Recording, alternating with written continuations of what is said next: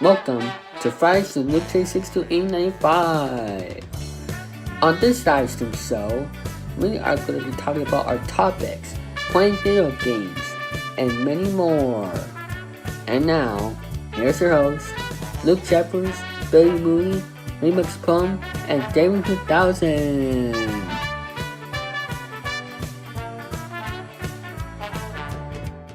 Thank you, Dave 3000. Hello, people.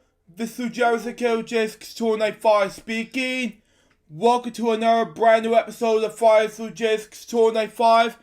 Dave 3000 will not be joining us for Fridays until April the 10th episodes. Join me for this week co-host is Chris Candy. How are you, everybody? Good to be here. So, for the next 8 weeks, Chris Candy will be joining us for the co-host duties because due to the fact that Dave 3000 will not be here he's having a Discord break. So David, if you watch this Friday show right now, have a speedy recovery at this difficult time, and good luck to you. So, speedy recovery to you, David. Wishing you all the best. Yep. Nothing but the bad. For the better. Yeah. Now, before I begin my topics, I will discuss the what's gonna happen to the videos that I have right now. Let's get to it right now. We got Elgin videos, day number 29, Jim Lair 1, day number 50, Jim Lair, Jim Lair, day number whatever it was, day number 40, day number 38, 44, 45, a box video for February 19th, 2020. Then we got food reviews episode 139. Then we got Elgin 2020 day number 47. Then we got Elgin 2020 day number 46. Valentine's Day special 2020 edition. Then we got Elgin 2020 day number 48, 49, 43, 41, and food reviews episode 5. And Friday show episode 280 and so forth. So let's begin our topics now because I have not going to discuss what's going to happen next, shall we? Let's begin our topics now with one of my childhood icons, and he's one of my absolute favorite child actors who brought you Recess. We began with Jason Davis, who decided to pass away last Sunday at the age of 45. He was an American actor, best known for this role as the voice of Mikey Blumberg for the animated television series Recess. Early life. Jason Davis was the son of the Turkish-American immigrant and wine grower, Zorn, I believe pronounced it, and Jewish-American Nancy Davis, daughter of illustrator and billionaire Marvin Davis and Barbara Davis. He had two brothers, Brandon Davis and Alexander Davis, and two half-sisters, Isabella and Marjorie Rickle, okay? For his mother's second marriage to Ken Rickle. Career. Davis began his career in 1993 at the age of 9. He made his first appearance in the family sitcom Roseanne as an omniscient vampire kid. He later appeared in the television series Millionaire Matchmaker and the 2014 film Jezebel. Davis voiced Mikey Blumberg in the Disney's animated TV series Recess from 1997 to 2001. He went on and perspired with the role again in the 2001 film called Recess School's Out, and followed a spin-off direct to video specials. Davis was also a cast member of the 4th season of VH1's Celebrity Rehab with Dr. Drew, which documented his treatment for substance abuse. Legal troubles. Davis was arrested on January 28, 2011 in Newport Beach, California for poisoning of a controlled substance. Davis died in Los Angeles on February 16, 2020. He was 35 years old. Now to my next death topic, which is going to be Esther Scott. She was an American actress. Scott would begin her career as a voice actress on Star Wars Ewoks, what you call it. Before appearing on television shows including Beverly Hills 90210, Full House, Party of Five, Ellen, The Steve Harvey Show, and Sister Sister. Wow. Scott was a regular cast member in the short-lived ABC sitcom The Gene Davis Show. Excuse me, I misspoke. From 2000 to 2001, playing Gene Davis' housekeeper, Glaze. She also had the recurring role on Say Guys in 1998 to 2001. Short-lived The Help in 2004 as Doris, and Heart of Dixie in 2011-2015 as Delma Warner. In film, she had appeared in Boys in the Hood in 1991, The Kid 2000, You Got Served in 2004, Dreamgirls in 2006, Gangster Squad in 2013, and The Birth of the Nation in 2016, one of the worst years ever. Scott died on February 14, 2020 in Los Angeles after a stroke and a heart attack. Wow. My next death topic was about Caroline Flack. She was an American television and radio presenter. She began her career as an actress, starring in both Selecta, what do you call it, in 2002. And presented various ITV 2 spin-off shows, including I'm a Celebrity, Get Me Out Here Now in 2009 through 2010, and The Extra Factor in 2011 through 2013. Flack won the 12th series of Strictly Come Dancing in 2014.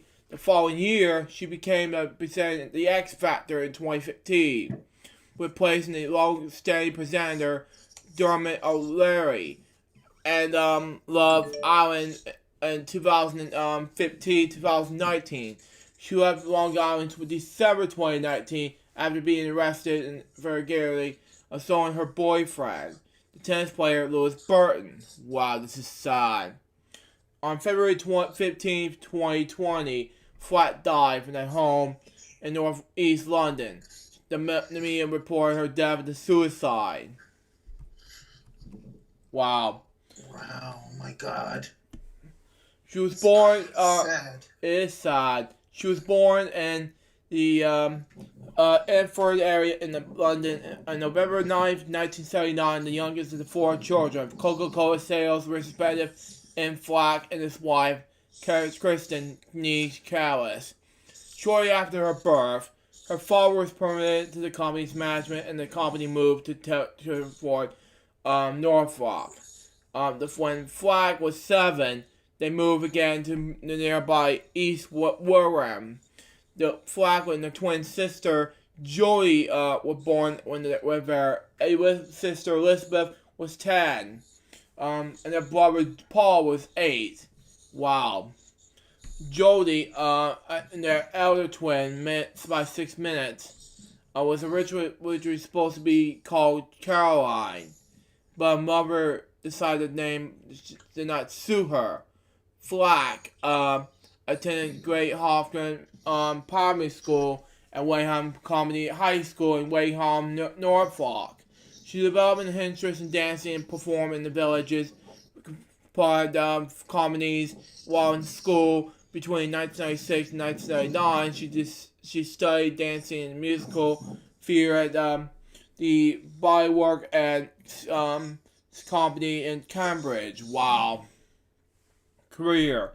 In 2002, Flag gained her break on television playing Bubbles on a sketch show called Bo Sletta. Sletta, what you pronounce it. She then presented the International Pepsi Chart show before moving to Channel 4, where in 2005 she presented links between videos on E4 Music. Okay? And co-presented the games of the life track side channel and E4 with with Justin Lee Collins. In 2005, she also had a regular segment on the video game shows such as When Games Attack. A year later, she co-presented the Saturday morning show called TMI with Sam Mark which aired on BBC Two and the CBBC channel. Subsequently, she hosted a CBC show called The Escape from Scorpion Island together with Reggie Yates. Flack hosted with the CBC coverage of comic relief Does Flame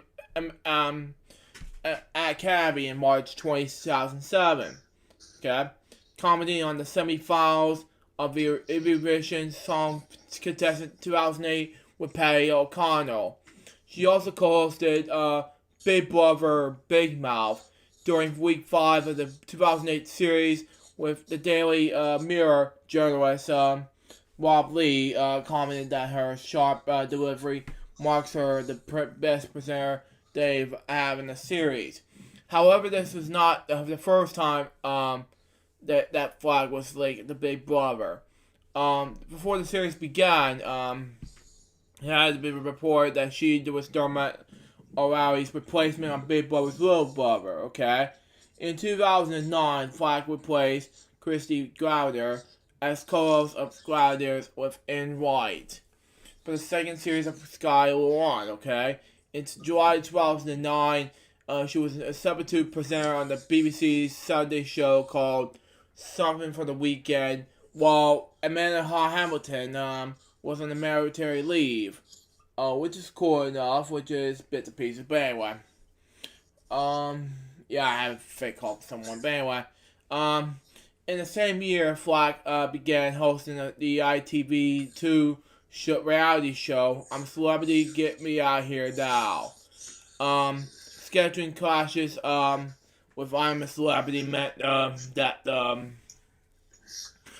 she cannot film the next series of TMI. Okay? Lead to her bowing out after 3 series. The same year, she won BBC Spree's Dance on Wheels with disabled partner James O'Shaw, what you pronounce this word. And the pair represented Great Britain in the 2009 Wheelchair Dancing European Championships in Tel Aviv, finishing 16th in the category. Flock co-presented the game show, The World 19 Yards, with Veron K on ITV in 2010. She also met for the Maxim on February 16, 2010. She presented backstage at the 2010 Brit Awards on ITV2. In November 2010, she returned to host I'm a Celebrity, Get Me Out Here Now on ITV2. In 2011, Flag returned to a team captain on the ITV2 game show Minute to Win It. That year, she and Ollie Morris presented the 8th series of X Factor, replacing Connie Oracle. What you pronounce it. Flag and Morris both returned in the 9th series. Flag returned in the 10th series in 2013. When Morris was replaced by Matt Richardson on June 12, 2014, it was confirmed that Flag would not return to season 11 and was replaced by Sarah Jane Caulford. Flag hosted this ITV2 show File Trap in 2014. In December 2014, she reunited with Mars to host the Christmas Day and New Year's Eve programming at British radio station Magic Radio. Flag was announced as a contestant on the 12th series of Strictly Come Dancing in 2014. Potential partner was Pasha Kovarev.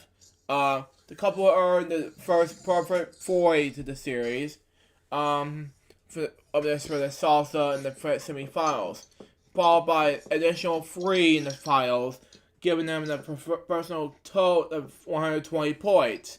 A purposely unmatched feature, what do you call it? On December 20th, 2014, Flag and Kovacic became series champions. Wow. On April 16th, 2015, it was announced that Flack, along with Murs, would replace Kermit O'Leary as host of the 12th series of the X Factor from August 2015. In February 2016, Flack and Murs confirmed they will not be returning to the 13th series of the X Factor, with Murs replaced by O'Leary. Wow. Flack began to present ITV2's Love Island in June 2015.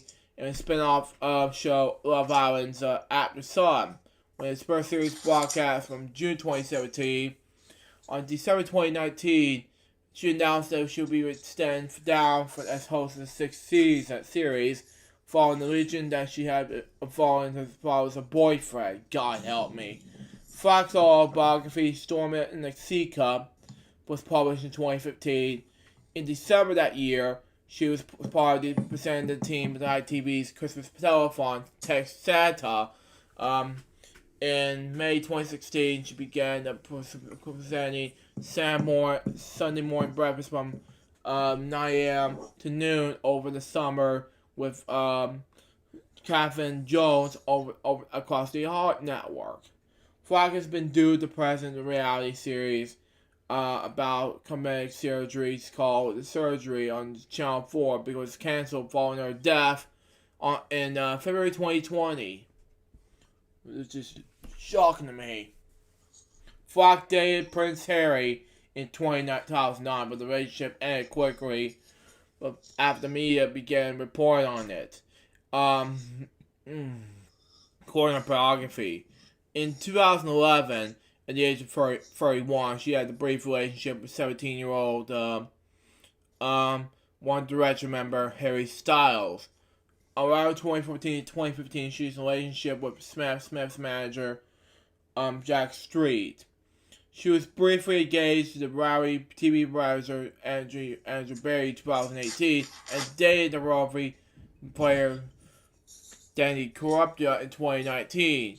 In the 2015, Flack came 5th in the FHM's Sexiest Woman.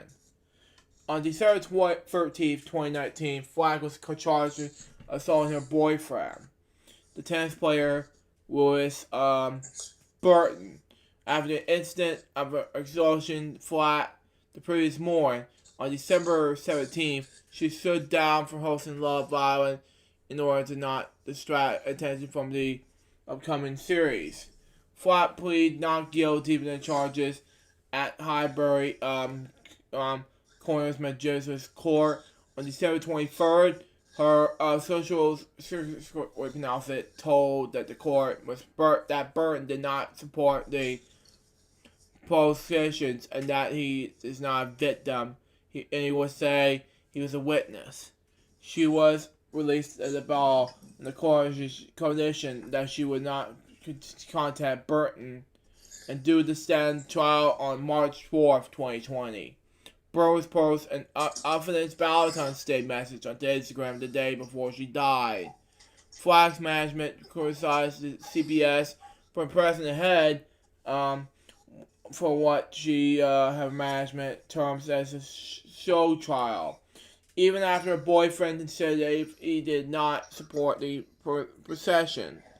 Flack was found dead in her smoke militant flat on February 15th, 2020. She was 4 years old. The lawyer was acting for her family, stated that her death was a suicide. A Love Island episode was due to be shown on ITV2 on the day after her death was canceled. Oh, God help me. The coincidence with her death opened on February 19th, and heard that she was been found hanging in her flat. The inquest was adjourned until August the 5th of 2020. This is a lot of what happens next, and now that she's dying, and this is gonna be shocking to me what's gonna happen next.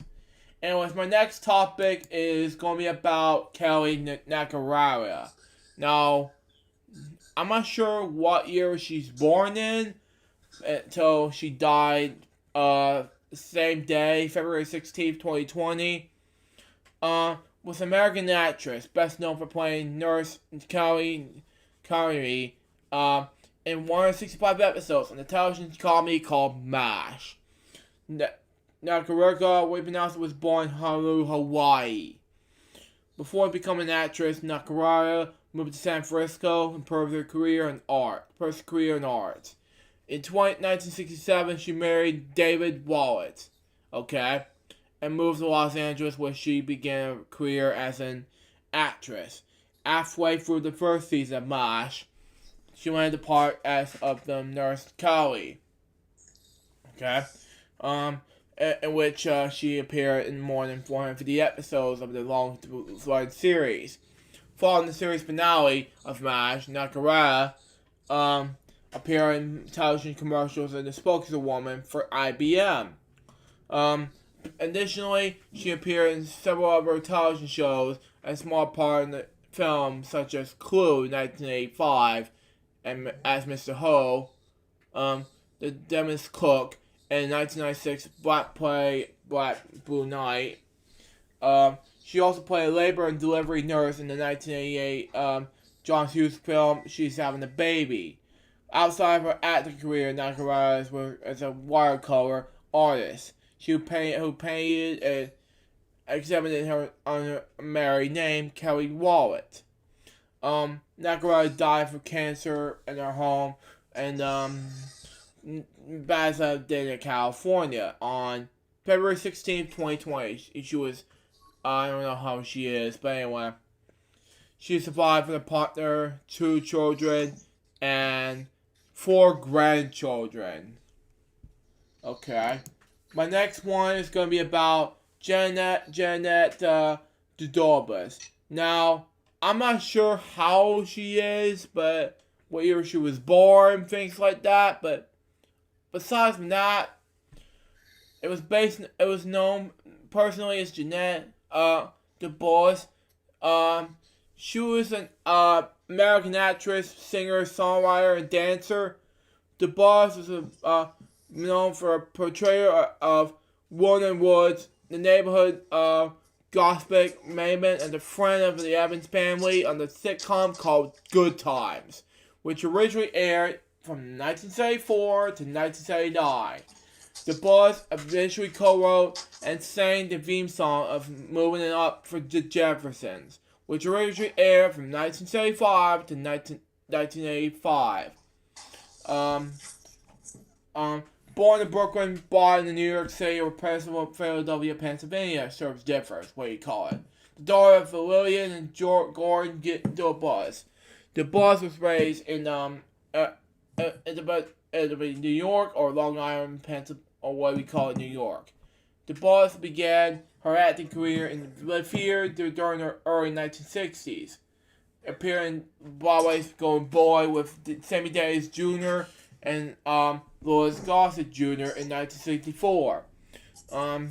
Dudobas' early television ads career credits include the 1969 television movie JT and the long-run television soap opera Love of Life, in which her 1970 to 1972 role of as Loretta Allen made her in the first African American female as a regular cast member on the daytime serial.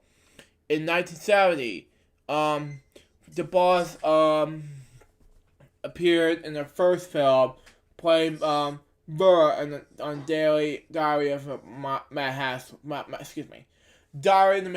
Housewife. I misspoke, but anyway. Career: television producer Norman Lear saw Dudobas in Lanford Wilson's play Billmore at the Mark Topper Forum, which led her to begin being cast at Warren Woods. Florence Evans, portrayed by Elsa Woolley's best friend and neighbor in the CBS series Good Times. The Boss appeared in the series from 1974 to 1979. The Boss recorded the album again, the Jeanette the Boss, and the Peanuts and Jarvis cover label. In 1983, the Boss appeared in the former Good Times co-star Jeanette Jackson.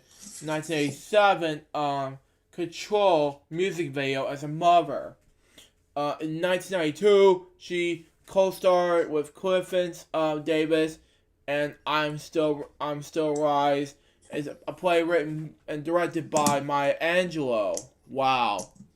She co-starred in the films I'm Gonna Get You Sucker in 1988 and Charlie's Angels for Troy Wood pronounced in 2003. 2003.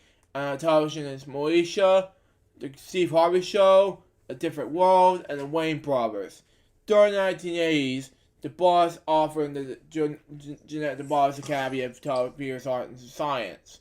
Wow. A performing arts school for teenagers in Long Island, New York. In 1992, the Boss, Danny Glover and Aku Bambo co-founded the Pan African Film and Arts Festival in Los Angeles. Collates, we pronounce it. In 1985, the Boss won the Cable AIDS Award for Best Supporting Actress for a role for the Lifetime movie Of a Woman's Children. The Boss won Emmy Awards for both voice over work on the animated program The PJs in 1999 and 2001. The Boss, along with the cast of Good Times, received the Impact Icon Award, 2006 TV Land Awards. In 2000, the Boss served as Grand Marshal for the North Amityville Community Provides and Best in the Amityville, New York. That was how much you pronounce it. But anyway, personal life and death. The Boss was once married to Carissa Goppa, divorced by 1959. Wow. Together, the Boss and Goppa had 4 children. Wow. Pat Goppa, Rate Goppa, Keisha Goppa Fields, and Rashe Gopsa Goppa, who died of cancer in 1987 at the age of 36. Renee appeared in the extra in 4 episodes of the 1970 sitcom What's Happening, and alongside the Boss in 5 episodes of Good Times. Wow. In 1959, the Boss was romantically involved with actor Buck Pierce. The Boss died in 1970. February 17th, 2020, of natural causes at her home in Gable, California. I'm not sure how old she is, but anyway, when she died like that. But sorry, I misspoke 8 death years, but anyway, Jeanette the Boss, rest in peace. But anyway, next death topic. There's a lot of death topics to talk about, but anyway, Bill Britton, originally born as William Cullen, was an American actor born in Philadelphia, Pennsylvania, to an opera actor and singer. As Bill Britton, he was best known as a portrayal as Bowser Crown in New York City market. See New York Daily News, March 27, 1960. Okay. Brown performed in Manic and performing for local parties in Philadelphia for the fiance and his college education. Fantastic way to pronounce it. He earned his degree in drama at Temple University after serving in the U.S. Army, when he wrote, performed, and produced shows for special services. He earned a master's degree in drama at the University of Washington in Seattle.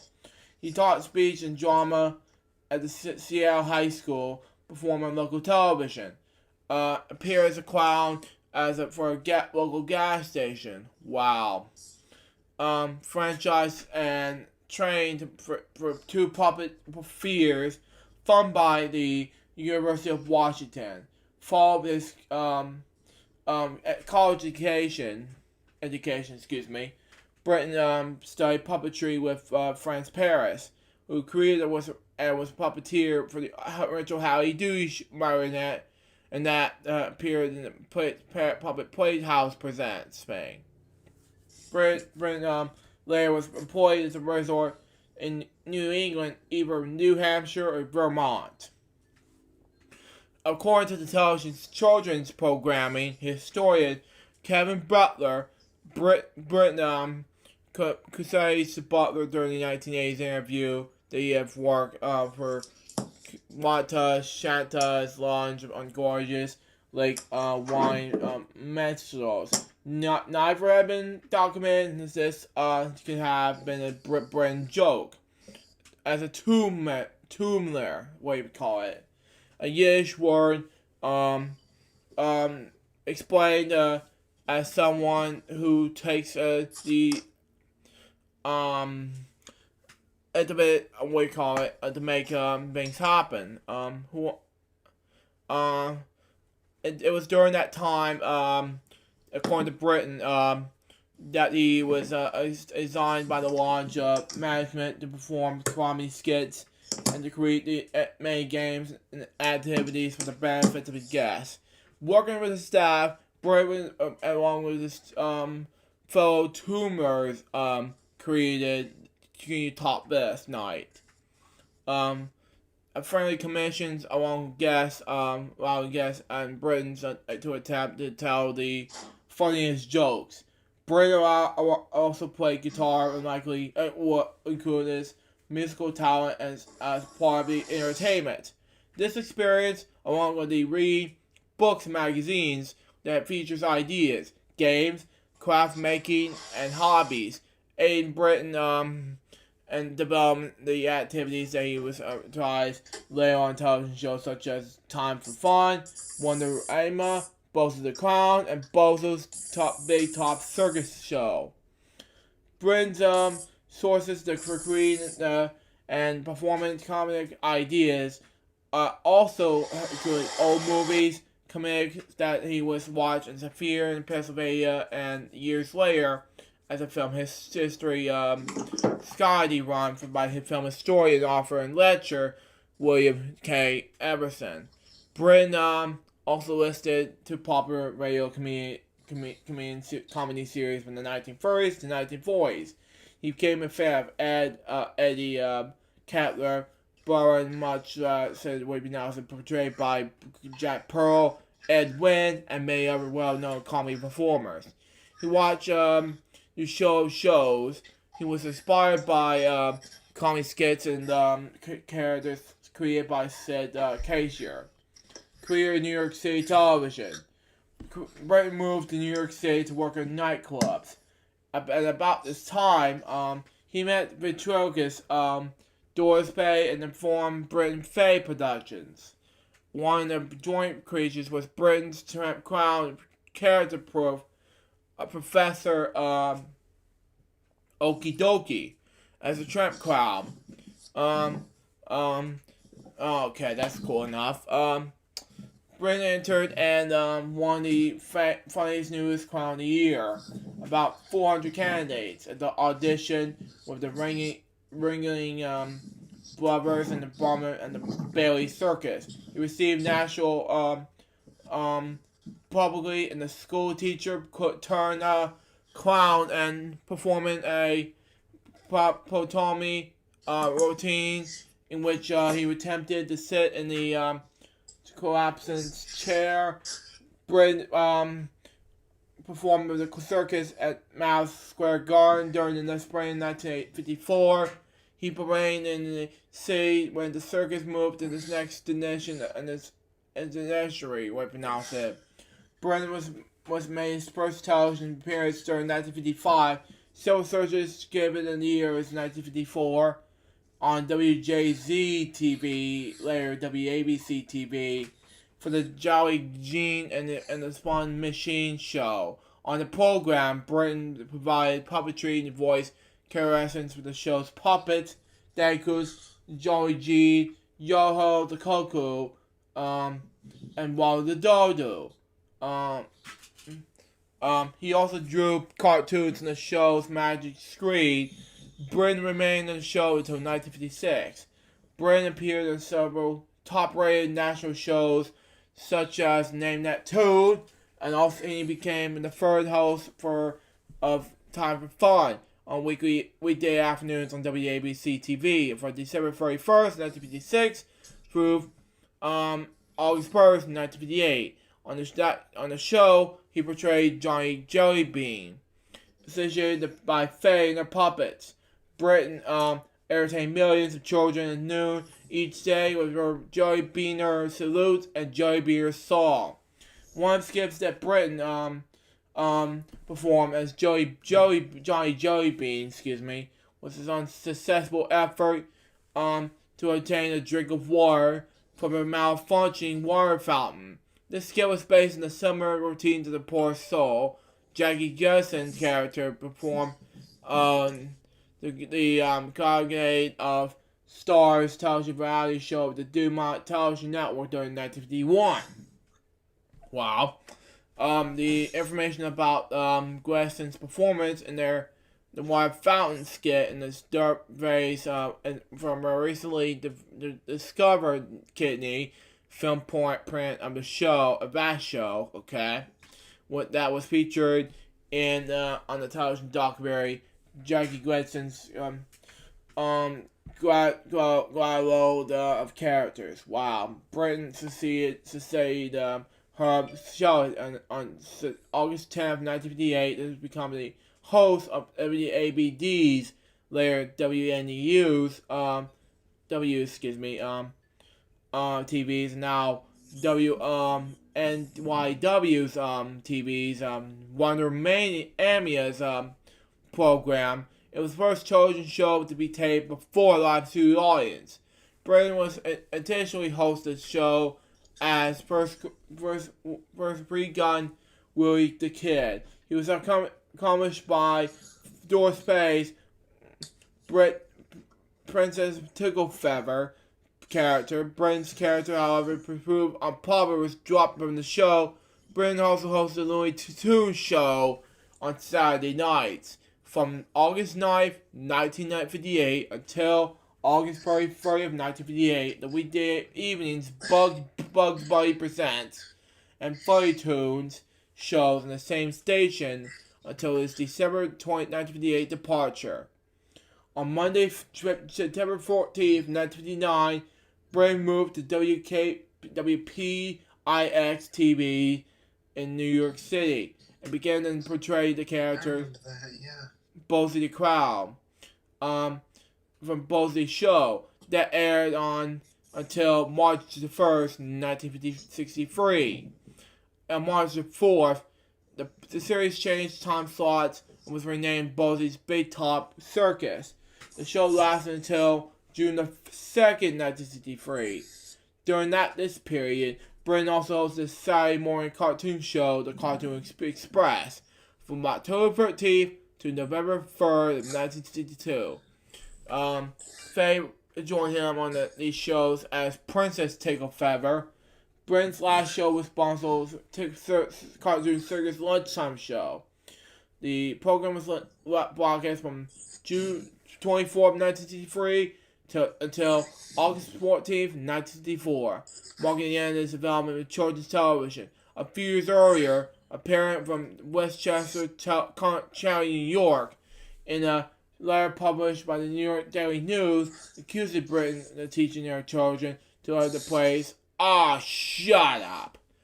In the brief explanation, I can see that. In the brief explanation, that appeared in the subsequent issue of the newspaper on June 5th, 1960, Bryn replied, "I must explain that she is greatly, mistaken in asserting that they are acquiring that expression from me. Apart from many years of performing for children, I've spent many enriching years as a school teacher and an educator, and I'm doubtly aware of this influence we performers have on young viewers and our responsibility in that connection. I have never used, and nor I will use expressions in bad taste of any of my programs. I'll certainly invite if the woman will to investigate the situation more thoroughly. She would find that our children are getting to their expressions from our sources. Now, for her personal appearances. For his television career, Britton made countless appearances before children at events throughout the New York City area. The appearances include the Christmas parade in Patterson. I'm sorry, Luke, to interrupt, but I have to get going. I will be back on the air shortly, hopefully. That's fine. Thank you so much. I'll see you in a bit. That's fine. Sorry, folks. Yep. So Chris will be back to join us, and thank you guys for your patience in difficult times. So we'll still have to read this topic about Bill Britton, so stand by for that. But anyway, personal appearances. During his television career, Britton made countless appearances before children at events throughout the New York City area. The appearances include the Christmas parade in Patterson, New Jersey, local circus events, and shows at Freedomland, USA. Wow. In the Bronx. On Friday, June 16th, 1961, Britton appeared at the WPIX TV special program called the Big Freedomland Special. Other station children's shows host Officer Joe Butland, Captain Jack McCarthy, and Chuck McCain, also appeared on the program that was recorded in the popular American History Theme Park. Britton was mentioned in the book Freedomland USA's The Defines History Theme Park Press in 2019. Wow. Oh, now it's Chris back. Okay. What's up? Oh, somebody's back. Okay. What's up? Oh, we got Jay joining us. Hello. Yeah, I'm sorry, Jay. I have someone else joining the fun, and that's why I have Chris Kennedy join us to fun. You know. All right. That's fine. But anyway, I'll continue on where I left off. Anyway, programming, teaching, Broadway, and film. Following his work in front of the camera, Britton has served as programming director for WNYC, as a drama teacher for Performing Arts High School in New York City. He also appeared in Broadway's, most normally as a barber, in the original Broadway productions Main of a Law Notchwa, alongside Robert Wansville and Richard Kelly. Britton also appeared in the 1980 film Fame, as drama teacher Mr. England. Personal life. Britton was married to Mary Lois Jones for 48 years. He died on February 4th, 2020. Wow. My next topic. I am not really a good rapper by any means, but we'll just get to it anyway. It has to do with Pop Smoke. Now, if you don't know who Pop Smoke is, he's known as a rapper and a songwriter. Now, what he did is hip-hop and drill, which I'm not into, unfortunately. Bobger Jackson is his stage name, but his first stage name is Pop Smoke, by the way. was born on July 20th, 1999 in Brooklyn, New York, to a Jamaican mother and a Jamaican father. He spent his childhood in the Jersey special in Brooklyn. He began his music career in 2018 while hanging around other recording artists during their studio sessions, initially remixing popular songs, okay? Within the New York City drill music, which is on my into scene. Yeah, sorry. Before embarking on creating mutual music, so boring. But anyway, in the Genius interview, he stated that his artist name is Pop Smoke, in a collaboration of Papa, which is a nickname coming to him by his puppet animation grandmother, and Smoke on Gop, a nickname coming to him by Charlie Friends. In April 2019, he released his breakout single, Gop, Welcome to Party, the lead single of his debut mixtape, Make the Who in 2019, which is stupid rap song, album, mixtape, but stupid. The song was very remixed, featuring Nicki Minaj and C-Paw. It's so stupid as hell right now. In August 2019, the song was known for its usage of UK drill. Oh my god, please help me. Production. And later, commercially seen throughout his discography, way you pronounce it. This is due to frequent collaborations with British drill producer 8208 Melo. So boring. Sorry. Of well-known songs includes NPR, Flex, and Dura. So lame. I'm sorry.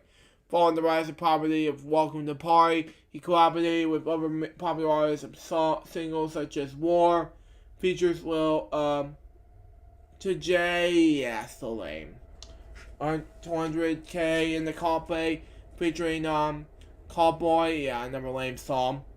In December, Pop was featured in Got Tie with Jack Boys and Travis Scott, yeah, another lame song. Which is featured on the Jack Boys 2019 album by Scott and his Cactus Jazz members. Oh, God help me. In February 2020, Pop Smoke released a second mixtape, Meet the Who 2, which features from Quagu and a Boogie with the Hootie. So lame, these two. I'm sorry. Fulton Forgan and Lil TJ. Following weekend of release, the deluxe album was released, featuring 3 brand new songs, including Wolves with Nav, is so boring, Dawn remix, so lame, with Ghana, and Like Me, it is so lame, again, with PNB Rock, another lame song. Legal issues. On January 17th, 2020, Jackson was arrested at John F. Kennedy International Airport in New York City. Oh, good. On a charge of transporting a stolen vehicle around state lines. This vehicle was a Rolls Royce, whose owners have reported it stolen after Jackson was reportedly brought it in California for the music video shoot on the collection and was returned the next day. Good! The car was recovered by owners at Jackson's mother housing in Curtis neighborhood in Brooklyn. It sported Alabama license plates and tinted windows. Jackson pleaded not guilty and was released $250,000 bail on the same day. Oh, God. Jackson died at age 20. Good. On February 19th, 2020, and after being shot during the home invasion in Hollywood Hills, California. According to police, a group of people entered the home house before 5 a.m. on February 19th. Great. One of them was masked and carrying the handgun. Police released news a shooting from the calling the East Coast. I went to the house, finding Jackson with gunshot wounds. He was taken to Kansas City Medical Center where he's dead. 4 suspects fled the house and have not been located. Hooray. But I never know who he was, but rest in peace. You know. But anyway, let's continue on to the next topic. And we got a lot of death topics to talk about. We got Larry Tesler, who died earlier this week, who was a computer scientist, who worked on the field human-computer interaction. Tesla worked at Xerox, Park, Apple, Amazon, Yahoo. While at Park, Tesla's work includes Smalltalk, the first dynamic object-oriented programming language, and Gatsby, the first word processor. Wow, we were graduates user interface with the Xerox Airtel. During this, along with colleague Tim Mott. Wow. Tesla developed the idea of copy and paste. It was just my idea, not the cut and paste. Fingers crossed, but anyway. Functionally, and the idea of monolith software. While at Apple, Tesla worked on the Apple Lisa and the Apple Newton and helped to develop Object Partial and its use in an application programming toolkits like including Mac app. Wow, this is like bits and pieces getting ready to be corded off. But anyway, Tesla was born on April 24th, 1945 to Jewish parents Ashur and against Gaulish and Moshul Correction in the Bronx, New York City. Tesla lived in the Bronx, proved that his childhood, graduated from the Bronx High School of Science in 1961. While in high school, he was guided towards computers and by a teacher after showing the teacher an algorithm for generating prime numbers. From this, he learned a program at Columbia University where he was able to spend a half hour each week on the computer systems, for which he taught himself programming through before college. He went on to Southern University in 1961, where he was 16, studying computer science, and graduated in 1965 with a degree in mathematics. And Sanford, he has spent time in the student programmer for Joshua Lindbergh on the Link platform, and was a colleague of Larry Breed, Charles Brenner, Douglas Hofstadter, Roger Moore, and Bill Scotland. During college and afterward, Tesla did some programming jobs on the side, and after graduation, he worked on a consultant for his programming service in the area. It was on as the only one on the computer programmers list in the Palo Alto's phone directory. He received a good deal of work. Wow. However, regression caused this consulting work to dry up. Tesla also worked at Stanford Virtual Intelligence Library, SAIL, but in short, in the late 1960s with Horace in the we designed Campbell, an early single assignment language. Wow. This functional program language was intended to make concurrent processing more natural and was used to introduce programming concepts to beginners. During this time, too, at Stanford, Tesla was proceeded in the counterculture in the 1960s, including the anti-Vietnam War protests.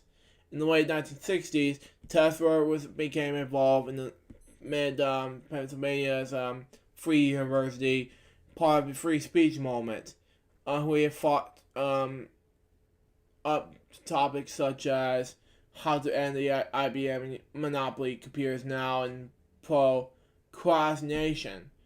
Xerox Park. Tesla left Sanford Arthur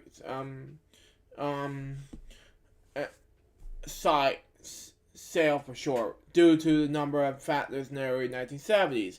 he recognized that artificial intelligence would not be usable technology for many years, and his marriage to college girlfriend has recently ended in divorce.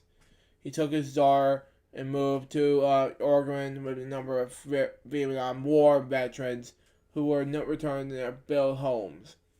There was a little computing technology in this area, and he could not get a job with the local bank. The only farm nearby was a computer system.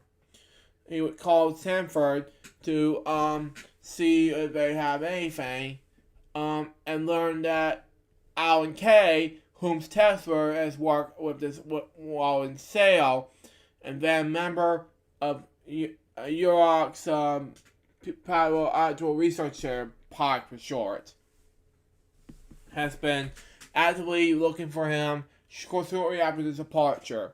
Kay was wanted Tesla to join him at PARC. Tesla cannot be hired at PARC due to hiring freeze. So Tesla instead took a short-term project offered by Les Ernest for sale to write a document compiler. What do you call it?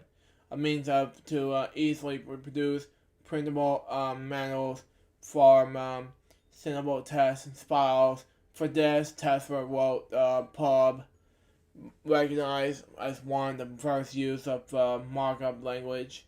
It was first distributed at ARPANET. Okay.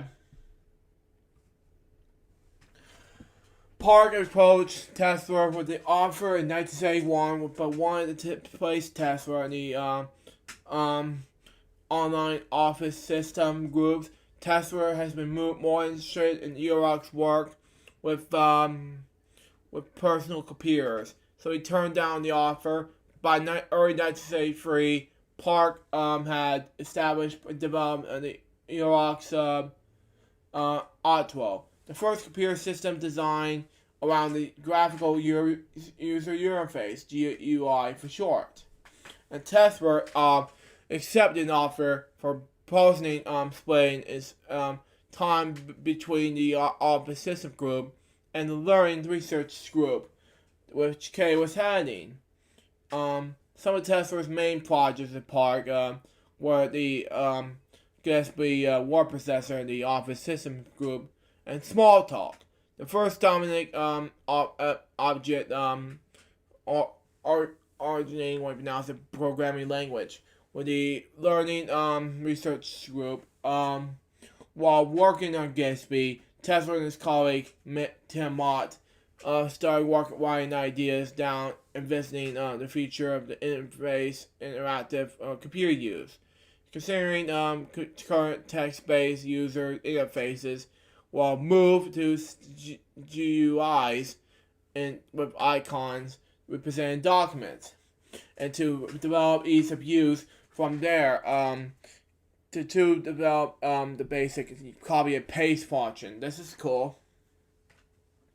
Now, the standard feature in computing, Tesla also established the idea of that computer interface. Oh man.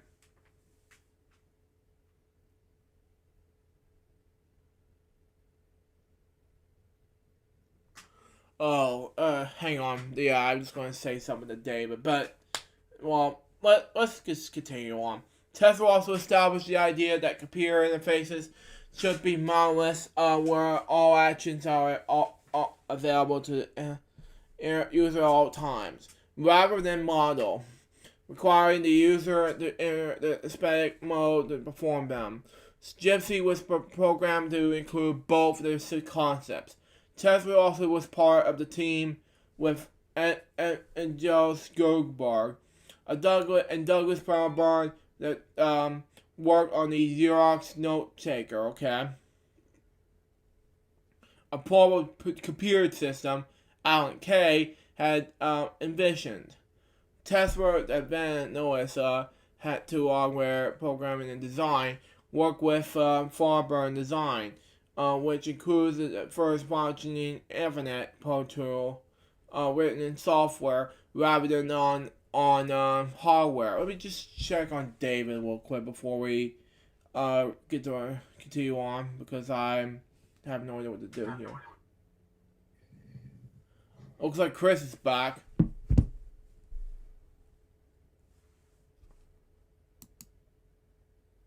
Or, yeah, I don't know. Yeah, I think somebody's lied to me, but anyway.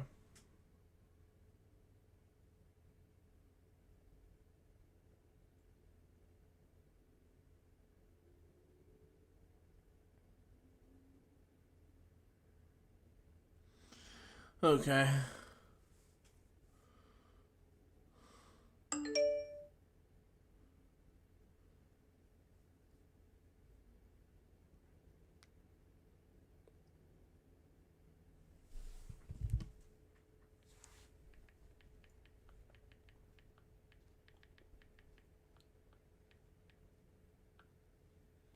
Anyway, moving on.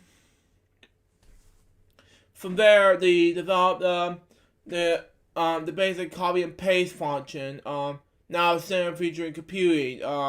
Okay. Um, Tesla also established the idea of computer interface that should be modeless, where all actions are available to the user at all times, rather than model, requiring the user enter the static mode to perform them. Okay, that's cool enough. Gatsby was programmed to include both these concepts. Tesla also was part of the team with Adlai Goldberg and Douglas Farburn, okay, that work on the Xerox Note Taker, a personal computer system Alan Kay has envisaged. Tesla then noticed that the hardware programming design worked with Farburn design, okay, which included the first functioning Internet protocol written in software that rather than hardware. Yeah, I don't know where I'm at, so I'm sorry. Tesla and Farburn took the 16 kilograms of 45 pounds. Yeah, we call that. Note taker prototype on cross-country trips to demonstrate the Xerox executives at one layover. During this trip, Tesla and Farburn briefly tested the unit at the airport while in flight. Okay, which Tesla believed was the first ever use of a computer in these situations. The note taker did not gain traction in Xerox's turn its attention back at the Xerox actual. Oh man. Tesla was a product easy to use from interfaces while park. Tesla is considered the algorithms of the page user friendly as a measure of his ability after a salesman told him that word processors were difficult to sell because they were so unfriendly. Tesla is also tied with the organs of the phrase, what you see is what you get. He and his colleagues were complaining about the way documents print out differently to their appearance on the screen, okay? Tesla said what you see on the screen would be what you get is what you printed. Another person similar to this well-known person, WYSIWYG. That's what you mean by what you see. Is what you get. It's what it stands for. Which gained traction as a functional goal within Park and beyond. Tesla is also credited for coining the term browser. Wow. After creating a small talk code browser in response to a worker having a difficulty in through someone else's code. Okay, Tesla has been present during both of Steve Jobs' favorable visits to Park in late 1979, a couple of years after Steve Jobs co-founded Apple Computer. During the first visit, Tesla demonstrated the Jobs as the Xerox outro included its computer mouse driver, these GUI features. Okay. Gatsby and small talk. While the outro has been a mere curiosity for Xerox, Jobs has saw it huge amount of personal in the graphical interface. And immediately after returning to Apple's headquarters, set his team on creating a simple graphical user interface to their first product, that Apple Lisa, incorporating the additional information to provide by Xerox. Later refined into the first Apple Macintosh. However, while the Macintosh was Apple's flagship to becoming a major manufacturer, the professional computers, Xerox fell behind. Apple Computer. Tesla was one of several Xerox PARC employees who left the company in 1980 to join Apple Computer following Jobs' visits. Tesla said it was his reasons, his believing includes the fact that Apple has clearly gotten the idea of computers that and so much more exciting in the works PARC was doing, while Xerox still follows itself as a copy company. And by that, he found Apple's management much more approachable than Xerox. Tesla started in Apple in July of 1980, supporting the development of Apple Lisa, and worked for them until 1997.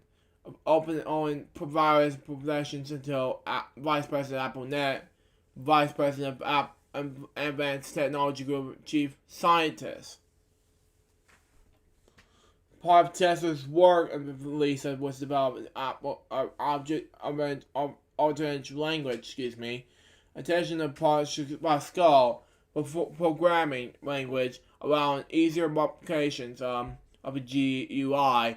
Tesla worked with the Pascal career Nicholas Worf to develop Object Pascal in 1985. Wow. Which is used to create the Lisa toolkit.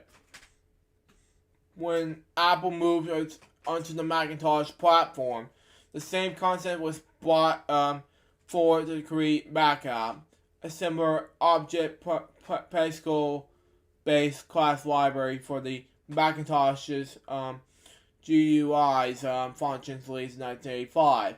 Starting in 1990, however, Tesla was named Vice President of Apple's Newton's Group under the Advanced Technology Group and led the efforts to develop the Apple Newton. One of the first personal digital assistants and possessor of the tablet computer. However, Tesla claimed the decisions related to nuisances to police. Okay, this is stupid. Such as decide against its Apple developed handwriting resignation software over the third party, which slowed down the device. God help me. Which simulating and have to cost Apple millions of dollars. God help me. Tesla's voluntary group left the group when just before that Newton shipped in 1993 and became Apple's chief scientist with an advanced technology group. He explored a number of potential projects before being developed by the group. But these has been too risky for Apple at the time, so the group focused on networking strategies. Tesla decided to leave Apple in 1997. One of the last acts was to close the Advanced Technology Group as Apple was struggling too much planning support such as a research program at the time. In 1991, Tesla was distributed the article network computer in the 1990s. This is a Scientific American's special issue of Communications, Computers, and Networks, September of 91. Later career. One of the last programs that Tesla oversaw at Apple was a program language aimed for use by school children named Coca. Long later to the Coca application program and interface later released by Apple. With Apple's permission, Tesla spun out and co-founded Stagecast Software until 1997, which a small team further developed Stagecast's career. A program environment aimed for educational use that had been under development at Apple. Stagecast's career was released in 1999, just at that time the educational market is turned functionally downhill, and sales of the program were not supposed to keep the company in the business. Tesla dismissed most of the employees in mid-2000. He himself left, leaving 2 employees to continue the company. Tesla joined Amazon in Seattle in October 2001. Initially, he had been hired as the vice president of engineering. Wow. He was shortly thereafter promoted to vice president of shopping experience, when he helped improve the Amazon website interface, including developing its book preview program. While Tesla enjoyed the job at Amazon, his wife had remained at Silicon Valley. He felt disadvantaged competence. When he apparently Silicon Valley and opened to leave Amazon. Wow. Tesla moved back to Silicon Valley in 2005 to join Yahoo as vice president of the Aerospace and Design Group.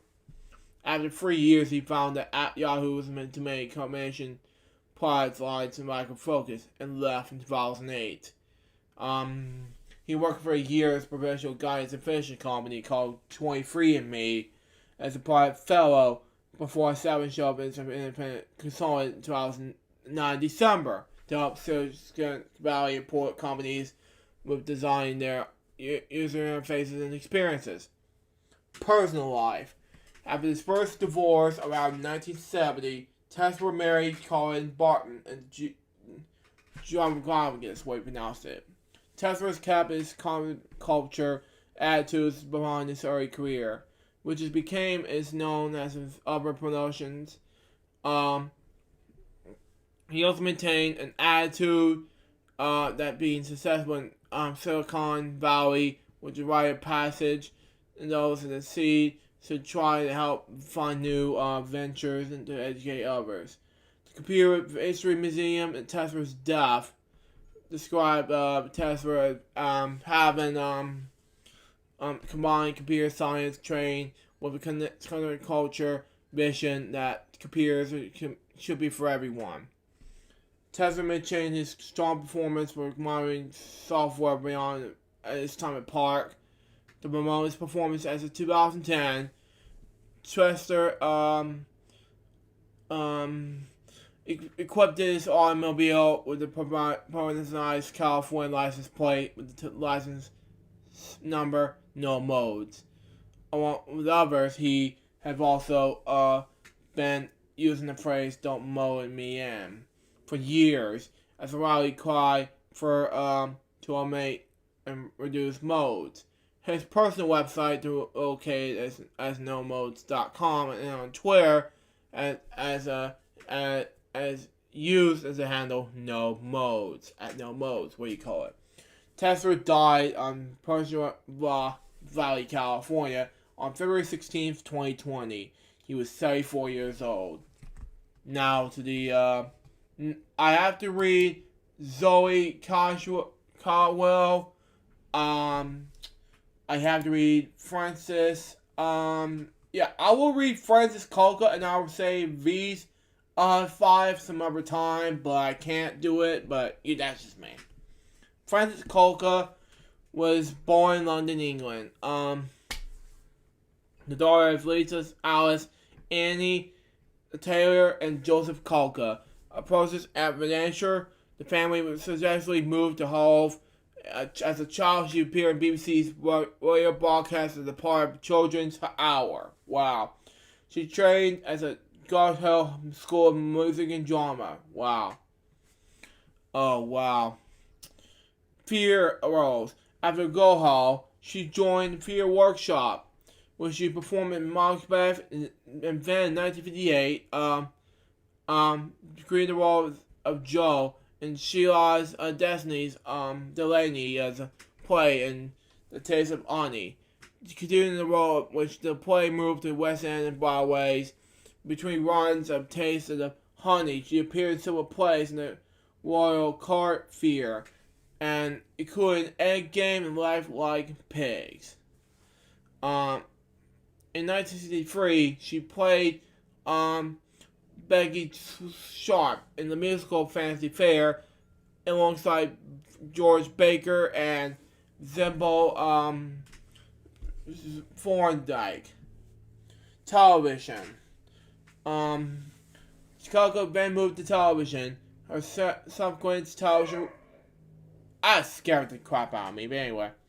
Her subsequent television roles included Amber Lips, Amber House of Horror, the episode Charlie's Boy, The Champions, and The Miner. She also appeared as Doll Fear Street in the BBC television series version of Henry IV Part 2. She had recurring roles in soap operas Crossroads and Coronation Street. Her film roles also include Scrooge in 1970 as Bob Cratchit's wife, Henry the Eighth and the Six Wives in 1972 as Catherine Ogren. What do you call it? From 2006 to 2009, she played the recurring role as a troublesome tramp called Miss Fancy in the popular medical drama Constantly. Her final appearance was in September 2009. It was her character died from several burns after being involved in an explosion at the shopping center. In 2010, she played Lady Bracknell from Bracknell, we pronounce it. Vlogo's Fear Company at the upstairs in the gatehouse in the unstressful 4-act version of Importance of Being Earnest. From March of 2011, she appeared in the Channel 4 sitcom Friday Night Dinner as Grandma Nellie Butler. Koga was the second actress to play Peggy Mitchell in the BBC One soap opera EastEnders, where the character was first introduced in 1991. She had filmed several scenes in the character when she was axed from the show and all the scenes scrapped. Jill Warren was the cast in the role. She died February 16, 2020. She was 83 years old. Now, oh yeah. Yeah, I want to save. I'm going to write it all down, just save it for another time. But let's just go ahead and write it all down just in case. But anyway.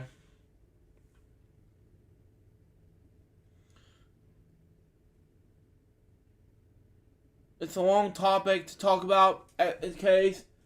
But yeah, Zoe. It's going to be taking me a while, so hang in there. John. Schwab. No. Yeah, it's gonna. Yeah, okay, that's fine. John. Yeah, and sorry for the delay, folks. It's just I'm. Oh yeah, we're gonna read that now because that doesn't do anything much, but and. Yeah, that and that. Yeah, we're gonna read those, and that way it's more easier. But anyway, let's close these, because I'm gonna save those another time. But anyway, let's go ahead and do it now. Anyway, Sherpa did his schooling in, Kearnsburg, West Bengal. From San State School, he went to the Duh for graduate studies and joined Carmike College, okay, for B. Combs Hans Georgia University pronounced it. He was a founder member of the band Margie and Northeast Express. Sharp joined Parker Rama in the circumvention in 1991. He remained as a lead guitarist in the band until his death. Sharp was featured on CNBC's Young Turks, and the show featuring Young Brothers, the BBC's, also featured him in this band in the documentary while on their Downfall festival tour. He took steps in Indian film history, Bollywood, by composing the songs, music in the feature film Manjuroya, we announced it. Shortly collaborated with Nithin Malik and Sarvar Malik, and both from probably know why I'm gonna pronounce it. To compose music for the movie Manjona, we pronounce it. The music for the film received a rating of 2.5 stars from the Times of India.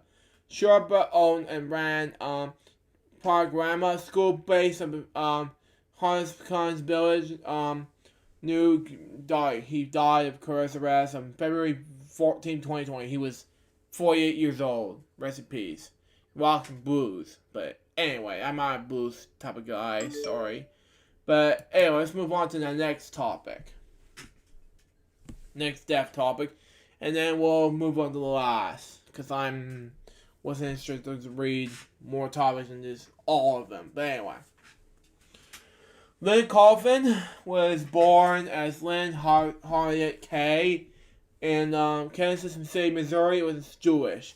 She began her career appearing on off-Broadway productions in the 1970s, receiving Drama League Award and Lucille Walter Awards nominations.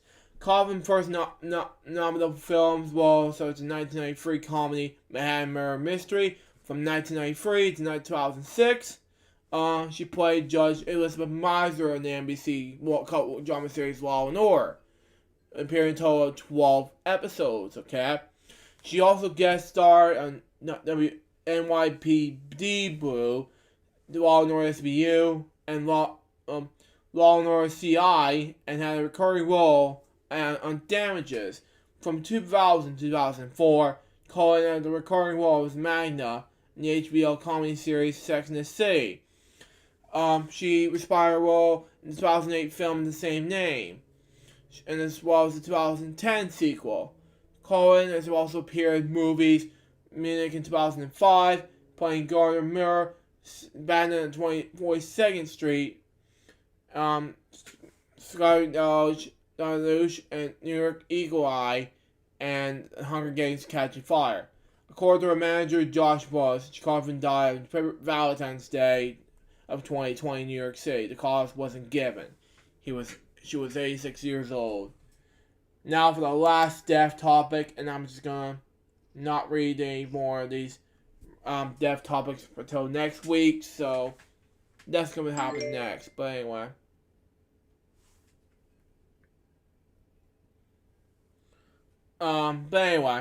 Ronald William McCarthy was an American actor, playwright, and novelist. He also worked as an audiobook narrator, in which role he recorded over 100 titles and received many audio awards. Wow. It's going up. McCarthy appeared in numerous television series, films, and stage productions. He also wrote dozens of plays and 10 novels. Normally, the memory of running, okay? Murray began his career in the theater during the early 1970s, one of his earliest professional performances being the role of Lucky in Michael Weller's Moon Children. For the play's American premiere of the Ernest stage in Washington, D.C. in November 1971. McCarthy continued to the production when it moved to Broadway in 1972. McCarthy also co-starred on Spencer for Hire as Boston homicide detective Sergeant Frank Belson. Okay. Although he joined he enjoyed a social career as an actor. He has not as much luck finding a publisher for his novel, The Memory of London, until Stephen King happened upon his audiobook version, narrated by Luke Garvey, and phrases as the best book you ever can't read. This led to the book's publication by Bagging Press is rapid rise to bestseller status. McGarvey was a garbage narrator besides running. He provided the narrative for a number of audiobooks, including hundreds S. Thompson's Fear of Golfing in Las Vegas and a British audiobook of Decision Points by George W. Bush. The British version is narrated by the former president himself. Wow. A graduate of Rose Island College, class in 1969, same year Sesame Street came out. McGarvey was commencement speaker and receiving a doctorate humanities degree from RIC in 2007. McGarvey died on February 8th, 2020, and have lived in dementia since 2014. He was 72 years old. Now, for my next topic, it has to do with one of the topics that I have read since the Rave podcast, episode 18. And if you're watching this right now, Brian and Jordan, I'd like to thank you for giving me the opportunity as a guest on Rave podcast. Now, before I begin this reading the topics out of all of them, I'm going to give you a recap, okay, on what happens next to Rant and Rave Podcast episode 18. Well, this happened last week, okay? Last week we did a special Rant and Rave Podcast post featuring me as a guest. I never done this before. And I did a rate on my copyright strike on my Vimeo account. Not my Vimeo account, but my YouTube channel. But then we did some topics regarding to this. The two other topics, which I'll get to that in a moment. And of course, the LukeJ thing, which I'll get to that in a moment. That's just me. But anyway. That's just me, of course, but, But the thing is about that is that it was great and all, because it's just, if you watch this remix, Ryan Rave is the best one yet. If you like a Pen Game podcast and Flicks and the Dicks and both of the Sovas, you're gonna love Ryan Rave podcast. Hosted by Brandon Jordan, that's just me, remix. But anyway, on to my first topic on that happened on Red and Rave, and I'll just read the other two, and we'll move on to the next one. Because I have to get to our one last topic and go on to the next one. So anyway, Queen's bride May slaps reporter's phone after he refused to leave guitars alone. Now, I read this back when I was just doing my Rave podcast, but I just wanted to read this to you again, okay? Queen guitarist Brian May got into an altercation with an Australian news cameraman after asking multiple times to be left alone.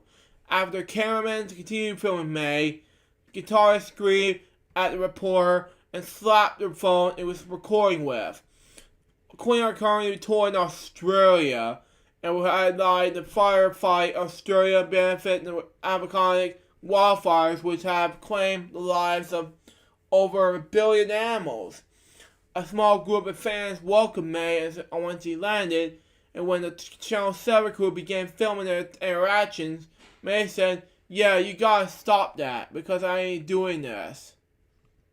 But anyway, that's just it, The cameraman seems to step back and continues shooting the instance, but May was expressed in the dump for organized it, but with being filmed. Excuse me, I said no. he was started. Alright, this is getting ugly. Because you can put it down now, or else ugly happens. You understand? You stop now. I'm serious. I'm deadly serious. The Channel 7 reporter decided to put this down his camera, but pull out his phone due to the continued recording made with his fans. To where he's giving the musician the snacks and taking photos with him. God help me. Oh, this guy's doing it on his phone now. You're so clever, aren't you? May said as he began losing his temper. What a paradise you are. Parasite you are. Just leave us alone, will you? Do you not understand? Alright. And May then proceeded to slap the reporter's phone.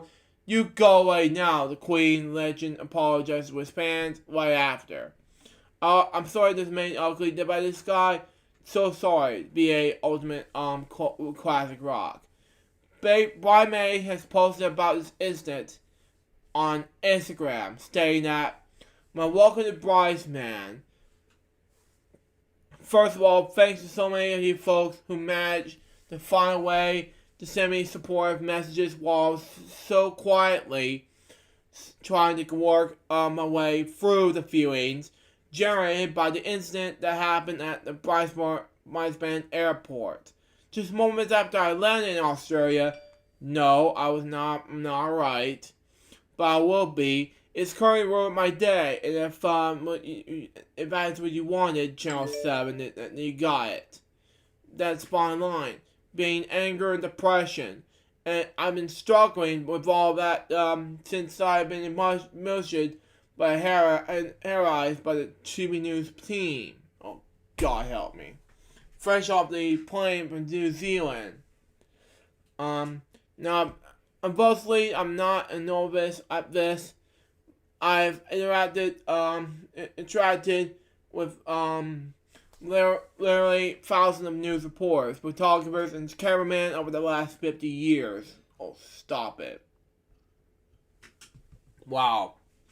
I'm not exactly known for being aggressive, even in the face of profession, but this guy caught me unawares. One of the rudest, most respectful video cameramen I ever encountered. As we drove out of the airport, I'm known as a small group of young kids with Queen albums, which is cool. It's cool. Waving a welcome, I find it hard to just drive by in a case like this. Yes, they could have been pesky eBay hounds, looking to make a quick buck. But these guys look like these genius fans. Oh, God help me. This stuff still matters to me. So we stopped the car, and I got out to sign their Queen material. And they kindly gave me gifts of probably Australian goodies. Lovely.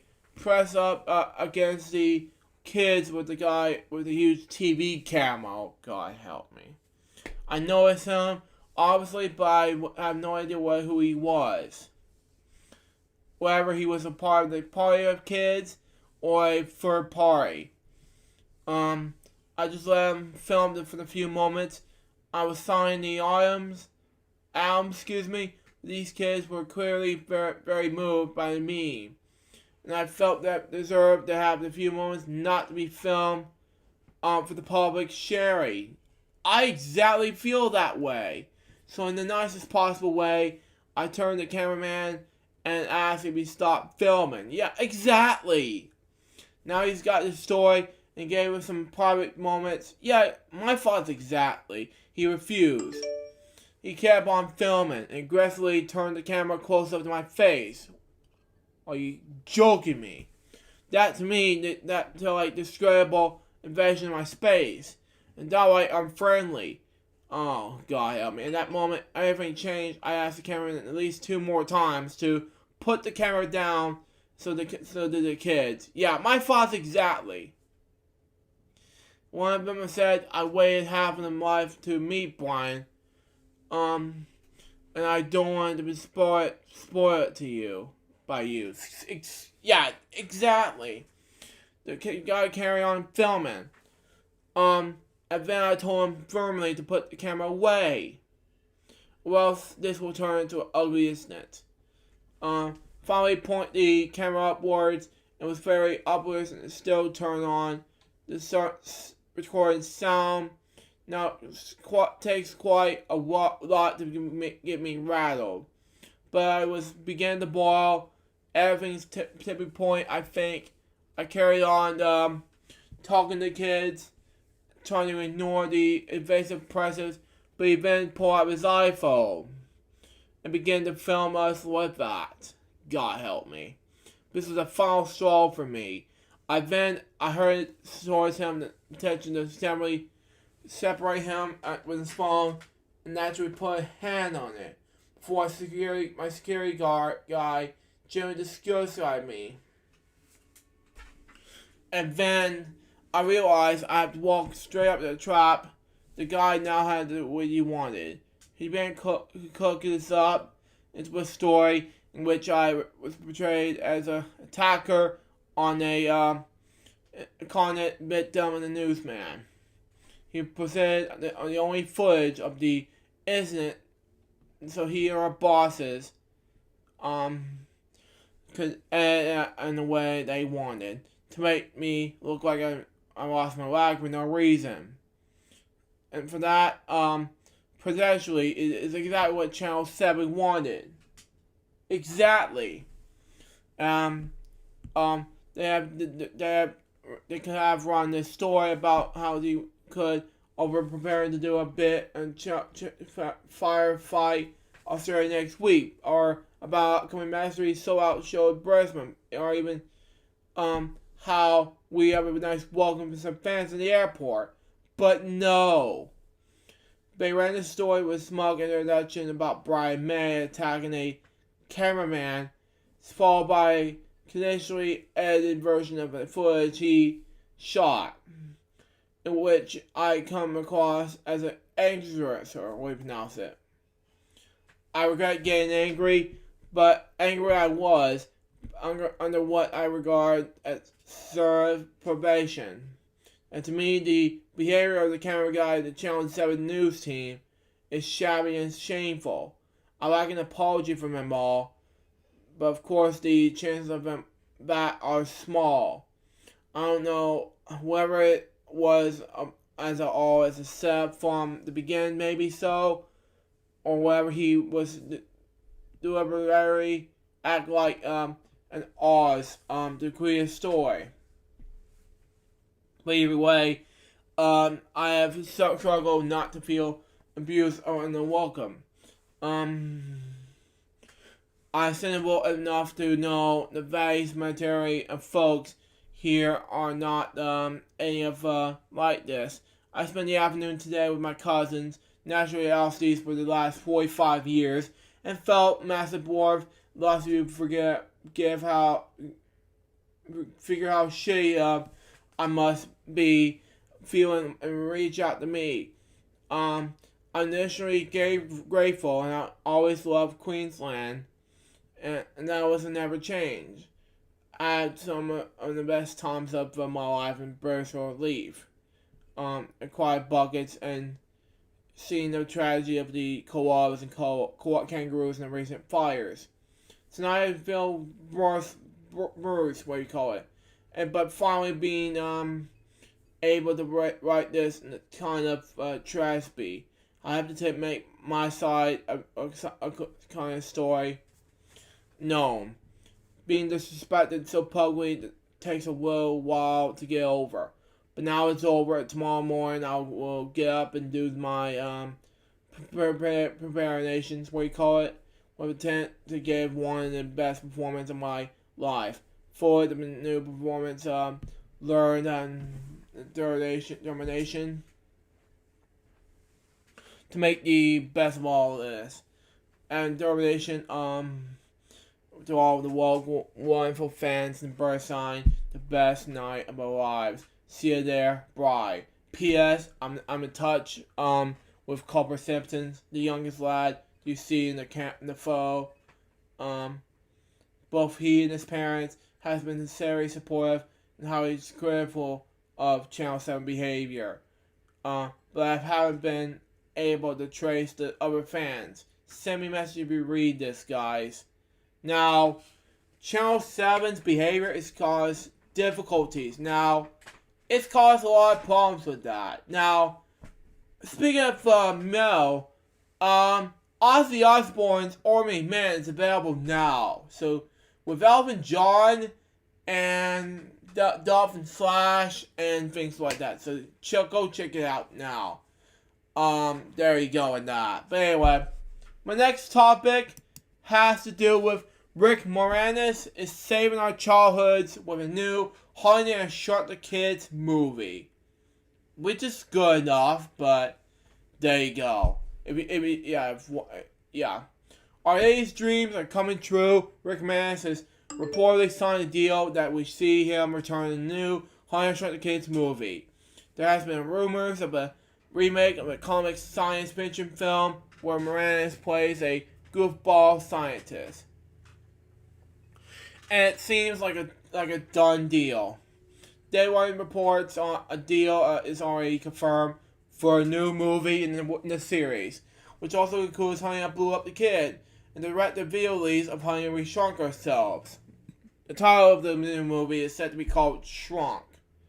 The original director, Joe Johnson, is also set to return in the new movie remake, which also starred Frozen's voice actor, Josh Gad, who the reports say that the movie is concerned also around Gad character. It was the son of Wayne, way to pronounce this word, the character Rick Moranis plays. The prize is very much with the ritual where Gad is posing to be a great scientist like his dad, but he's too accidentally shrinks the kid, excuse me.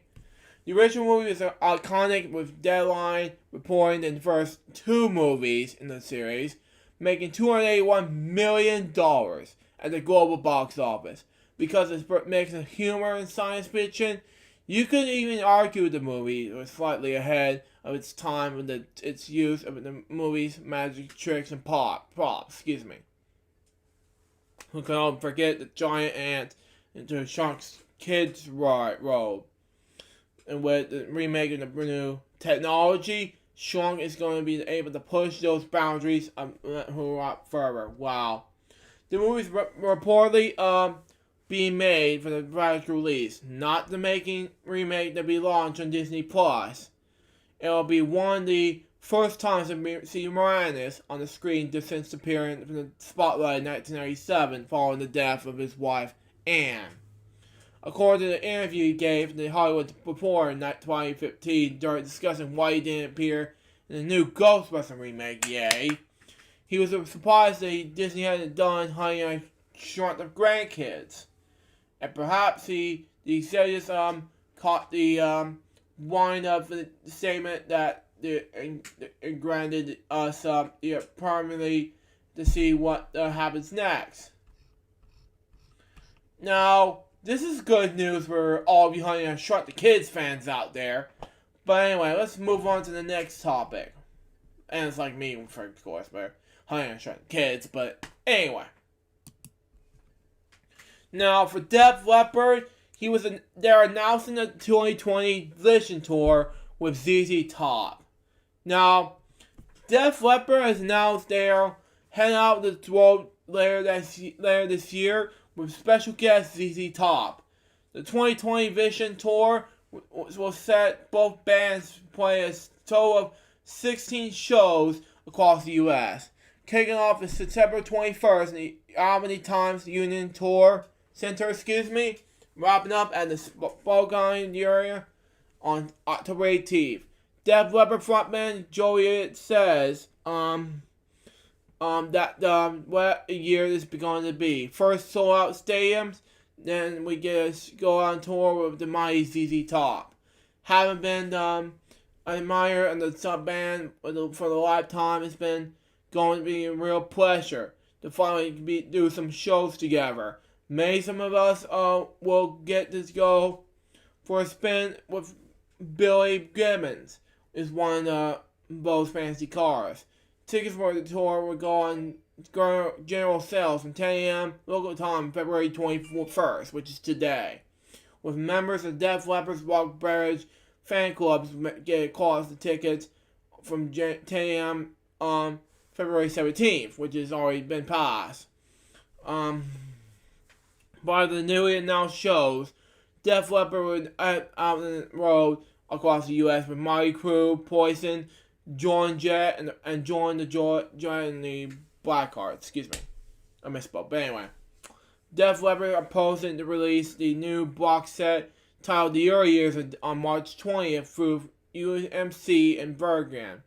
The collection was packed with materials, and it's being released to mark the 40th anniversary of the band's debut album on Through the Night. Okay. Just in time for Valentine's Day, Def Leppard treated the special Love Bites playlist made up for songs requested by fans. Check it out below. No thanks. But anyway, here are the tours to read up out loud. Def Leppard ZZ Top 2020 Vision Tour. September 21st, Albany Tom's Union Tour in New York, excuse me.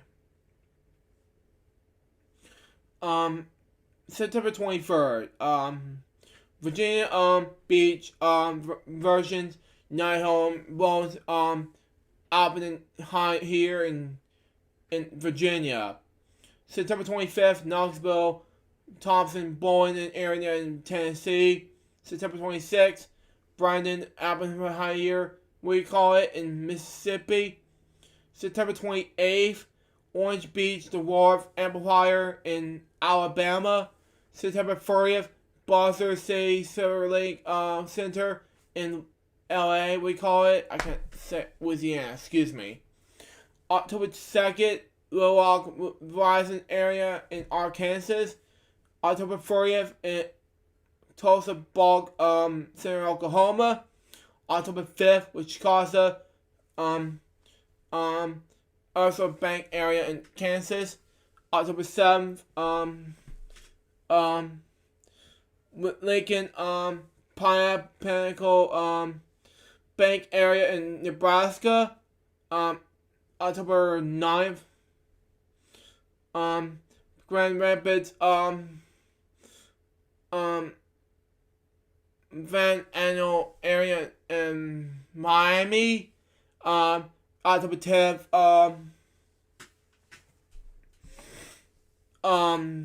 Des Moines, Wells Fargo area in Iowa. October 12th, Grand Forks area center in North Dakota. October 15th, Salt Lake City, Van Smart Home area in Utah. October 17th, Portland Mall Center in Oregon. And finally, October 18th, Spokane area in Washington. Now, let's move on to our last two topics here. Now, today, 4 years ago this week, Bon Scott has died from an overdose. Now, I'm going to read you just some his life and death and Paulson's release. That was it. And then I'll just read, and then that's all I'm going to read, and then we'll just move on to the last topic. He was born on July 9, 1946 in Forest Jefferson Military Hospital in Forfar, Scotland, the son of Charles Barford Chick Scott and Isabel Cunningham Isas Mitchell. He grew up in Curry Amur and was his parents' second child. Wow. The firstborn was a boy, Sandy, who died shortly after birth. The third child, Derek, was born in 1949. The Scott family moved from Scotland to Australia in 1952. They intentionally lived in the Melbourne suburb of Sunshine, and Scott attended nearby Sunshine Primary School. The nickname Bond was acquired shortly after starting school. Wow. Because there was another Ronald in the class. Wow. His classmates played on the phrase Bonnie Scotland. A fourth child, Grimsley, was born in 1953. In 1956, the family moved to Fremantle. Scott joined the Associated Fremantle Scots pipe band, was learning the drums. He attended North Fremantle Primary School and later John Curtin College of Arts until he dropped out at the age of 15. He spent a short time in the Friendswell's prison, central 9 months in the Riverbank juvenile conditions related to charges of was given a false name and address to the police. Having to escape from legal custody, having unlawful carnal knowledge, and stealing 12 gallons of petrol, he attempted to join the Australian Army, was rejected and deemed social majoration. What do you call it? The Speckers and the Valentines. Scott's book was inspired by his idol Little Richard. After working as a postman, bartender, and truck packer, Scott started his first band, the Spectres, in 1966, as a drummer and initially lead singer. 1 year later, the Spectres merged with another local band, the Winstons, and formed the Valentines, in which Scott was a co-lead singer with Vince Lovegrove. With the Valentines, record several songs written by George Young of the Easy Beats. Every Day I Have to Cry, a song originally written by and sung by Arthur Alexander, made from the local record chart. In 1970, after gaining a place in the national top 30 with their single Juliet, the Valentines disbanded due to the artistic difference after much publication drug scandal. Scott moved to and a bit late in 1970 and joined the progressive rock band Fatality. Fatality released the LPs with Live Scott and Funny Guy, for Fatality, what do you call it? Before joining the UK in 1973, where they changed their name to Fang. During this time, they played support slots to Solace Quill and Geordie, whose frontman, Brian Johnson, would eventually succeed Scott as the lead singer of AC/DC after his death. During this time, on January 24th, 1972, Scott married Thornton.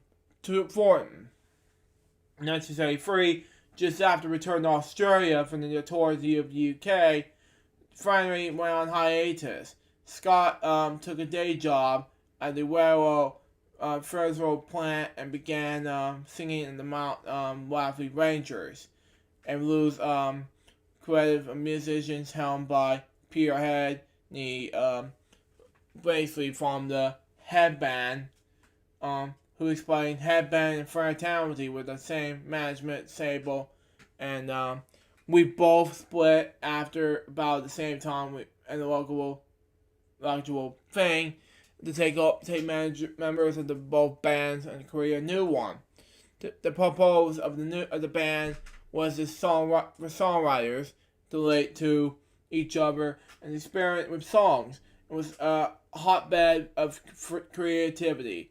Other Expeditionary members also played with the band, and as did Glenn Shorrock, River Band, where you pronounce his name, but anyway. During this time, had also helped Scott with ritual compulsions. Vince Lovegrove said Bond would go to Pierce's home after a day of literary, what do you call it, swallowing shit, and show mystical ideas that happened during his days work. Bond's knowledge of the guitar was limited. So Pierre began teaching him how to bridge chords and construct a song. One of the songs for these sessions was a ballad called Carissa, about a local industrial girl. Another was a country being up in the hills too long, which for me was a sign of things come up with Bond's lyrics. Simple, clever, sardonic, long and cheek. Excuse me. In return, Scott recorded vocals from Mount Lofty Ranger's song "Round Round" and "Prairie Gully." Had at least their original recordings in 1996, and team the producer Ted Yanni would announce it. A number of old friends Scott's to agree to entirely new backing for "Round, Round, Round," that making initially reflected the original attendance had. Long out of print and massively bootlegged the EP, this EP finally got an official digital release of June 2010. Unrecorded original commissions of Scott's Been Up the Hills for Too Long and Carissa has been recorded by Head on his Peter Head and the Mount Lofty Rangers Lofty album, also released in the digital format only in 2011. At about 11 p.m. on May 3rd, 1974, the Old Lion Hotel in North Armadale, or Lays, what you call it, during rehearsal of the Mount Lofty Rangers, very drunk, distressing, and bullet-faced Scott had a raging argument with a member of the band. Oh, God help me. Scott stormed out of the venture, threw a bottle of Jack Daniels on the ground. Do me a favor and just stop. Anyway. Then sped off in this Scudossi GT 550 motorbike. Scott suffered serious injuries from this ensuing motorcycle accident. Spent 3 days in a coma and a further 18 days in the hospital. Vince Lovegrove and his wife, by then running a booking management agency, gave Scott odd jobs, such as putting up posters and painting office during his recovery. Shortly after introducing him to the AC/DC, who were in the lookout for the new lead singer, there was a young Dickie Lamb grand band from Sydney that both loved to call AC/DC. Before another AC/DC visit, George Young phoned me and said that the band looking for a new singer. I immediately told him, and it was the best guy to book for the job. It was Bond. George responded by saying Bond's accident was not allowing him to perform. God, please help me. And that made me tell him he was too old. Nevertheless, I was meeting with Malcolm and Angus and suggested Bond as a new lead singer. Good enough. They asked me to bring him out to the Porrega Hotel that night and to come backstage after the show. Wow. When he watched the band, Bob was impressed. Wow. And we immediately wanted him to join them. Wow. But they made him be too experienced and too young. Wow. After the show, backstage, Bond expressed his doubts about them being able to rock. The two young brothers told Bond he was too old to rock. God help me. The upshot was that they had the jam session that night in his home with Bond's former mentor, Bruce Hull, and in the end of the sessions at dawn. And the options of the AC/DC ended up found a new singer, and Bon Scott had found a new band. That was good enough, thank you. White Scott, Malcolm Young, and his younger brother, Angus Young, and AC/DC were born in Scotland before emerging to Australia in their childhood with their family. Family later reformed and replacing Scott with Jimmy Barnes. Now, in 1974, Scott's wife, Irene Portman, later wrote, the first time Bond saw AC/DC was in August 1974. They have kind of through Avery with the Lou Reed and Steve Wright tour and played their own show, the Progress Hotel. The first time I saw AC/DC was at Progress Hotel in September. Get up there, Bond. Ben keeps saying the band didn't have a singer that night. They were playing instrumental versions of the old rock and roll standards. The boys ripped all these classic numbers, and then finally, with enough pressure, the events, Bond climbed onto the stage. I didn't realize that AC/DC had just stacked Dave Evans. And they wanted Bond to replace him. Yeah, exactly. Like Bond the Youngs were Scottish. So they was an innocent Bond. Yeah, exactly. Scott replaced Dave Evans as the lead singer of AC/DC on October 24th, 1984. Yay! But Dave Evans, I'm not sure, but I've seen Dave Evans before, but really? Never heard of him, but I've seen bits and pieces of Dave Evans, but anyway. With the Highway to Hell, him singing that, but moving on. Because O'Reilly to the band and Evans was heading in different directions, with Evans having personal clashes with band members and management. Oh, God help me. Scott's appointment concluded with him working with co-writer of the band at the time until an audition before him the lead singer. Yay! With Young Brothers as lead rhythm guitarist, section drummer, Tony Coordinate with analysis. See AC/DC lineup seen here, and George Young is a temporary basis.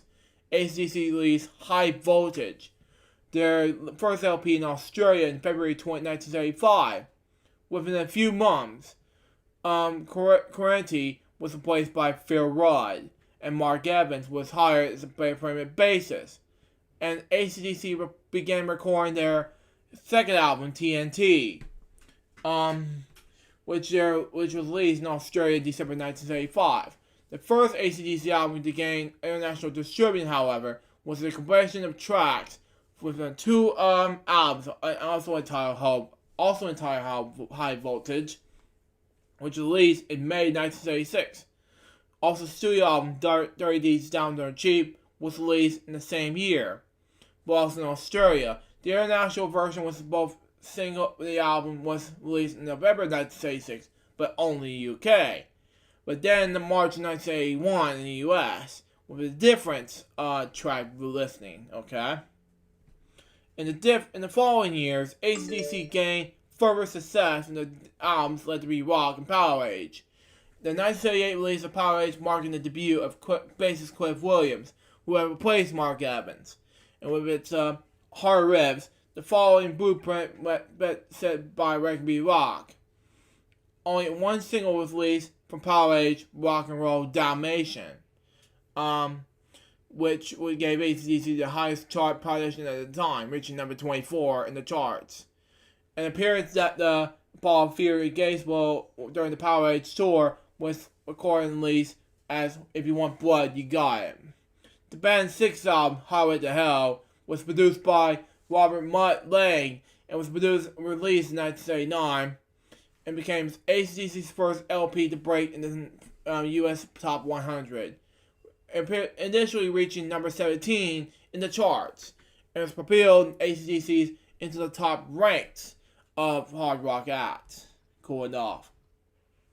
Marriages and children. Scott met a Nelly girl, Irene Thornton, in 1971, who he was a singer from Faraday. They married in 1972. After 2 years of marriage, they separated before divorcing in 1977. They remained friends until his death. Michael Browning, who was managing AC/DC in their early years, stated in his book on his Imagine AC/DC Dog Eat Dog that he visited Scott in hospital in Melbourne in 1975 after Scott's overdose on drugs. Browning claiming Bond was bragging to me the last time he was in that hospital. He was visiting with two separate girls, both unknown to each other, who were both giving birth to his kids at the same time. So that was at least two of Bon Scott's children out there, or at least two of them watched there for. Death.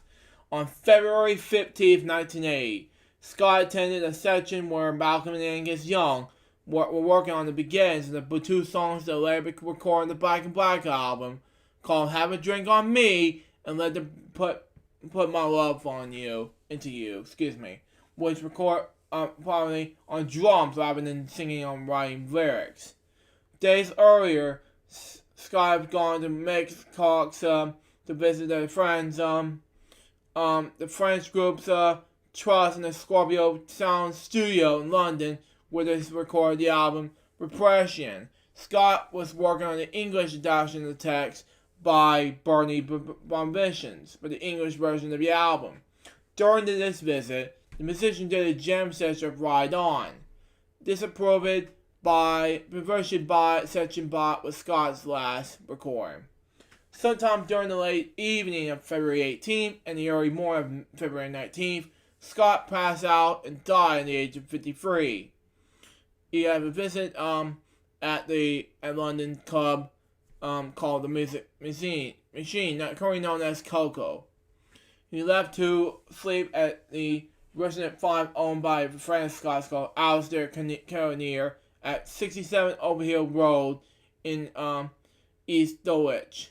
Later that day, Carnier found Scott lifeless and learned the opportunities.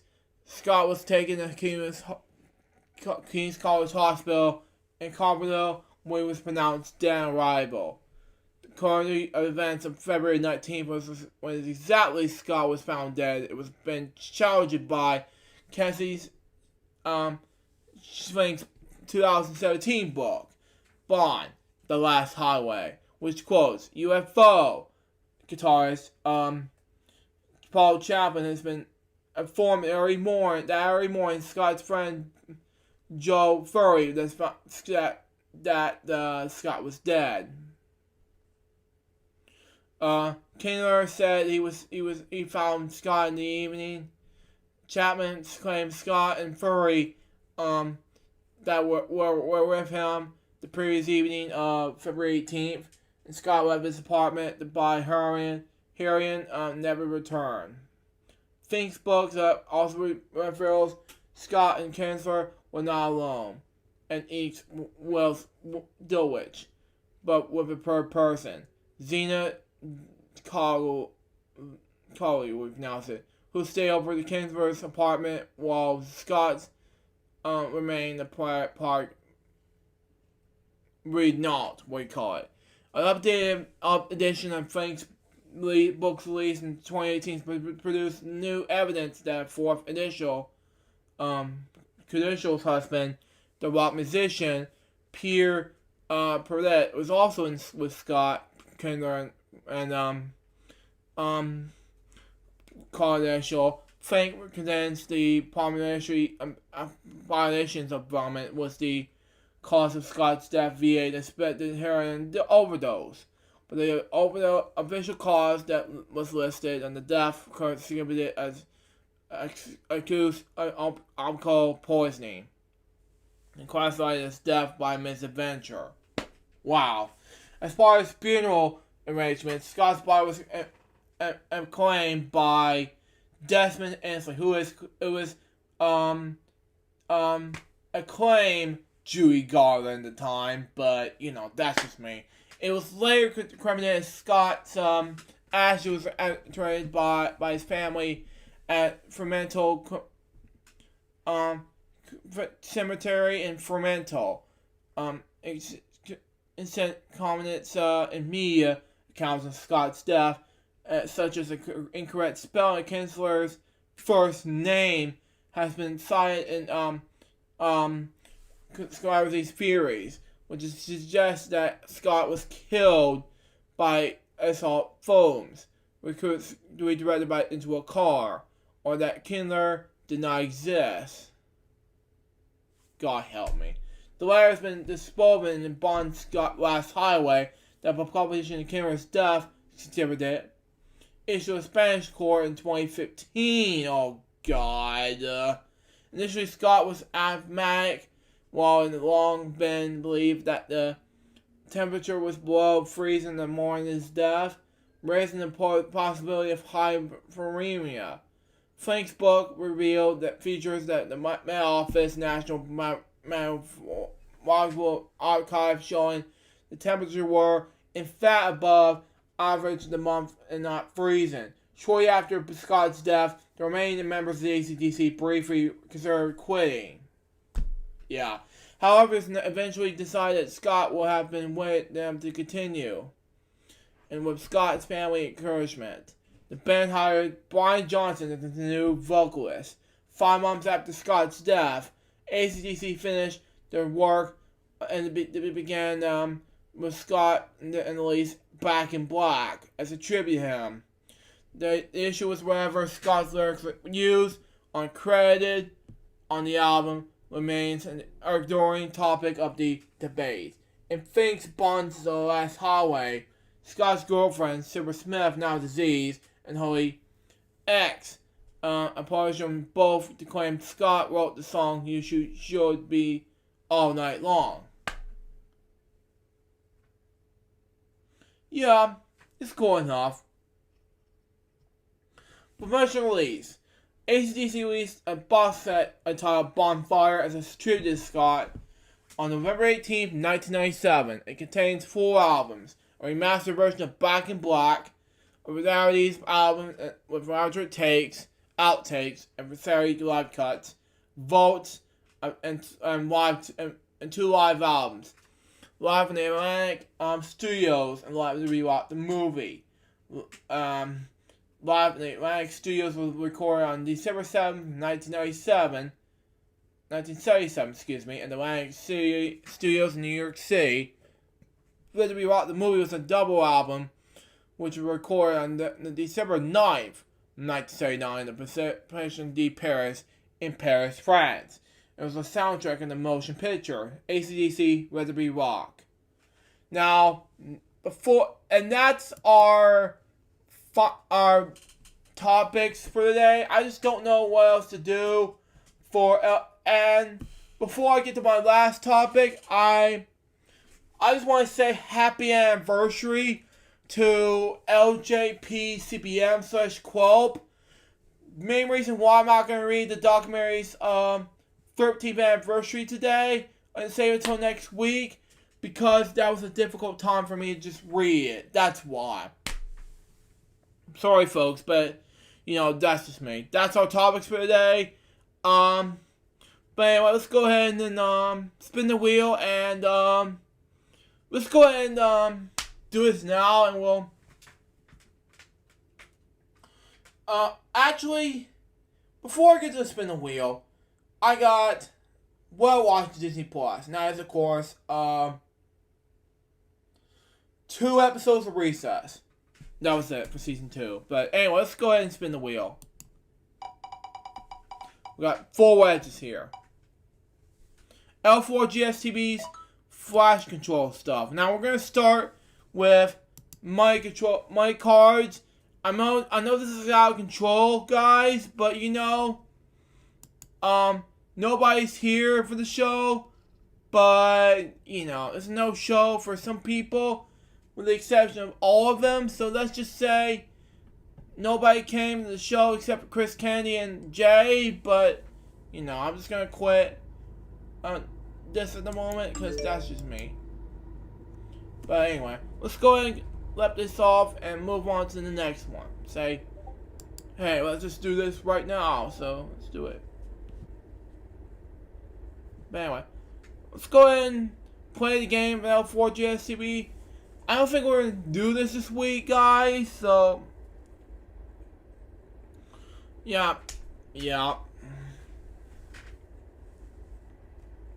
If we continue on to do L4GSTV flash control stuff today, then I have to give this, oh, there we go, I got it. Got it. Go. We're gonna play just 2 L4GSTV games today. That was it.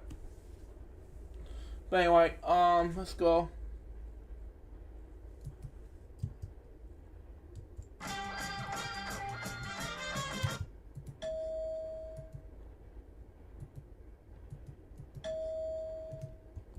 When the card's free. Ooh. Oh man. Higher. Do a queen. Ooh.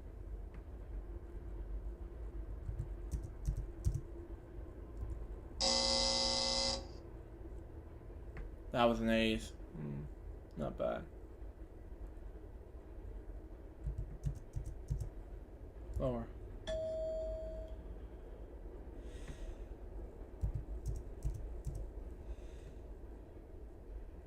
Higher. Not bad. See what I did there? Man. I'll say 3. Lower.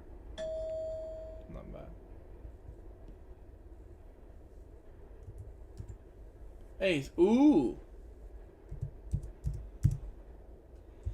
It's not bad. $18,000.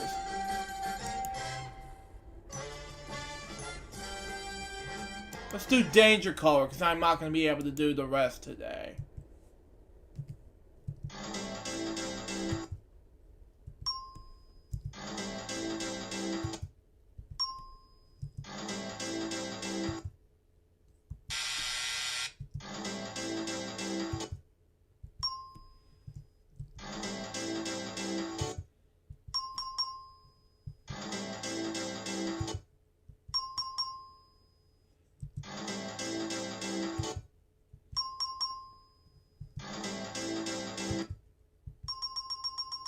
Almost there.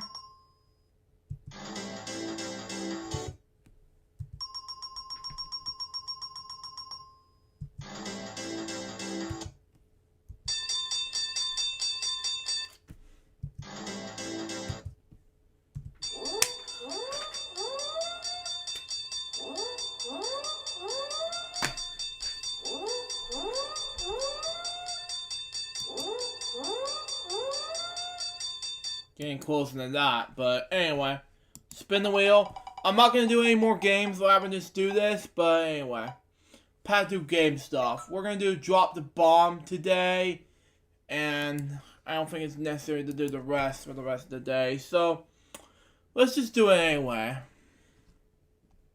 Deal or no deal? Yeah, I don't know. Yeah, I don't think so. Wow. We'll see.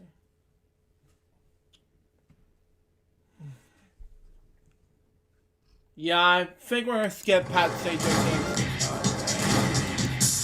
Yeah, I think God it was more ads. Travel for question 1,000.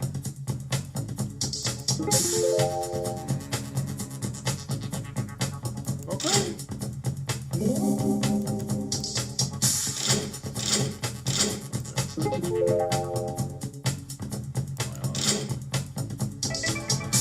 Good.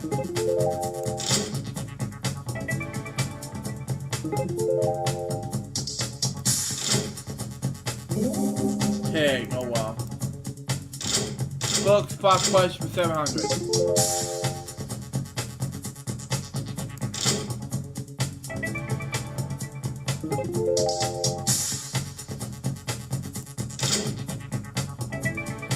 Got it.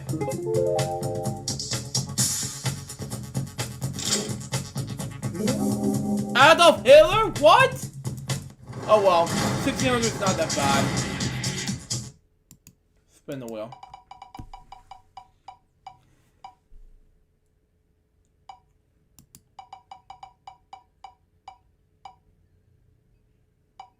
Cool math games today.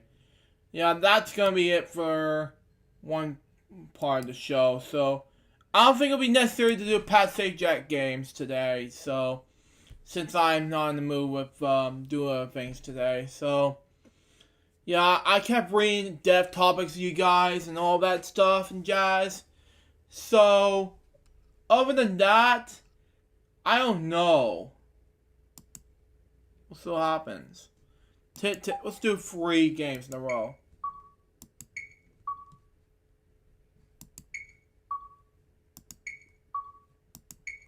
This is a tie.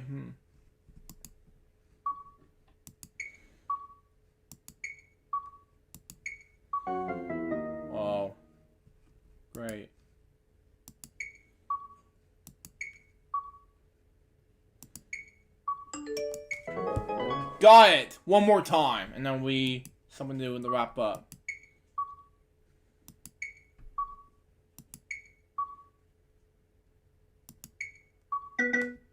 Good. Tie.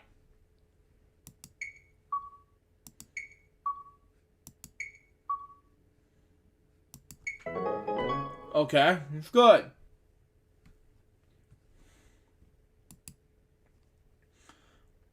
I'm just gonna wrap up with one more thing left, and we got Gym Lair, day number 19 through 21, and let's go ahead and continue on where we left off. But anyway, then we got Weekend Celebration episode 48. I was going to do 4950 on the 22nd, but I couldn't. Then I got Elsham TV special event celebrating Jim Larry day number 21. And then we got something and a special funds video and day number 54. And then we got Remix Plum's very first birthday special from LukeJ62895. And the editing works for Elsham Celebration to celebrate 13th anniversary of Elsham Special Club big time. And the Elsham TV special event celebrating Jim Larry day number 22 and 23. I'm not sure what's going to happen next, but we'll see what happens. And we got many more to come in order to do 5 more stuff on the 24th. And the 25th, we got some huge stuff coming your way. So it's the 26th and 27th. And we'll be back on the 28th for a Leap Day episode of Fire's LukeJ62895. Excuse me. But anyways, guys, that wraps up today's episode of Fire's LukeJ62895 for today. February 21st, 2020. Hope you enjoy it. Stay tuned for the next one, which is going to be Leap Day 2020. But until next time, so Jerry, say goodbye, peace out, baby. Again, more out, just be on Luke Drives the show. See you guys very soon. Till then, Jefferson out. See ya.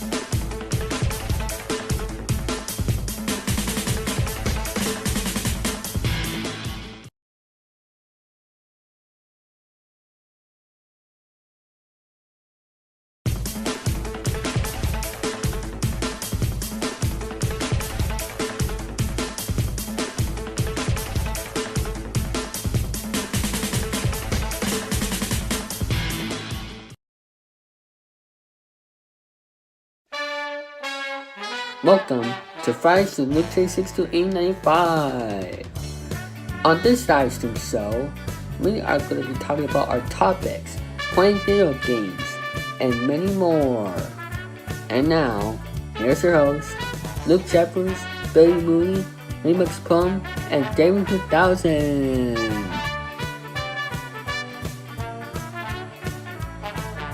Thank you, Dave 3000. Hello, people. This is LukeJ62895 speaking. Welcome to a brand new episode of Fridays LukeJ62895, episode 282. And today, we're only going to be doing the dev topics today because of two reasons. One, David's not here with us today. And two, we're going to be doing this for this episode only because of what's going to happen next to him coming back. You know, that's just me. But anyway, let's just get going with these 8 dev topics right now. So we got, shall we? So we got Zoe Ada Caldwell, OBE, was an Australia-born actress. She was a 4-time Tony Award winner, winning Best Featured Actress in a Play and for Slapstick Tragedy in 1966, Best Actress in a Play for the prime of Miss Jean Bordy in 1968.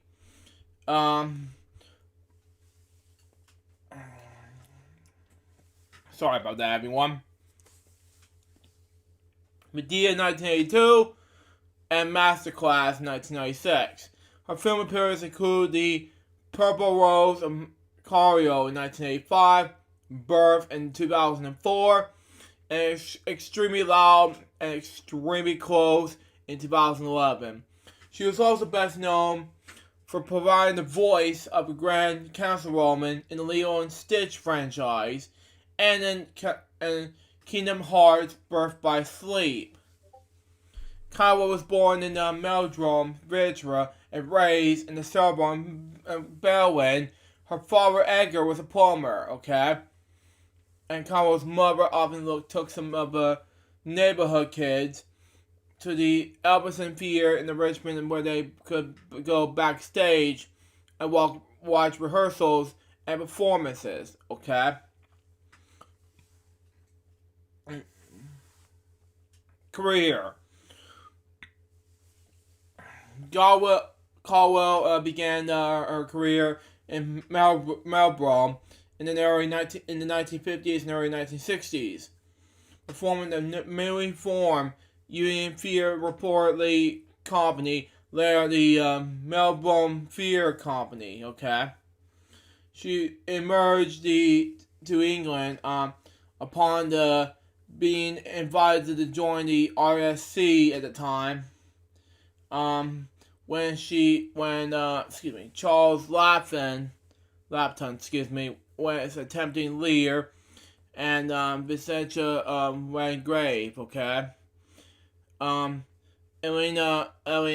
Axons and Albert Friendly were among the other newcomers in the company. She played Beta Senior, way to pronounce it, in the 1959 production of the movie called Ahalo, Aforo,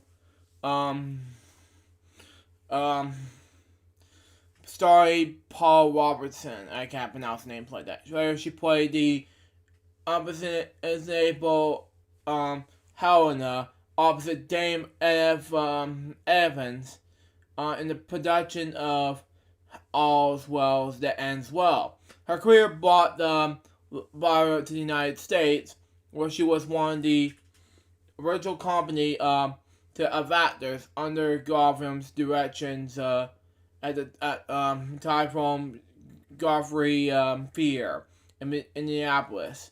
At the Godfrey, she played parts of the pronounce it, and Hamlet. And Natasha in Three Sisters. Okay. A life member of the actor studio, Caldwell won 4 Tony Awards for performances on Broadway, and Tennessee Williams' Slapstick Tragedy, the prime of Miss Jean Bordy, Medea, and Masterclass.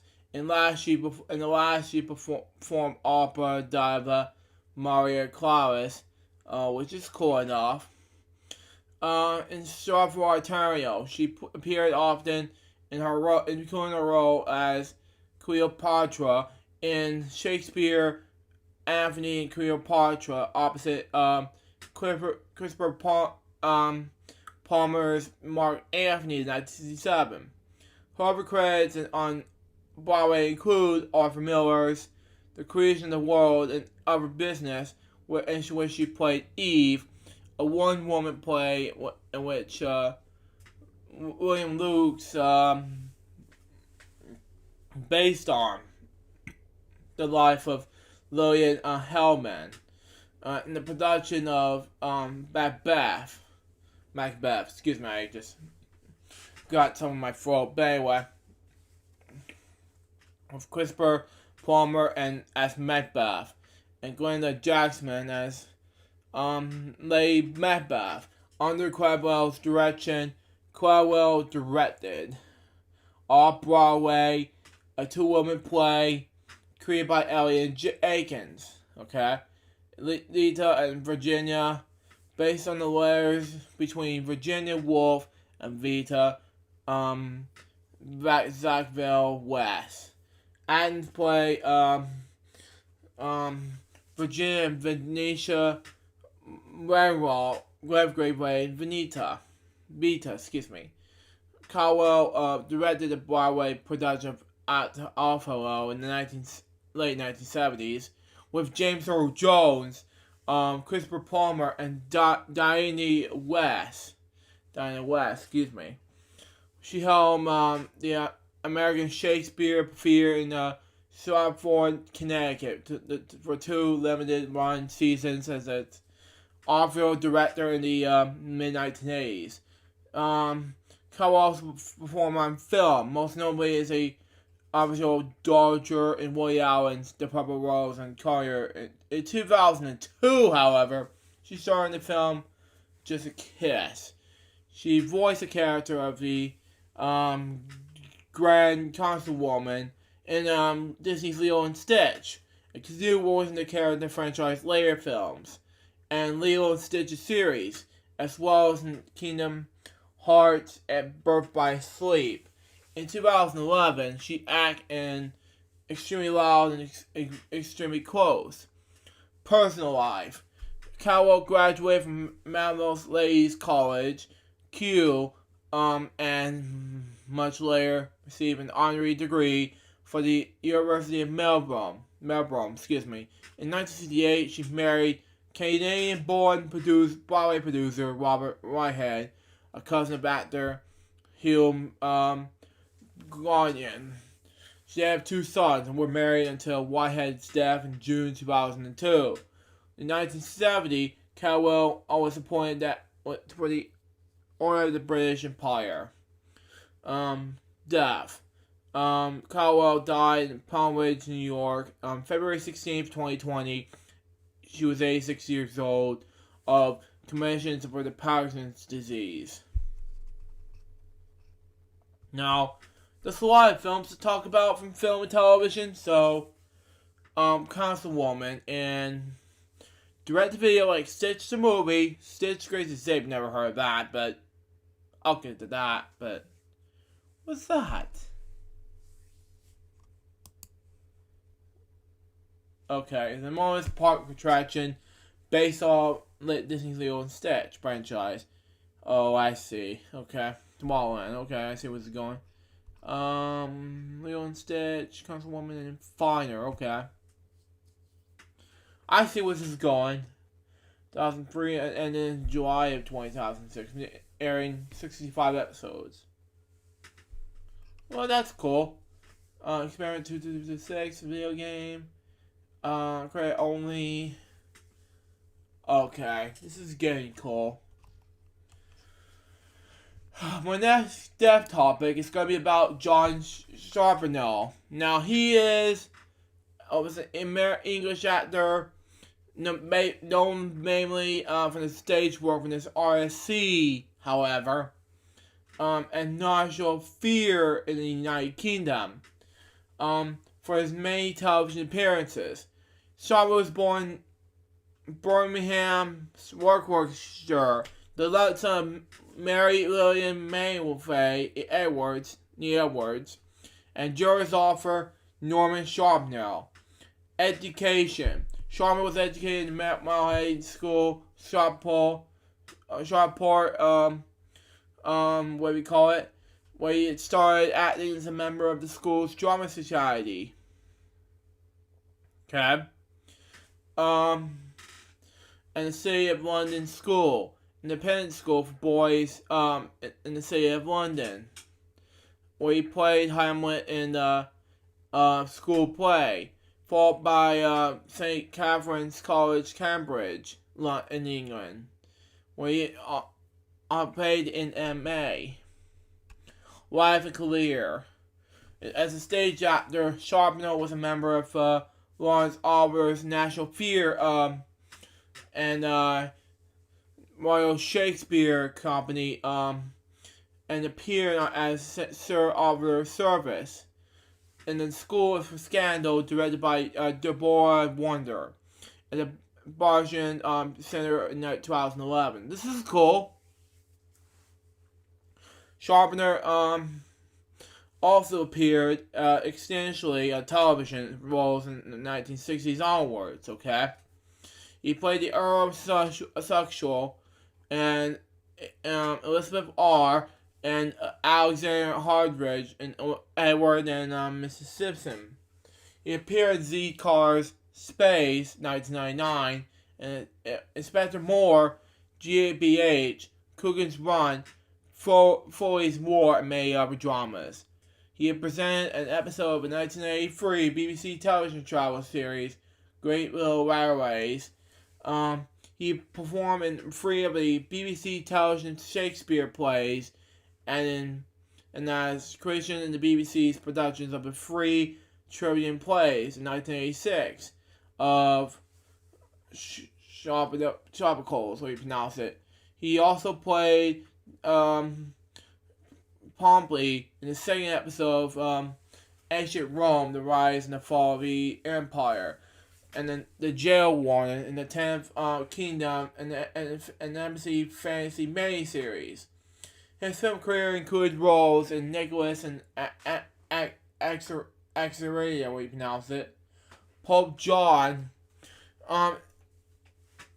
Anxiety, 1971, 1972, 1975, Personal Service, 1987, Testimony, 1988, How to Get Ahead and Advertised in 1989, England, My England, 1995, 101 Dalmatians, my favorite movie, live action movie all the time, 1986, Nine Hill in 1989, The Body in 2001, excuse me, the K9 The Wheelmaker in 2002, and Alien Our Spy in 2006. He has also appeared in historical films such as Gladiator 2000 as Senator Gaius, and Troy 2004 as Nestor. In Elizabeth the Golden Age in 2007, he played Lord Howard and Duchess in 2008 as General Grey. Charbonneau has a rare designation of appearing in 2 episodes of Midsomer Murders, okay? As 2 characters in Death in Chorus and White Rain and Blood. Charbonneau appeared in an episode of Jonathan Greek in Professional Lance Gorman. In an episode, The Mega Man. He appeared in Criminal Way alongside Simon Cowell. He's telling the tale of the resurging of Exeler Crowley. He played John Christie from the A's case in the episode Solidarity for the long-running TV series Walking the Dead. Okay. Charbonneau also had experience in the field of BBC radio drama. He played Colin Dexter's Inspector Morse, opposite Robert Gassner's as Sergeant Lewis, and starred in William Gaisman's Neutral Mancher. Charbonneau played the character Deputy Assistant Commencer John the Freshman in the New Tricks episode The Fourth Man in 2010. He also narrated the episodes of Wild Discovery. Wow.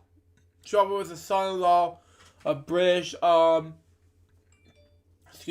actress Deborah Kerr, and film and television executive Tony Barbley, for his 1975 marriage to the younger daughter for Francella and Bartley. He and Francia had 3 sons. Okay. The writer Joe Charbonneau, born in 1976, and the actors Lex Charbonneau in 1979 and Tom Charbonneau in 1981.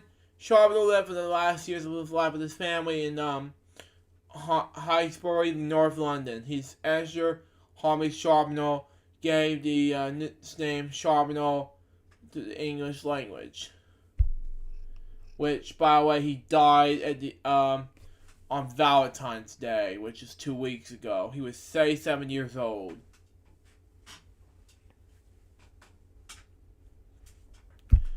Now, for my next my next topic to talk about, which is going to be about Nick Coley. Now, I read about Nick Coley before, but I did not. If I did, then I would see what I can do.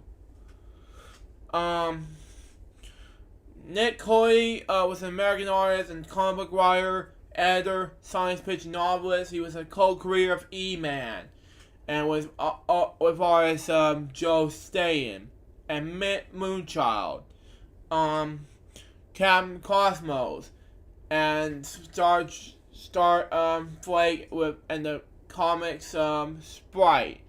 He also worked on as an animation background designer, magazine illustrator, and screenwriter. Wow, cool enough. Nikolai Coley was born on October 29, 1944 in Brooklyn, New York. The first of the 2 sons of initial Gashel Cody, a darkroom technician, and Laura Antoinette, a housewife. His grandparents was emerged from Italy from the 1930s and made him home in Australia. His brother, Emil, was a medical technician and later sold medical supplies to hospitals. Wow. He served in the United States Air Force as an air policeman from 1996 to 1932. Stationed at the Toul-Rosniers Air Base, France, Chuckles, Turkey, and Bangor, Maine. His first published book, a comic strip, was published in a French magazine. Wow. Circular Pearl. Okay. His first published story, Grub, was published in a creepy magazine. Wow. Wall was on active status in Bangor, Maine. Okay.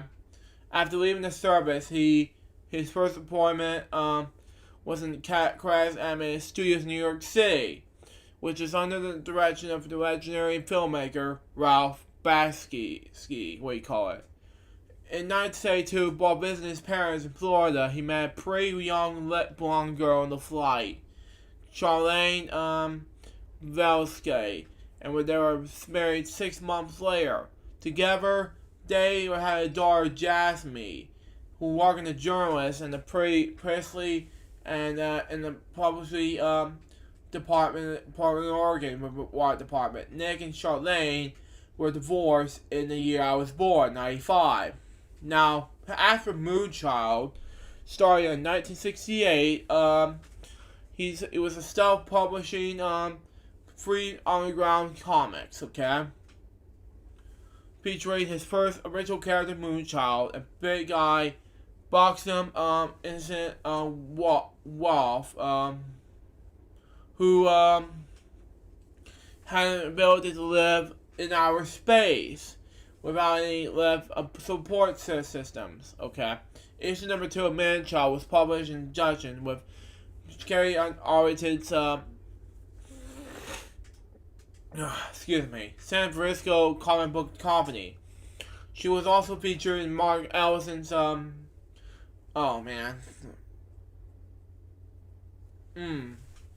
book, A History of the Underground Comics. She was in the first underground comic in full color. Weird Fanatics and circle issues of Treasury magazine. She was then published as a free issue miniseries under the name Mooney. Wow.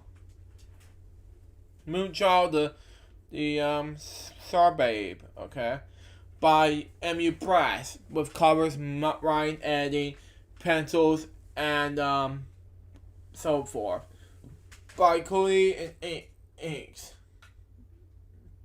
Lettering by Dave Simmons, okay? Simon, excuse me.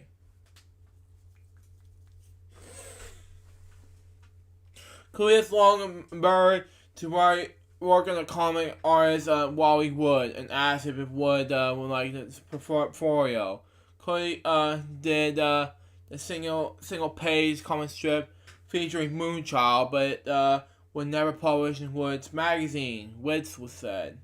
However, Cooley eventually became Wood Studio assistant at the Wood Studio in Valley Stream, Long Island, okay?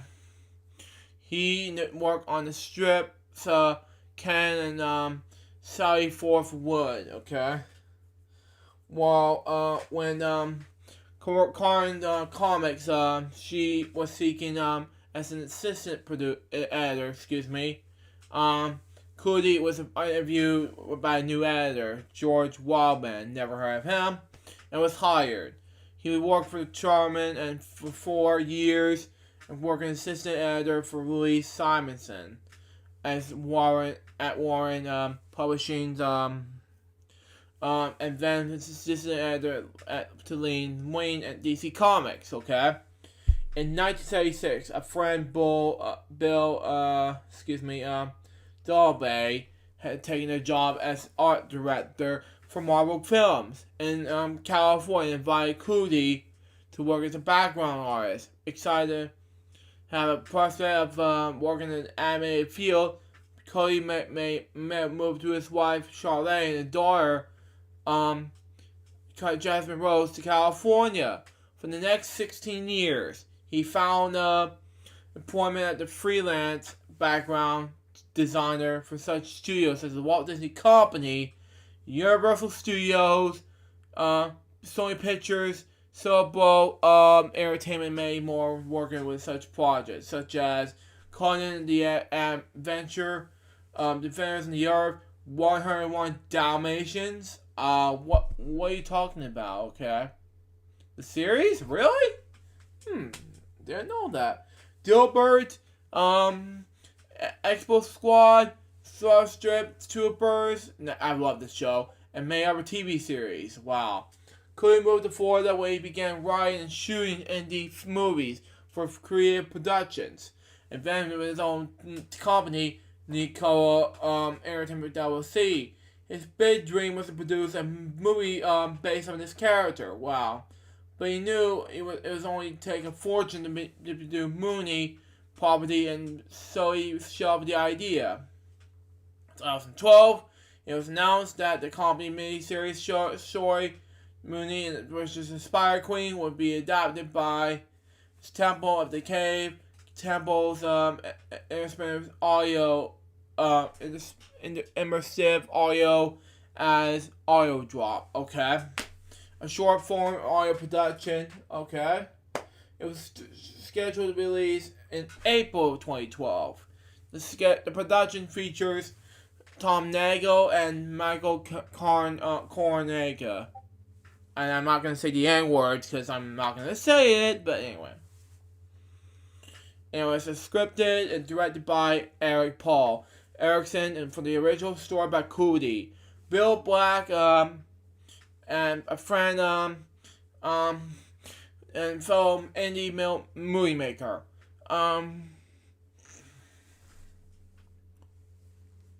and suggested to Cootie that instead of trying to produce a high-budget movie of Moonchild, he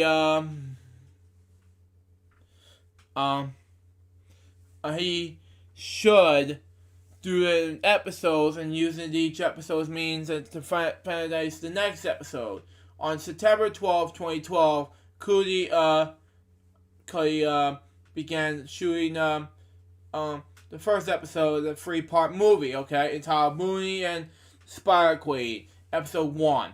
The movie starred Nukamami Dimitro as Mooney, wow, and Anthony Wayne and William August as the space pilots. The shooting by cinematographers Wheat was completed by September 15th. It was then edited by Wendy Carter, I misspoke, but anyway, and composed it by special effects by Stuart Scoot.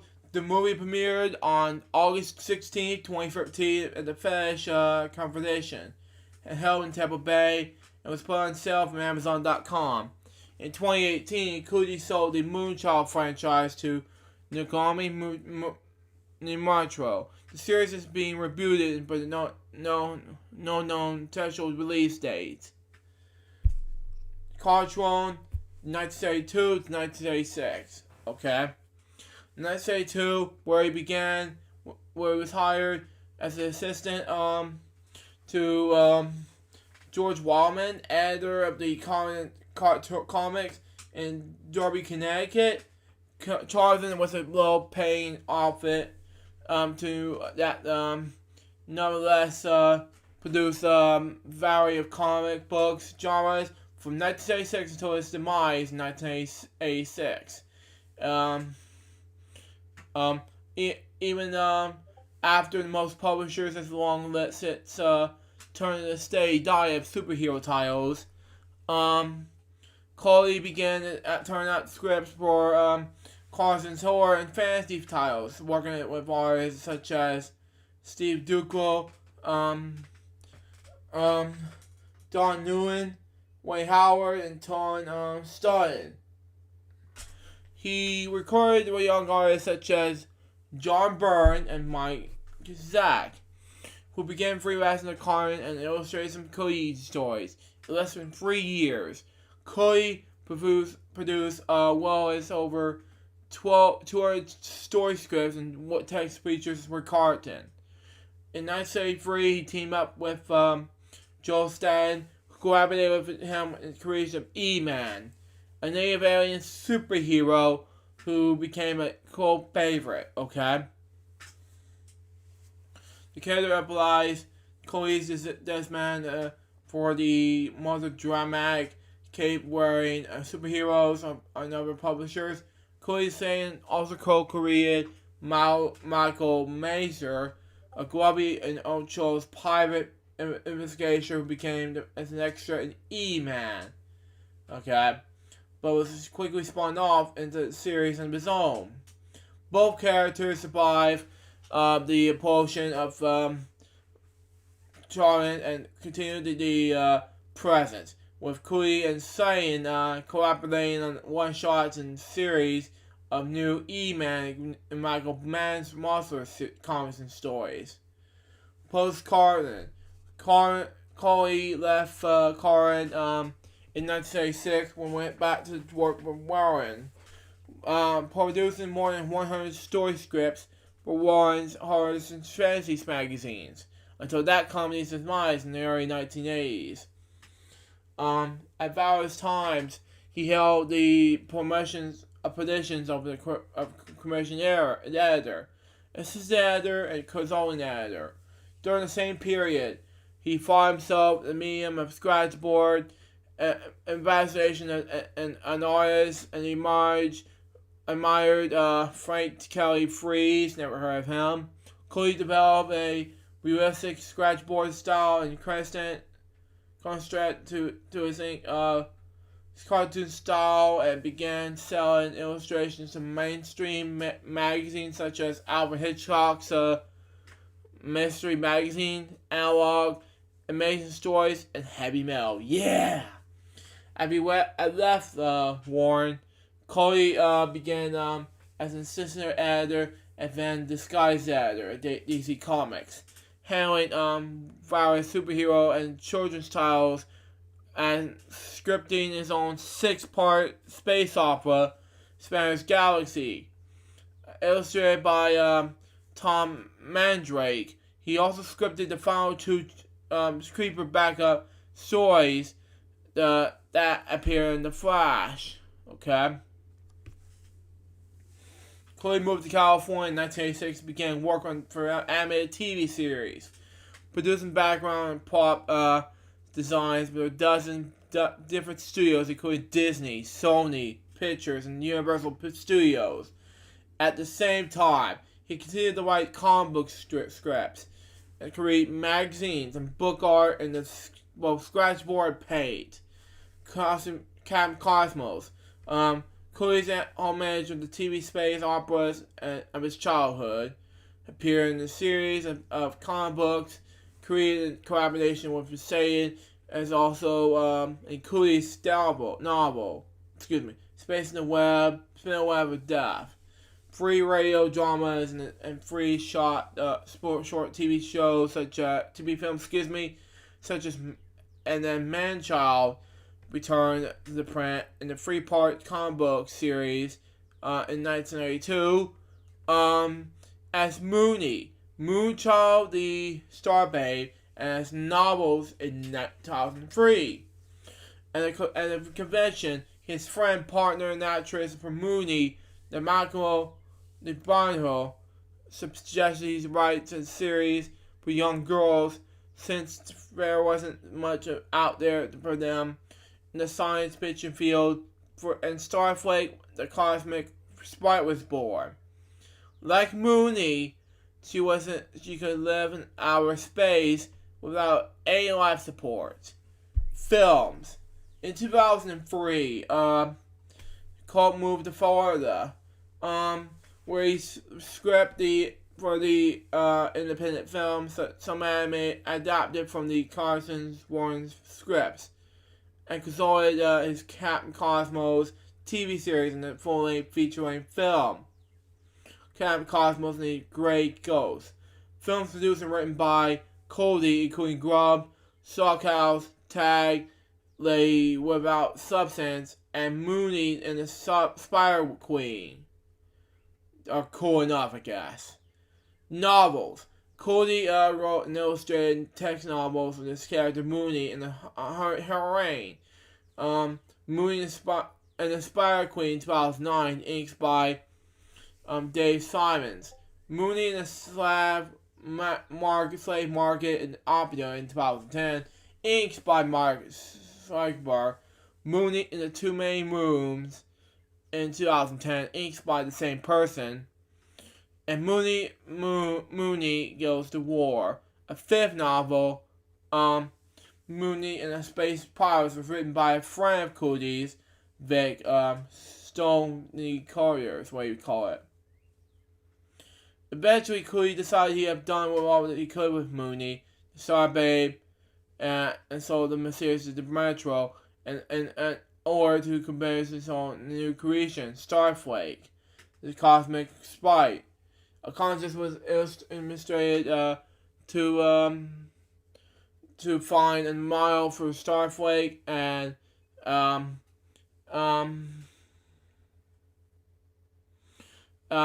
the initial stage won the title.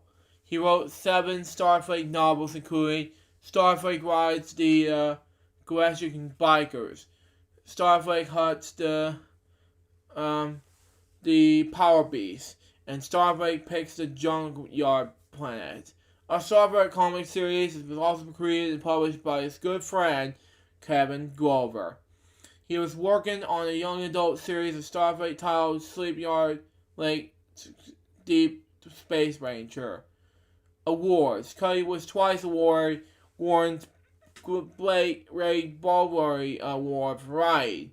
In 2009, Cody was awarded an Inkpot Award for Career Achievement and was given the award at the San Diego Comic-Con International. He died last week. He He was 75 years old. Now on to my next death topic, which is going to be Simon Moore. I know he's a teacher for this one, but he's also a radio broadcaster, television personality, author, and that was it. He was born in Wales, West Wales, in Haverford West, in 1963 on September 9th. He was a Robinson operated at the age of 6. Moore was educated in Royal Massachusetts School for Boys. After leaving school, he was marketed on the acting course at the London Drama Century, what do you call it? He transferred to Goldsmiths College, University of London, and qualifying as a language teacher. In 1997, he was successfully awarded a master's degree at the Royal Hampton Institute, University of Surrey. Now, career began in 1981 as a teacher in 1971, which is right here. Now, false attention, history of child abuse. Why? Anyway, in 1991, Ward took up his post at Swords George School's Swords Market, where he taught French, German, and Latin. He also coached in the first 15 Robbery squad. From 1983 until his arrest in 2012, Ward taught languages at the Royal Hospital School, Ipswich. Television. Ward's television career began in 2003 with BBC One's World of School. He was subsequently cast in the roles of languages teachers, event headmaster in Channel 4's series in the 1950s Grammar School, which I'm not good at grammar, by the way. Boring! And I will teach them. Which ran for 3 seasons, 2003 2006. He also appeared in Channel 5's The Nightmares Next Door. His television appearances have also include being guest in one show in 2007. And on Sunday Morning Live in 2010 to 2012. He was also a contestant on Mastermind in 1981. Ward was the only person who would ever have hosted Mastermind on BBC One with Madness and Son. He was in the famous Black Chair as a contestant. This event was known as Madness and Son Saga Biography. I started so I finished in 1998. His radio broadcast began in when Ward was a broadcaster on BBC's Radio Suffolk. Where broadcast includes Saturday football reports. It was made regular appearances on BBC's Radio 2's Jeremy Vine show. Between 2007 and 2012, Ward hosted The War Zone, a phone radio show. In 2015, he took on a focal role on the Warpath, a BBC radio show programming in the which he had to complete a regular weekly range of challenges set by the producers. To date, these have been included modern dance, harmony, and taking part in the assault course, working as a car mechanic, learning to play guitar. In January 2020, Ford founded a new following current affairs decision programming on BBC Radio 4 Suffolk called War of Words. He made his final broadcast on February 14th, which is Valentine's Day, the week before he died. Now, I'll go ahead and continue on about what I just saw here, and I'll read you where I left off. So, here we go. Now, let's move on to author. Man. Ward was a columnist in the East African Daily Times for several years while he was still a teacher at the Royal Hospital School. He published a novel, Hobson's Choice, in 2011. It's a fiction retelling the downfall of Peter Hobson, Hampsman of Charterhouse, who resigned after his relationship with a female was exposed to tabloid newspaper. In March of 2017, his book Pomeroy's Guilty was published by Bag Publishing. Pomeroy's Guilty is Ward's account of spending almost 2 years of bail, accused of historic abuse offense, and is about to clear his name after being acquitted of his old charges. Pomeroy's Guilty was reviewed by David Aronovic in the Times. In 2019 was regularly considered the online magazine Spike, writing about false sexual accusations and criticizing these, recognizing an institutional shortcomings in police and professional practices, as well as what the term the commission the culture, which you believe for the false sexual relations. Wow. Shortly before his death, he completed the final draft in his second novel, commercially entitled Swinefest. The fictional account and this criminal commercial by former criminals of the famous teacher for extortional sexual abuse and pursuit of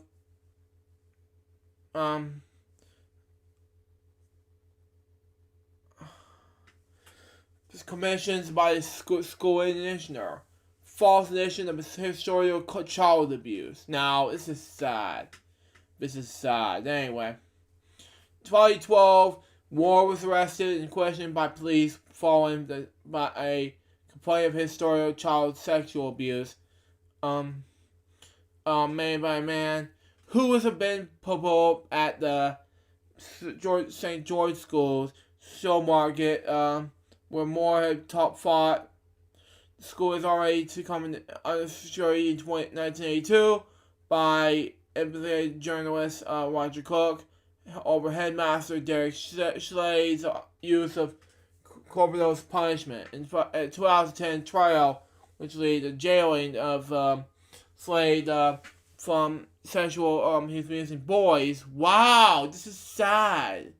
Ward was going to be charged with initial assault on 3 former principals, 2 from St. George's School and 1 from the Royal Hospital School. Ward pleaded not guilty to all charges and went to the trial at Upswick Crown Court in October 2014. Serious doubts emerged during the trial when evidence was given that he had never fought 2 of the complaints, both of whom were previously been awarded confessions in a different abuse case in the same school, and it was witness and complaint and changed their stories. What? The jury returned a admissions verdict of not guilty of all charges within a matter of minutes of being sent up by a judge. Ward later said that one of the biggest tragedies of cases like mine that makes it difficult for people who have actually been abused by the be believed. Wow.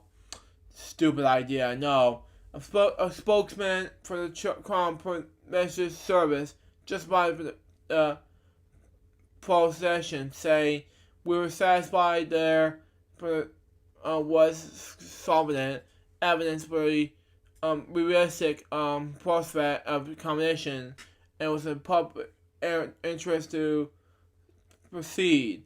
Ward appeared on the BBC Newsnight after his occasional discussed the way he was custodial extensions are handled by police and the Crown Prevention Service. He was also interviewed in the case of the BBC 2 and Radio 5 Live. His discovery was wrote a 672-day order, including nearly 2 years of including nearly 2 years of police bail, the trial, and his questionable and the essay entitled "Something Good Has to Come from This." Published in the LukeJ62895 magazine in 2015, followed by his 2017 book, pronounced guilty. Wow. He also appeared on the Jeremy Vine show, along with Sarah Captain MP, to debate how heterosexual allegations should be handled by police. It's just so wow. On February 20th, 2020, Ward announced he had a very serious health condition. He died of plague and liver cancer on February 22nd, 2020. He was only, let me check here. Okay, I can't talk about it right now. But anyway, let's move on to the next topic. Now, my next topic has to do with Katherine Johnson. Now, who was been part of Mad Max and NASA. I'm gonna read you some for Katherine, and because then again, if I read most of it from Katherine, then all I have left to do is just nothing from right now, just because, that's just me. But anyway, Jeffrey Johnson was born, Katherine Coleman, on August 26, 1980, in White Silver Springs, West Virginia, to Joshua Coleman. She was the youngest of 4 children. Her mother was a teacher, and her father was a farmer, and handyman when worked on the Great Bear Hotel. Okay, Coleman showed strong mathematical abilities from an early age, because Greenberg Country does not offer public schooling for African American people. Students, for example, past the 8th grade. The Colemans arranged with their children to attend high school in West Virginia. The school was on the campus of West Virginia State College. Johnson was enrolled when she was 10 years old. The families split their time between the institute during the school year and White Silver Springs in the summer. Wow. After graduating high school, oh my god, at the age of 14, oh my god. Oh man, is this still happening? Really? Johnson enrolled at West Virginia State and studied on Brock College. Wow. As a student, she took every math course offered by the college. Multiple professors mentor her, including the chemical at the Navigations Amphitheater King, who had mentored Coleman throughout high school, and W.W. Superman Clare, and the first African American to receive a PhD in mathematics. Claire also knew mathematics course was just like for Katherine. She graduated with summer college skies in 1947 with degrees in mathematics and French at the age of 18.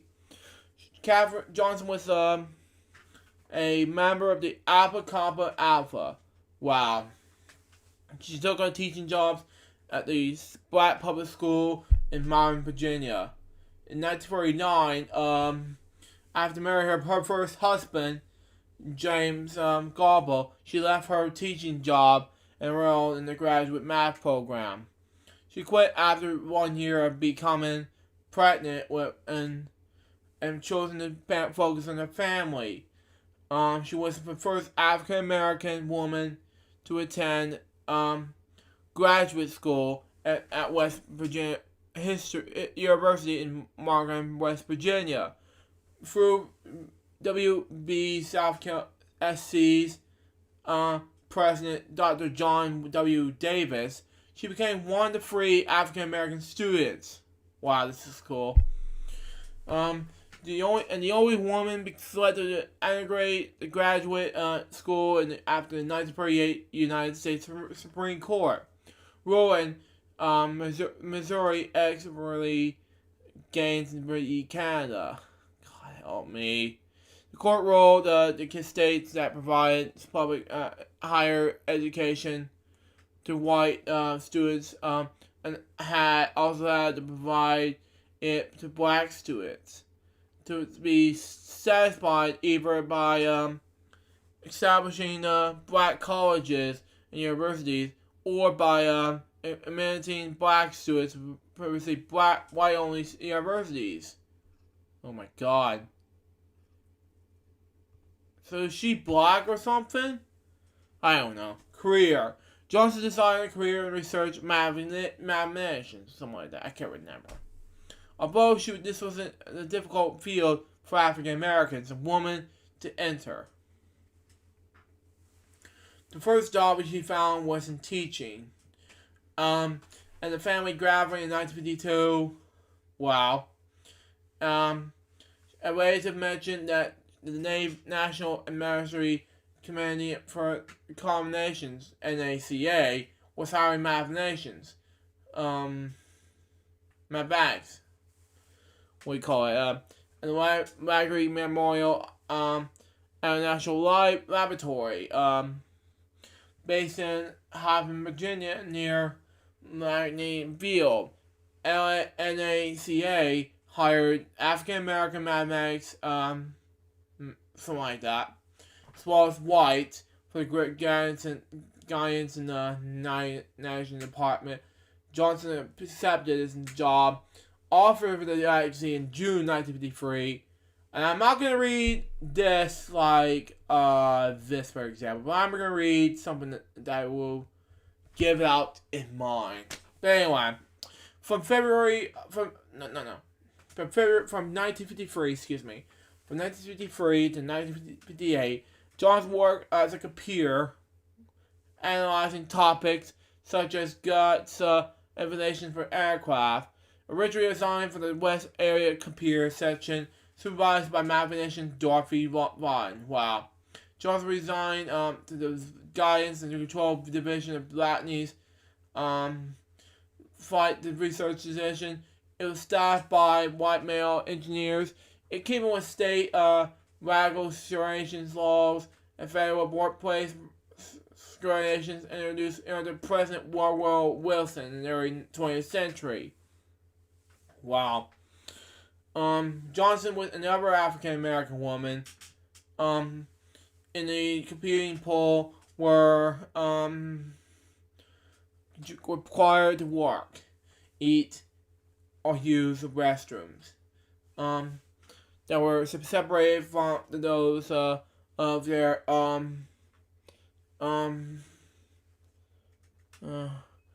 white peers. Excuse me, I misspoke.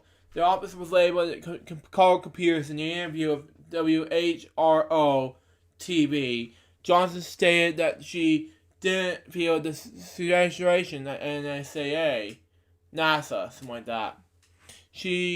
Because everybody was doing research. You had a mission and you had to work on it. It was so important that you do your job and play bridge at lunch. She had, I didn't feel a suggestion. I knew it was there, but I didn't feel it. Now, let's go ahead and let's skip this and move on to the next one. But anyway, from 1958 until his retirement in 1986, Johnson would work as an aerospace technologist. Wow. Moving during her career on the spacecraft controls branch, she calculated the time strategy for the May 5th, 1961 stage flight from Alvin Shepard, the first American in space. Wow. She also calculated the launch window from his 1961 Mercury mission. Wow. piloted backup navigation charts for astronauts in case of electronic failures. Wow. When NASA used electronic computers for the first time to calculate John Clean's orbit around Earth, officials called on Johnson to verify the computer numbers. Julian has for her specifically, and refused to fly unless Johnson verified the calculations. Excuse me. Biography.com states these were far from more difficult calculations to account for the gravity nationally pulls for of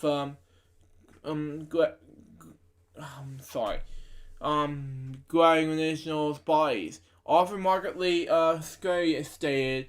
The astronaut who became a hero looks at the black woman and still stages south at the time, and one of the key parts of making sure his mission was a success. She added that at the time where the competing with women's work was this good enough, and engineering was left to men. Oh God help me. And where he does have to do with us.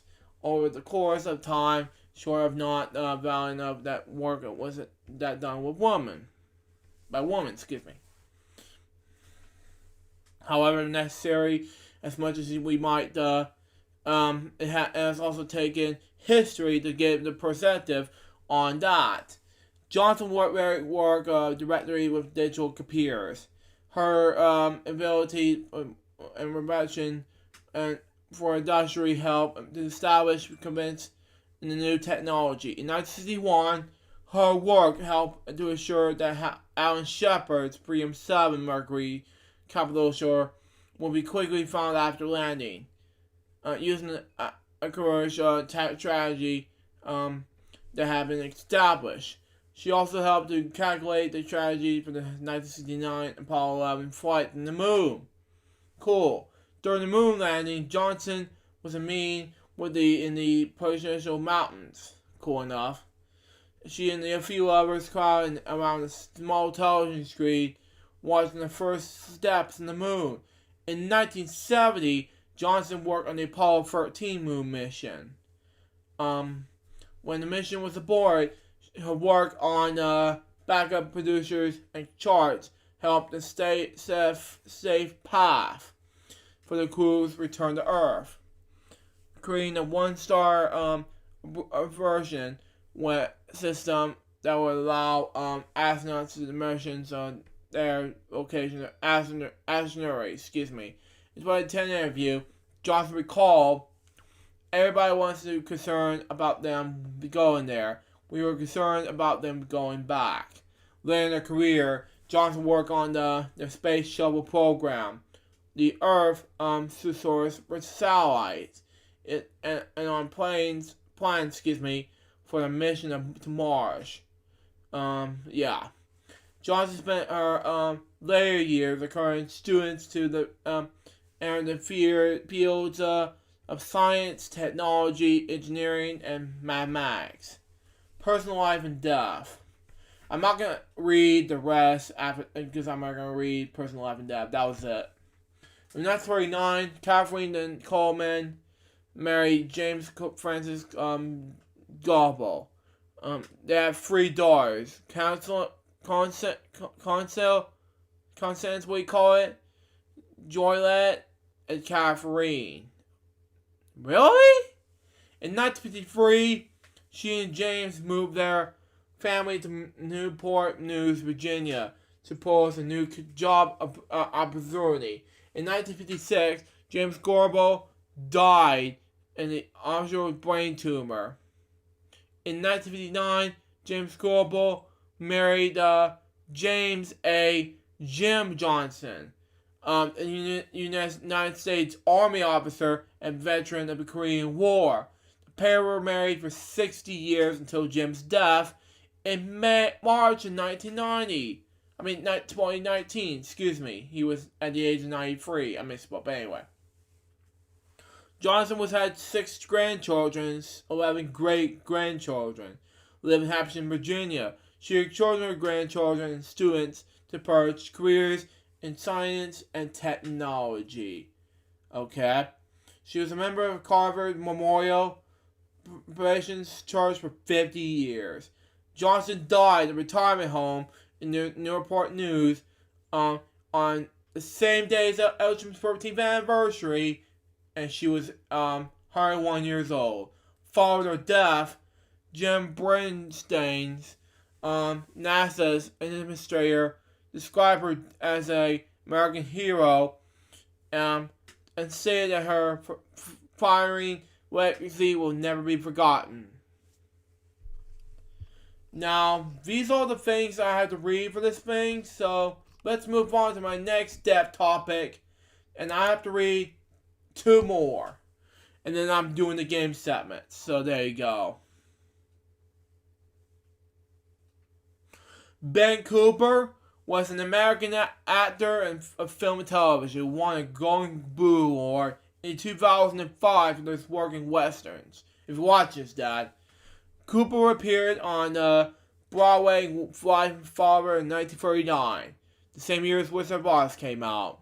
He debuted in this role in the horror at the age of 9, before the play performances ended in 1943. Cooper was grown enough to play Whitney. Okay. In radio, Cooper acted 34 radio serials, many of them soap operas in the era of old-time radio. Film and television career. Cooper's earliest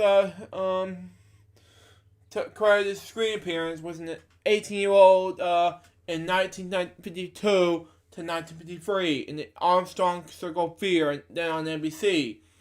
In the 2 episodes, The Comet's Clock and Changing Dream.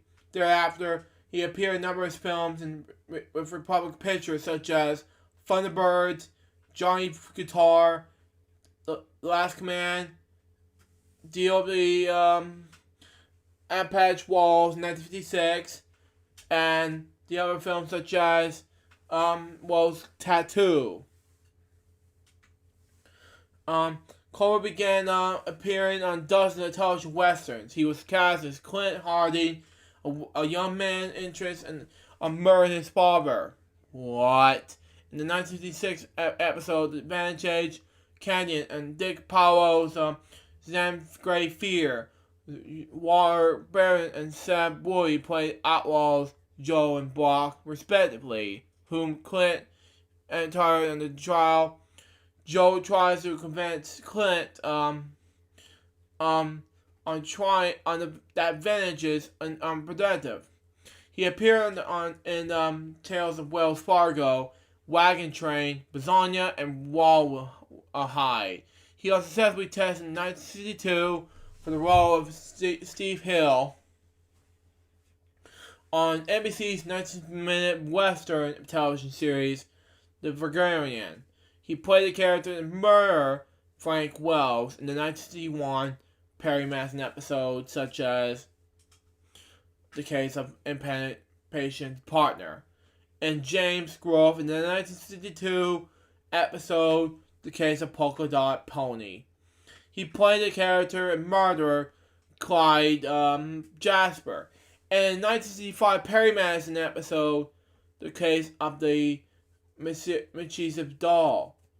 Personal life. Cooper Mason in Hartford, Connecticut, resided in the Greater Los Angeles area.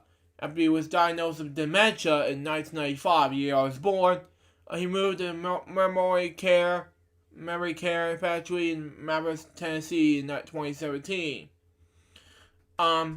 Near with his family. He died there on February 24th, 2020. He was 86 years old. His 2 daughters with his late wife, Pamela R.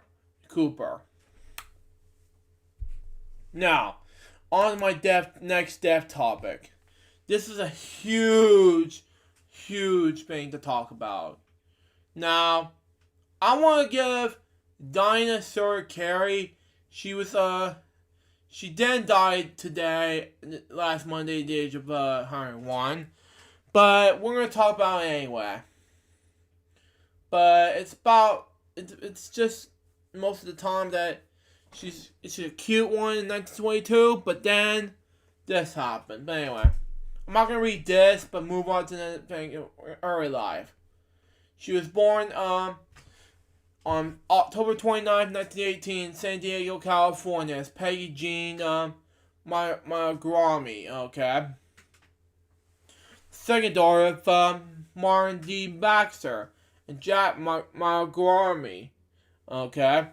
While some sources in Korea gave her birth name as Margaret, okay? Carey herself, in her biography, noted she was indeed born as Peggy Jean. She further explained that Roman Catholic nuns at her birth hospital recommended the name Margaret as Peggy, was a pagan name. Her parents rejected the suggestion. Her sister, legally named Jack Louise, in 1916 to 2005 was called Louise, or obviously Jackie, okay? In acting, baby Jet Peggy was discovered at the age of 19 months when she visited Century Studios on Sunset Boulevard in Hollywood with her mother and the film Extra Friend, okay? Her father Jack, a former cowboy and park ranger, have done working in stunt film man and stand in for Tom Mix in a number of cowboy movies. Impressed by Peggy's well-behaved demeanor and willingness to follow in directions, her father and director Fred Fishback hired her to appear in series and short films with Century's Canon star, Brownie the Wonder Dog. The first film, Playmates, in 1921, was a success, and Peggy was signed in a long-term contract with Century. Wow.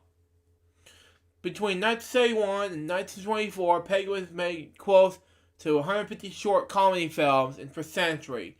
Her movies often spoof full-length motion pictures, social media issues, and star of the era. In one, Peggy the movies, she stars both Rudolph Valentino and Paula Negra. She also has appeared in film adaptations of novels and fairy tales, such as Hansel and Gretel and Jack and the Beanstalk, comparatively comedies, and a few full-length motion pictures.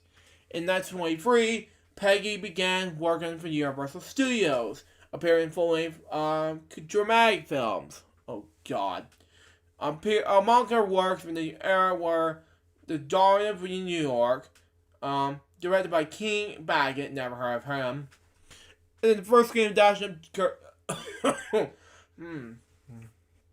Cam January, okay. In lines with the success as a star, Peggy's Universal films were produced as marketing as Universal Jewels, okay. The studio's most practiced and most experienced classification. During this time, she also starred in Helen's Babies, opposite Cara Ball, okay. The success of Baby Peggy films brought into prominence, what you call it. When she's not into filming, she was a mark on personal appearance tours across the country to promote her movies. She was also featured in several short skits on major stages in Los Angeles, New York City, including Drama $1 Million here in the Hippodrome.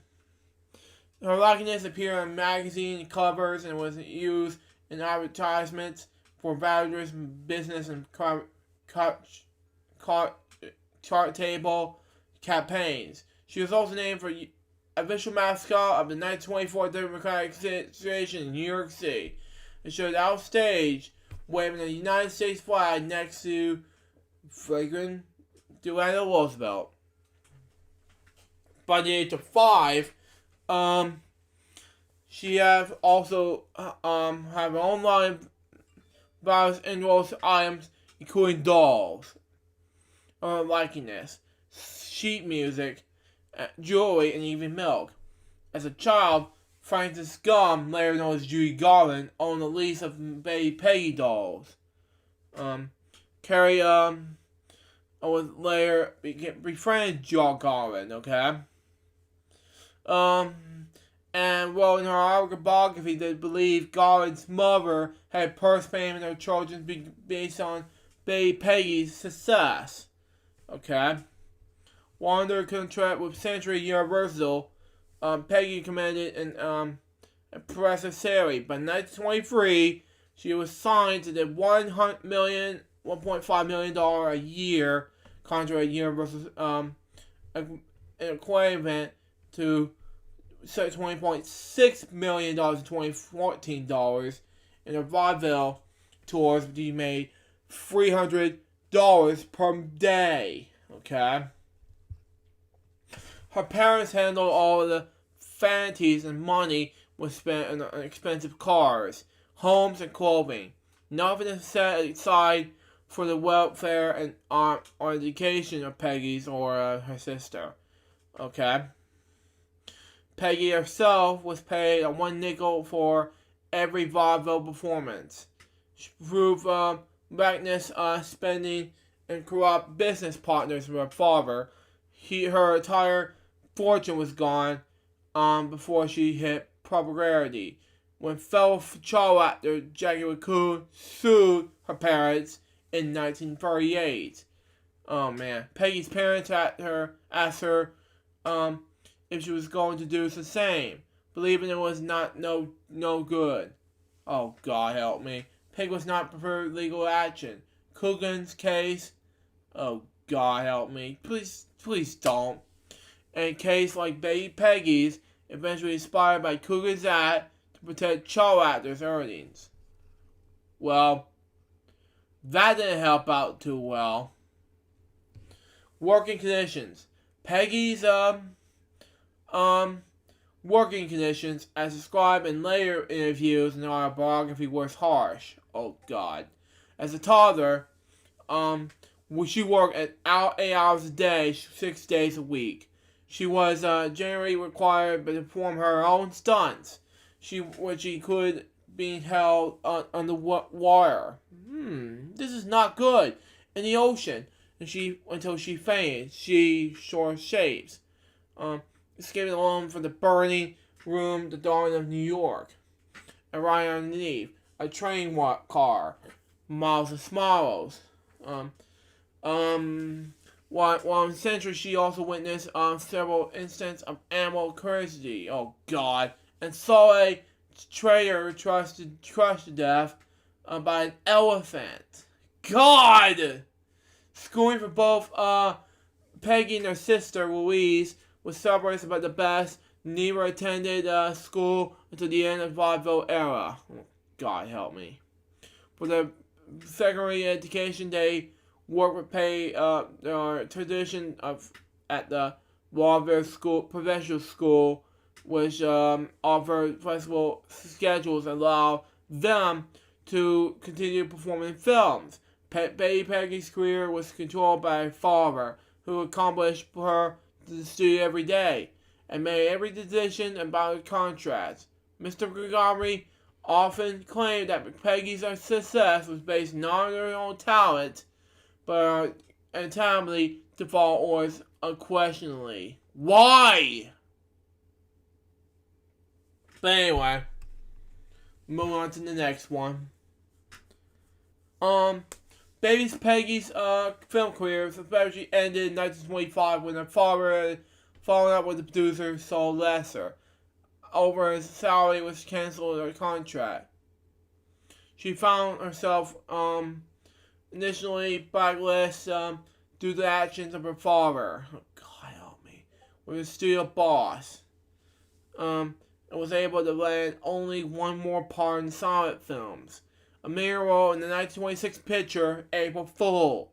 From 1925 to 1929, Peggy has a successful career and the vaudeville performer. Although a routine, which included a comedy sketch, sign, and dramatic monologue, was initially met with skepticism. It was soon become a popular and respected act. God help me. Although she was prevented from playing in the palace because of her young age, she appeared on stage for there as a special guest. Peggy and her family toured the U.S. and Canada, forming major venues. The family tired of touring. Wow. Well, in vaudeville country, oh man, Peggy was very ill with tonsils and other ailments. However, she continued working on whatever happened to baby Peggy. She wrote, on several occasions, I went on stage so yellow dog sick that they had to put buckets in the wings. I threw up in the one before I made my entrance. In the second, when I exit, before changing to go in the back of my encore. Her mother feared for their health,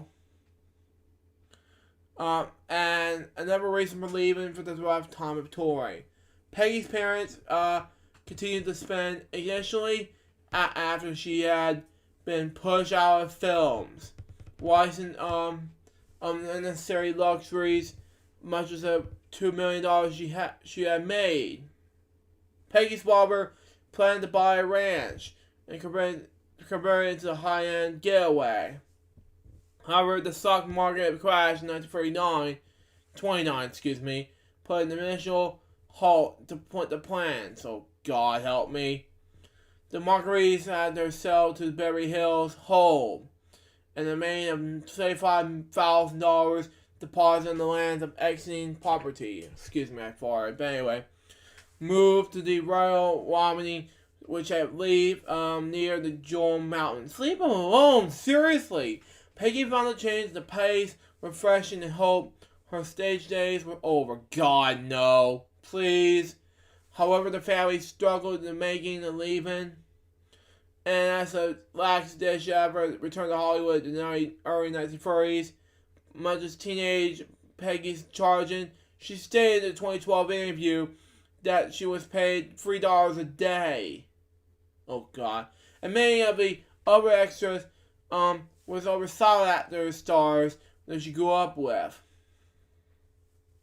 Clearly, that Clisser that were work on like that in the Galley Slaves. Peggy posted probably supposed with Douglas Carbank Sr. and signed with a new manager. Oh God. Hopes of the comeback were mostly dashed by false rumors of bad screen tests and have never taken place. Oh God. The family resorted to use food coupons with the motion picture briefly fun. Oh God. Shut up. The Los Angeles School Board asserted that Peggy had to go to school and was the first enrolled at the Laura Professional School, a school with flexible hours for child actors. God, shut up. And was classmates with Mickey, Rooney, and Judy Garland. Yeah, these two are great, successful people. And she later attended Fairfax High School, where her entire family was forced to take extra work. She loved late screen work and retired soon after appearing in Half the Wonderful Time in 1938. Really? Really? In the spring of 1940, Peggy's career had reached such a low. Journalist Walter Winchell is calm on Broadway reporting Peggy and her husband Jordan Aries were now living in a small furnished room in New York City with only donuts to eat. Why? Jordan Aries was working the bartender while Peggy was looking for a screen job. Oh, come on. Now, post-out gears began in when she married Jordan Ayers in 1938, and a few years later adopted the name Diana Ayers. In the effort the descendants of herself from the baby Peggy image.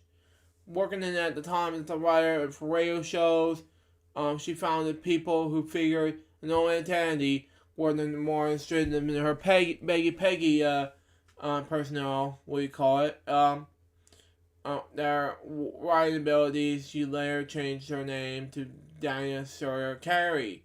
Explained after my divorce from Gordon Aries, when I became a Catholic, I took Syria as my commissioned name. When I married Bob, her second husband, I became Mrs. Carey. Following that thing, she had been working as a switchboard operator, a bookstore clerk, and a gift shop manager before she got into freelance writing. Eventually, after years of emotional struggle and open desertion from Hollywood insiders and the media, Carey made peace with her husband, Peggy Petty Pass.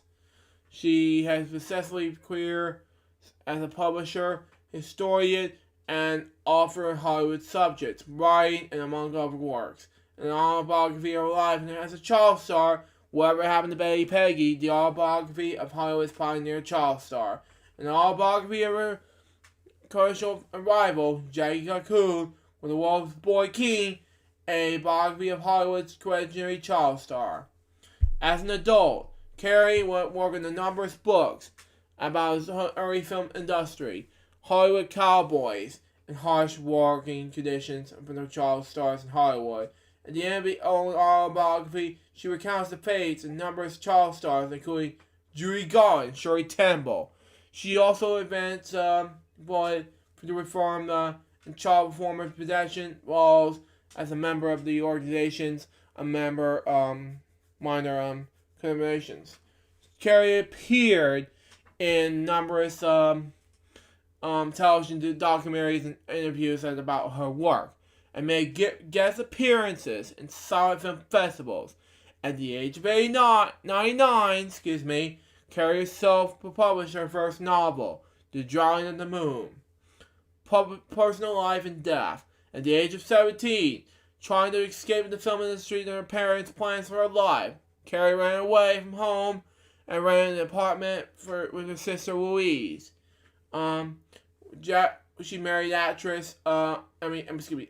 Jordan Aries, who she met on the set of Wanderers in 1938. They divorced in 1948.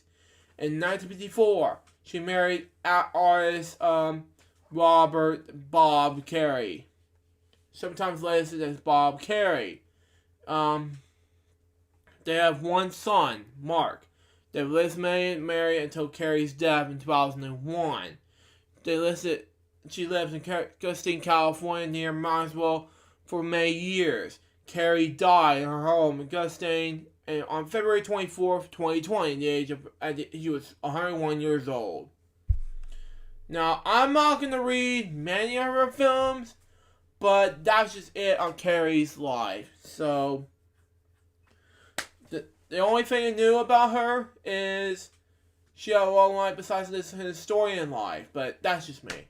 But anyway, let's just go ahead and move on to one death topic, and that'll be it for this thing, and move on to the last topic. So let's just go ahead to do that. So anyway, last topic of the day is Lori June Phillip Bell was an American talk show host and soap opera career during her career on Chicago television. She hosted over 10,000 programs and earned her tenure, worked 5 shows a day, 7 days a week. She wanted to co-create 2 of the American television's longest running soap operas. Bell was born Lori June Phillip in Chicago, Illinois. DeForest, James A. and Helen's Noah Phillip. Her parents are named after a French flower. she had another older brother, Jr., and a younger brother, Russell. Bell was also one of the most notable graduates in what is now known as Brookfield High School in Riverside, Illinois. She then received a degree in microbiology, and from Northwestern University. Career. After graduating from Northwestern, Bell returned to work in her family's forest shop in the River Brothers on occasions. She accompanied her brother Russell to the local television station where he worked on the local talk show, demonstrating flower engagement. Eventually, she took over the job for him before quitting the forest shop altogether. On positions at the station, WBBM TV Chicago. In 1953, Bell began hosting Miss McLee, Miss McLee, Phillips Chicago,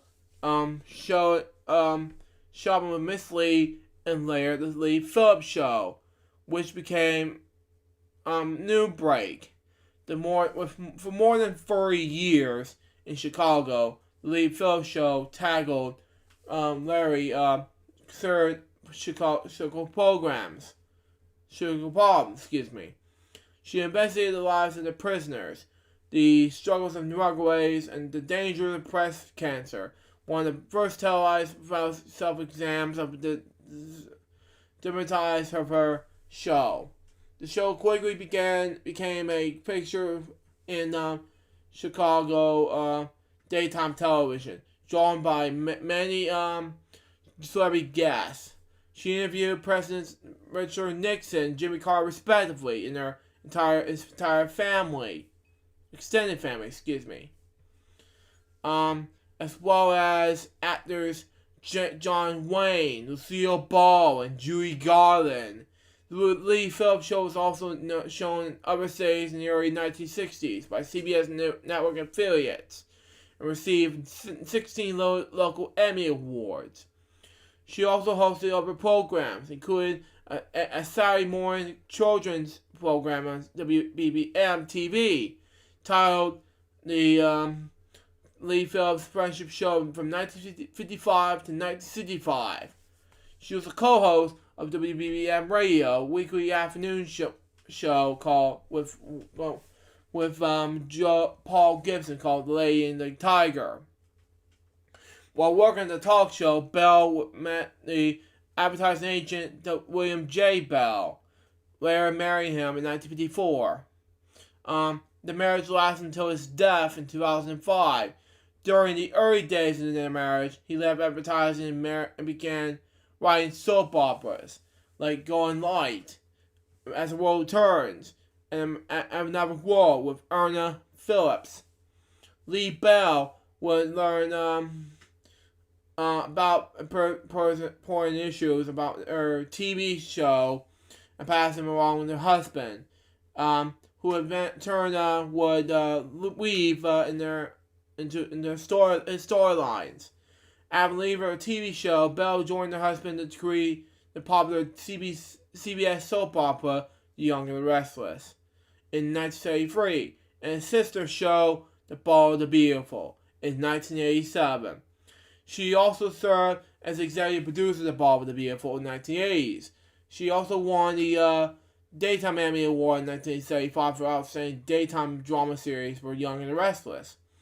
In 1977, she was the first woman to receive a Governor's Award for the Chicago chapter of the National Academy of Television Arts and Science. In 2007, Bell was awarded for a Daytime Emmy for Lifetime Achievement for her accreditation to daytime television.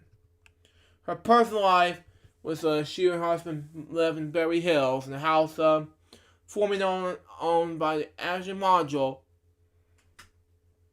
Howard Hughes, and also Cary Grant. She was the mother of William James Bell,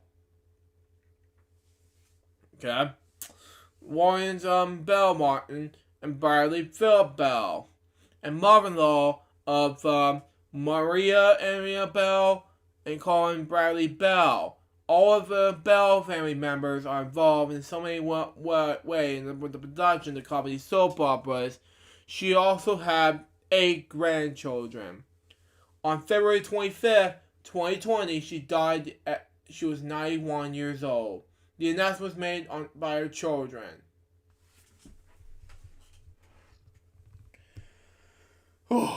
That's enough of topics for child things one day. Now it's time for what I've watched on Disney Plus. Yeah, I forgot to talk about Pat Sajak before we actually began, but you know, that's because I wasn't ready. But anyway, hold on. Okay, there we go. Anyway, let's start with what I've watched on Disney Plus. We got just 10 or 11 episodes of Recess for season 2. Seasons 2, episodes 3 to 13. That was it. But anyway, that's all I got from what I've watched on Disney Plus. Now it's time to spin the wheel on what's gonna happen in the game segment, shall we? So we got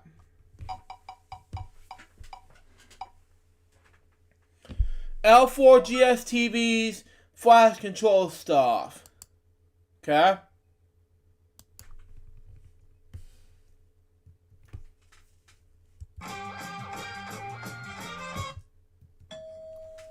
Okay. Open the card. And it is a 6. Ooh. Change the card to an 8. Ooh. Lower. That's not bad. High, lower. Ooh! Higher. It's not bad.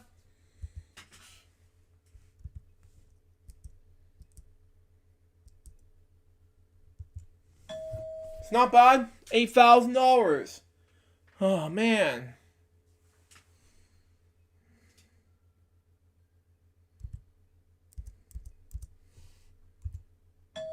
It's not bad.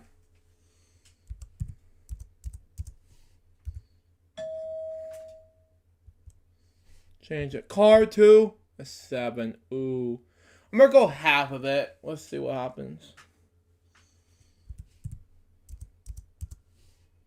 Lower. Not bad. $16,000. I'm not gonna do a bust for this one, but anyway, move on to the next one.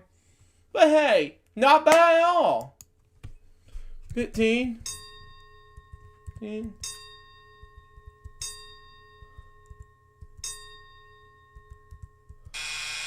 Ooh, sucky 7.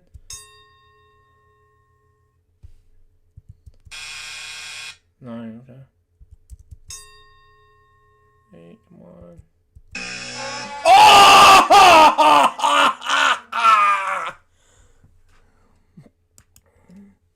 Oh well.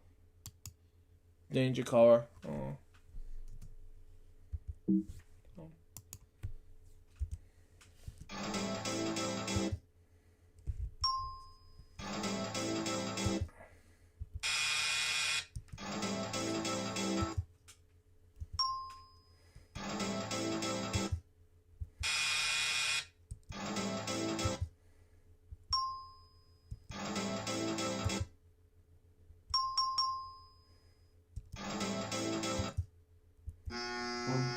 Oh well, not bad. Not bad at all.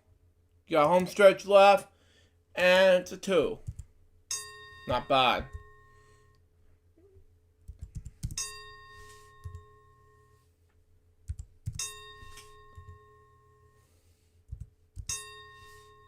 Neck to neck. That. 6.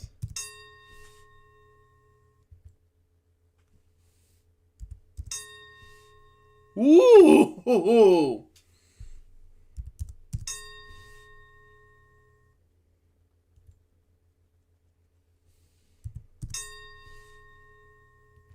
Almost there.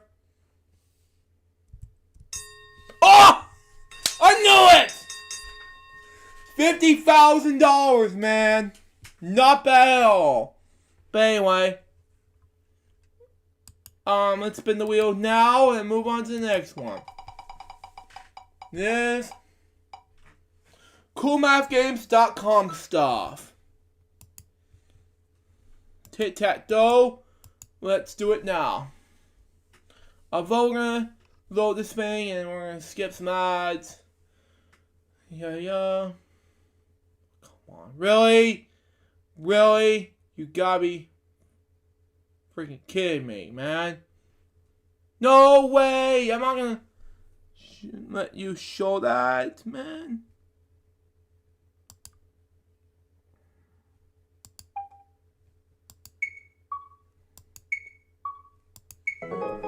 Okay, one more time.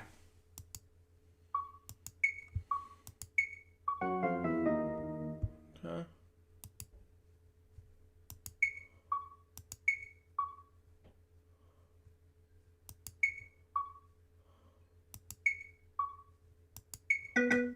Okay. One time.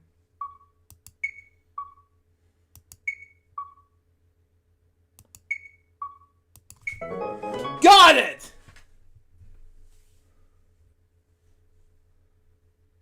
Okay. Spin the wheel. We'll do this now, as always. Pat do game stuff. And anyway, let's do it now. Online games, and we'll figure this out. Let's do... Okay, let's just do 2 games today. Let's do it now. Let's do Lightspeed 2. But we're gonna doubt about that, though. I doubt it. See what happens.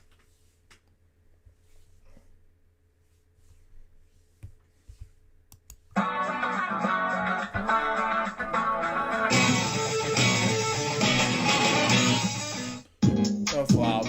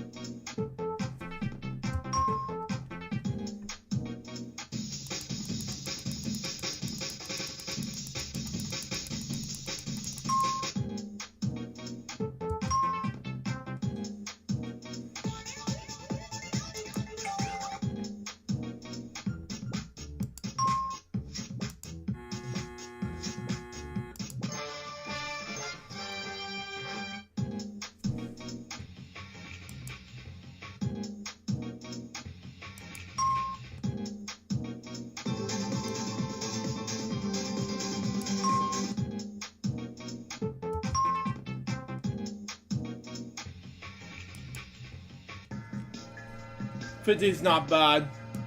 Let's do... Drop the bomb. That'll be easy. Oh, God help me.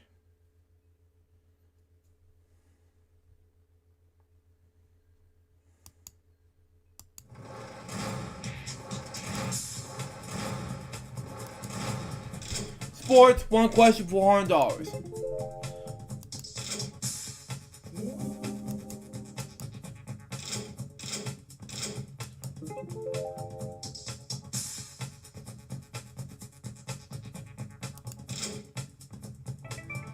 Got it.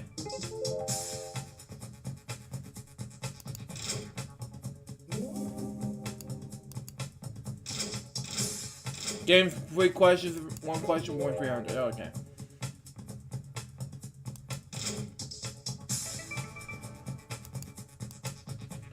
Travel one question for $800. Anyway.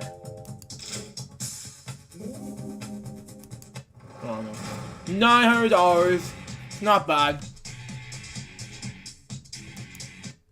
Got trivia gems to do and lucky letters.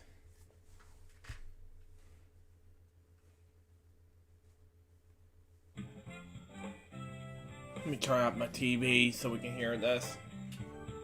Excuse my fart. Hi, I'm Pat Sajak. Welcome to Trivia Gems. Welcome to today's Trivia Gems game. The categories for today's game are Celebrities, movies, business, TV grab bag, history in general. Let's do, you mean money? I don't know. Let's do this. And let's do, yeah. I don't know. TV grab bag would be good. Here's your first set of questions.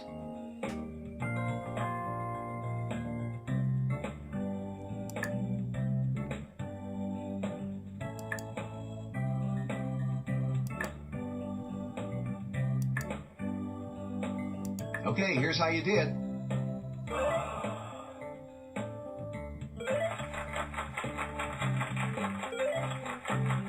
Two out of three's not bad. 2 out of 3 is not bad, Pat. Okay, get ready. Here they come.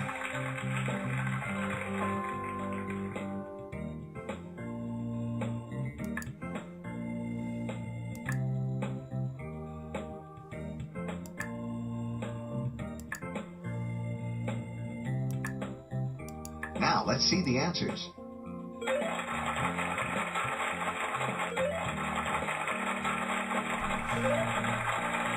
Congratulations, you won the all-in wager. Hooray! Ready for a little brain-spinning fun?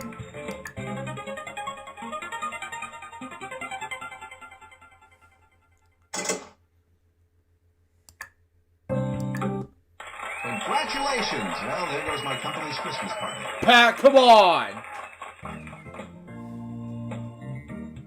Here are $37,000. the questions.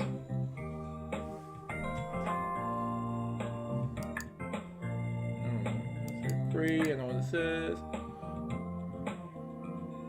I don't know. And the answers are...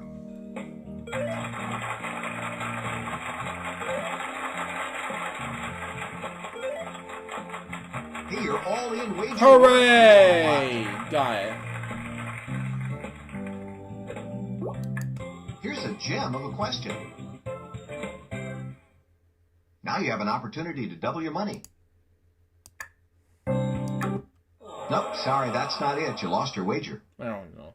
I did not want to wager $49,000. That is a good thing, actually. Here are the questions.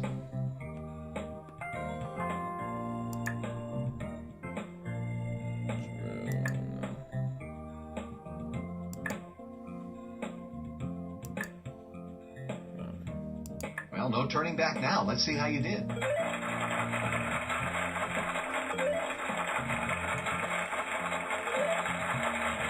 Wow, that all-in wager put you in a... Hooray! Okay, get ready. Here they come. Maggie. How I don't know. Texas. Okay, the moment of truth. Let's look at the answers.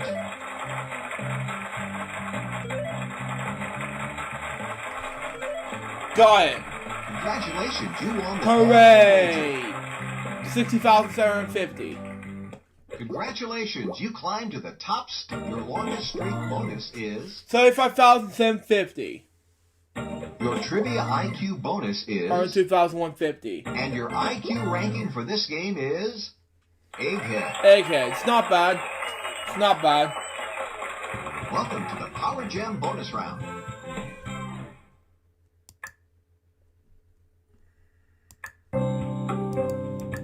That's it.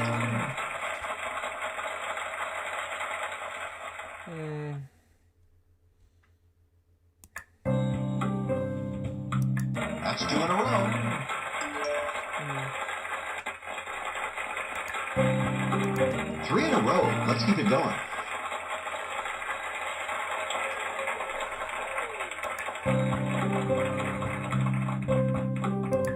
That one was difficult. Oh wow. Not bad. Not bad. 148,117 is not bad. Great job. You're today's champion. Thanks for playing our online game. For even more fun, I hope you'll try out the download version of Trivia Gems. The download version has lots more features, more gameplay choices, championship games, full screen display, exciting options, and free ice cream. Please click the download free trial button and give it a spin. Although I was only kidding about the ice cream. Pat, come on! Anyways, we got lucky letters, and we're going to finish up when we wrap up. So there you go.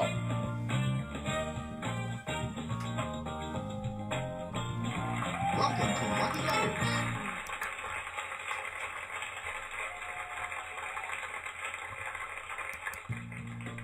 Welcome to today's Lucky Letters. Proper names is a puzzle beam for today. 4 Ds, wow. Well, to use, oh wow. Wages and, Ready? Here comes the puzzle Ds. round. Okay, alright. I guess.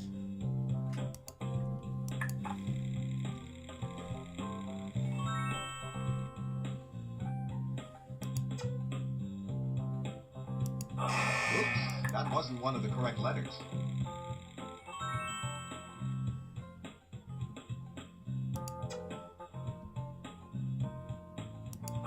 Nice try. Bad try, but nice try. I'll give it a nice try, Pat. Unswollen landmark.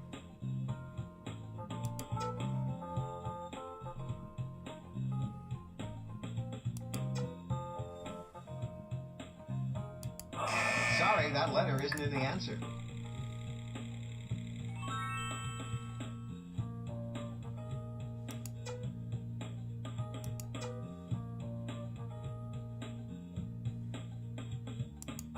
Oops, that wasn't one of the correct letters.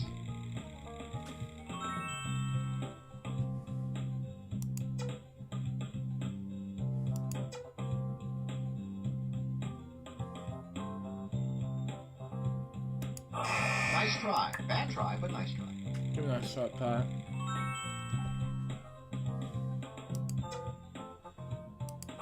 Sorry, that letter isn't in the answer.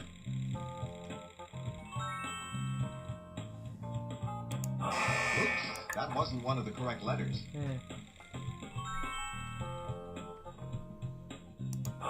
Nice try. Bad try, but nice try.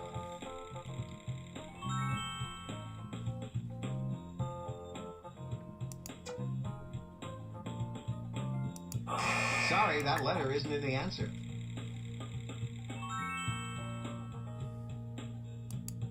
Oops, that one. Get ready. It's the lucky lightning round, and you'll need to think fast.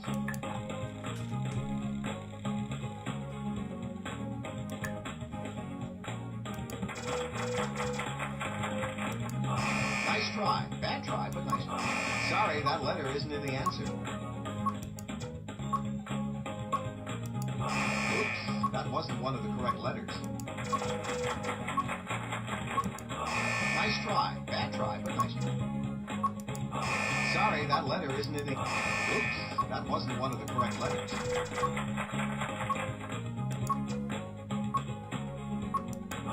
Nice try. Bad try, but nice try. Sorry, that letter isn't in the... Oops, that wasn't one of the correct letters. Nice try. Bad try, but nice try.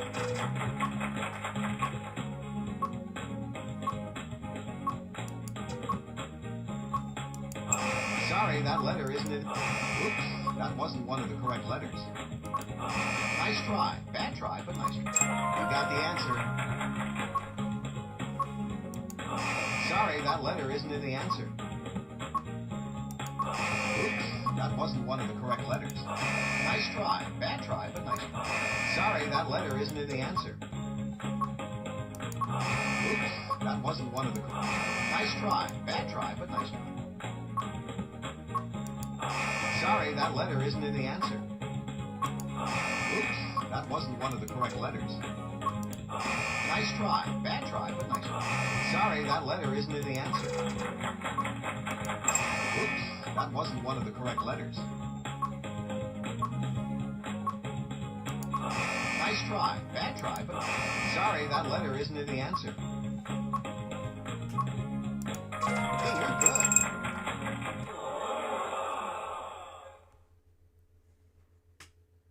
Oh, too bad. You ran out of time. Try that again. Welcome to today's Lucky Letters game.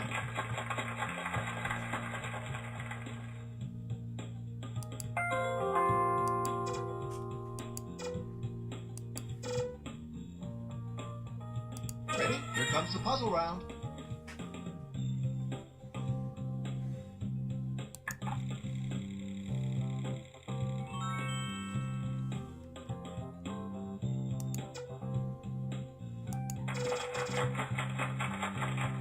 Wow, good going.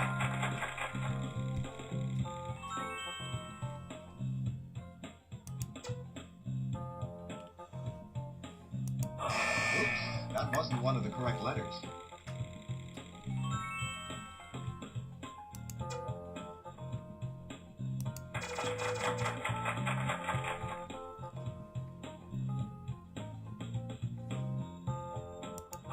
Nice try. Bad try, but nice try. Here's a chance to double your money with a lucky chance. If you decide to wager, you'll have 30 seconds to answer. Whoa, you're putting it all on the line. Good luck. That's it. Got it! Yes! Slot, I know what this is.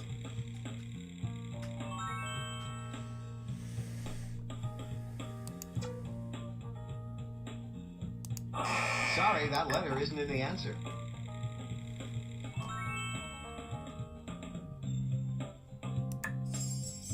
Oops, that wasn't one of the correct letters.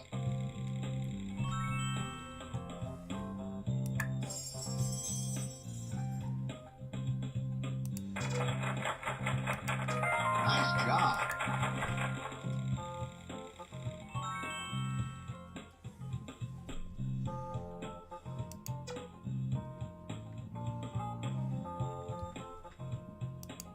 Nice try. Bad try, but nice try.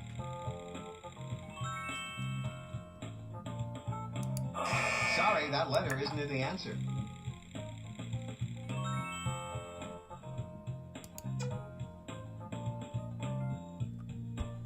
Oops, that wasn't one of the correct letters.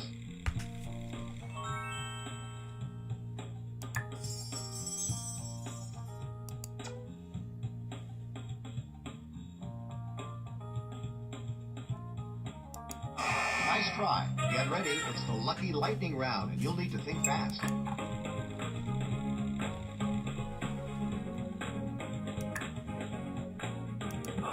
Sorry, that letter isn't in the answer.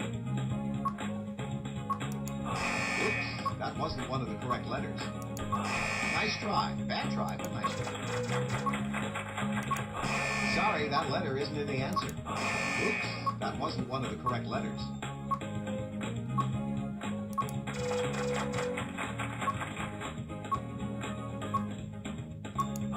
Nice try. Bad try, but nice try. Sorry, that letter isn't in the answer. Oops, that wasn't one of the correct letters. Nice try. Bad try, but nice try. Sorry, that letter isn't in the answer. Way to go. That's correct.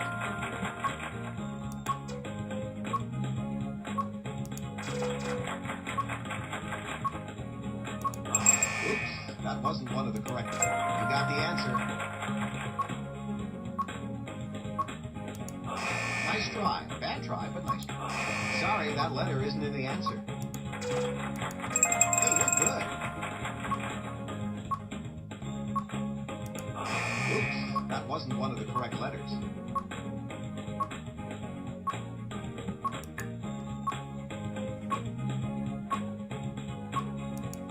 Nice try. Bad try, but nice try.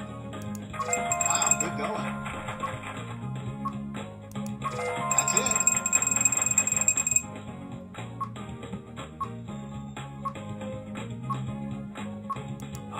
Sorry, that letter isn't in the answer.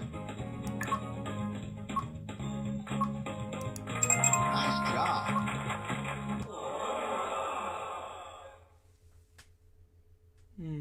Oh, too bad. You ran out of time. Try again. Welcome to today's Lucky Letters game.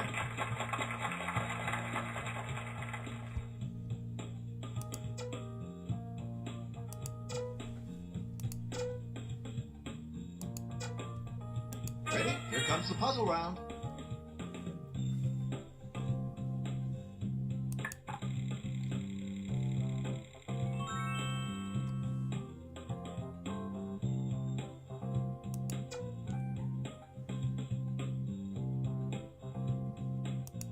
Way to go.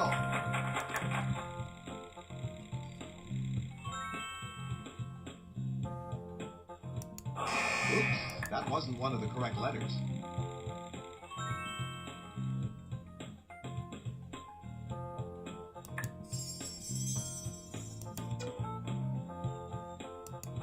Nice try. Bad try, but nice try.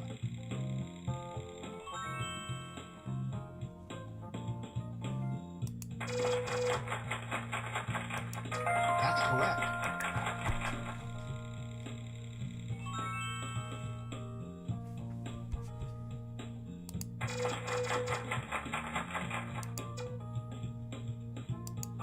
Sorry, that letter isn't in the answer. Here's a chance to double your money with a lucky chance. If you decide to wager, you'll have 30 seconds to answer.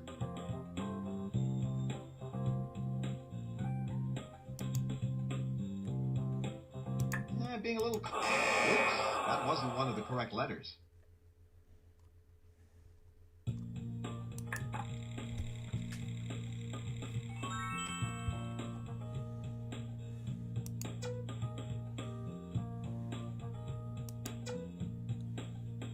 You got the answer.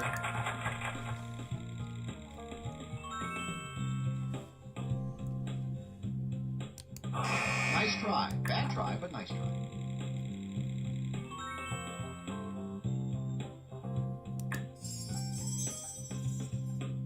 Hey, you're good.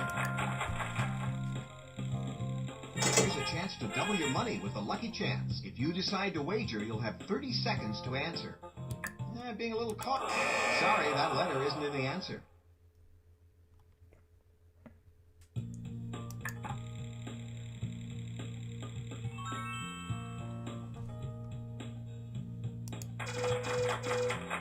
Wow, good going. There's a lot of money in earn. That's it. Get ready. It's the lucky lightning round, and you'll need to think fast.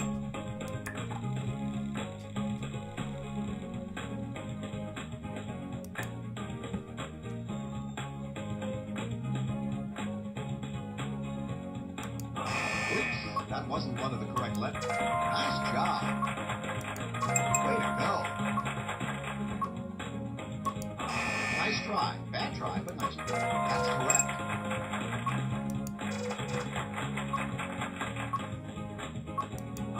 Sorry, that letter isn't in the answer. You got the answer. Hey, you're good. Wow, good going. That's it. Nice job. Way to go. That's correct. Yes! Congratulations, you solved the puzzle. $84,689. Man, that was quick. Anyway, we got some notes here. And we'll wrap up the show with a huge bang. So let's do it now.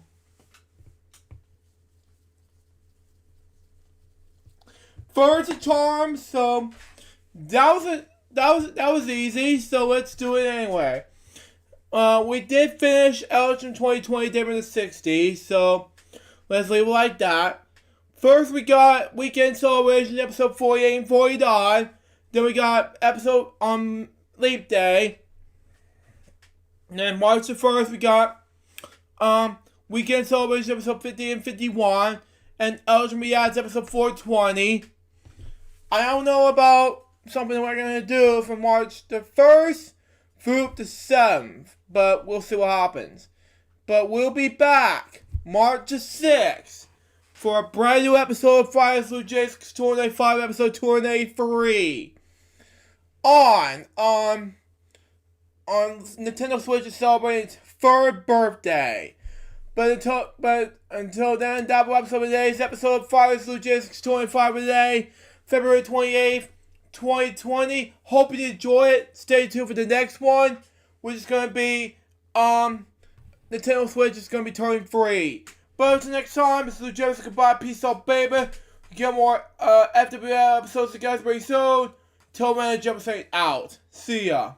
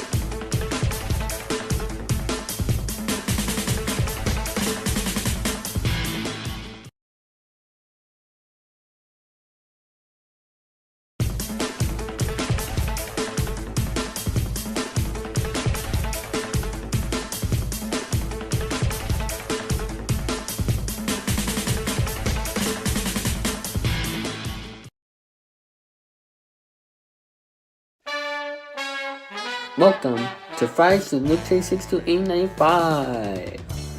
On this live stream show, we are going to be talking about our topics, playing video games, and many more. And now, here's your host, Luke Jeffers, Billy Mooney, Remix Plum, and Damon 2000. Thank you, Dave 3000. Hello, people. This is Jerry speaking. Welcome to a brand new episode of Fridays LukeJ62895 episode 283. And today we're not only going to do not one, not two, but 3, 4, 5, 6 topics today, along with just watching Disney Plus segments and the game segments and the notes. So we're gonna do this now and see what we got, shall we? So we got. Hold on, let me do the notes and we'll begin. Because I haven't done this in a while. Because even though we're not wrapping up the show, because we know we need to do this anyway. So, and you know, I'm kind of wondering, I don't want to spoil anything, so let's do it now. Okay.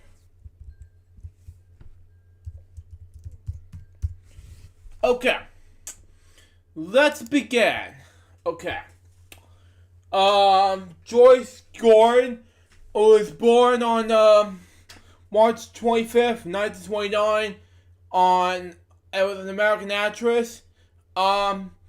It was in Des Moines, Iowa, pronounce it. Gordon grew up in Chicago. She attended the University of Illinois and in University of Wisconsin. Gordon would appear on Studio One and Robert Montgomery Presents. She became the first woman president of Screen's Actors Guild, New York's branch in 1966. Personal life and death. Gordon married Bernard Grant and they have 2 children, Mark and Melissa. She died on February 28th, 2020. She was 9 years old. Now for our next death topic. And that is, of course, James Lipton. Now, for those who don't know who he is, well, I'm going to explain it to you right now, okay? James Lipton is known as Louis James Lipton. He was an American writer, lyricist, actor, and dean emeritus of the Actors Studios Drama School at Pace University in New York City. He was executive producer, writer, and host of a Bravo cable television series called Inside the Actors Studio, which debuted in 1994. He retired from the show in 2018. Lipton was born on September 19th, 1926, in Detroit, Michigan. The only child of Bay Nee Weinberg, a teacher and librarian, and Lawrence Lipton, a journalist and beat poet. Known for writing the Beat Generation Chronicle, The Holy Barbarians, okay? Lawrence was a graphic designer, a columnist for the Jewish Daily Forward, and a publicly director for the movie Fear, which is cool enough. Lawrence was a Polish Jewish immigrant from, I can pronounce this word, Laws, okay? Whose surname was spiritually Lipschitz, what do you call it? Pronounce it, whatever. Bay's parents were Russian Jews. His parents divorced when Lipton was 6, and his father attempted the family, okay? Lipton's family struggled with finances, what you can pronounce it, and he started to work at the age of 13, okay? He worked in high school as the newspaper's copy boy for the Detroit Times, and as an actor in the Chivalric Theater of Detroit in the radio. After graduating from Central High School in Detroit, he attended Wayne State University for 1 year in the mid-1940s, and enlisted in the United States Air Force, which is awesome enough, but anyway. Career. Lipton portrayed Dan Weed, way to pronounce it, the Lone Ranger's nephew on WXYZ's radio's The Lone Ranger. He intently studied to be a warrior, in New York City, and turned to acting to fantasize his education, where you pronounce it, but anyway. He wrote for several soap operas, Around Another World, The Edge of Night, Guidelight, Best of Everything, Return to Patient Place, and Capital. He also acted for over 10 years in The Undergoing Light, okay? Lipton studied for 2.5 years with Stella Adler, we call it.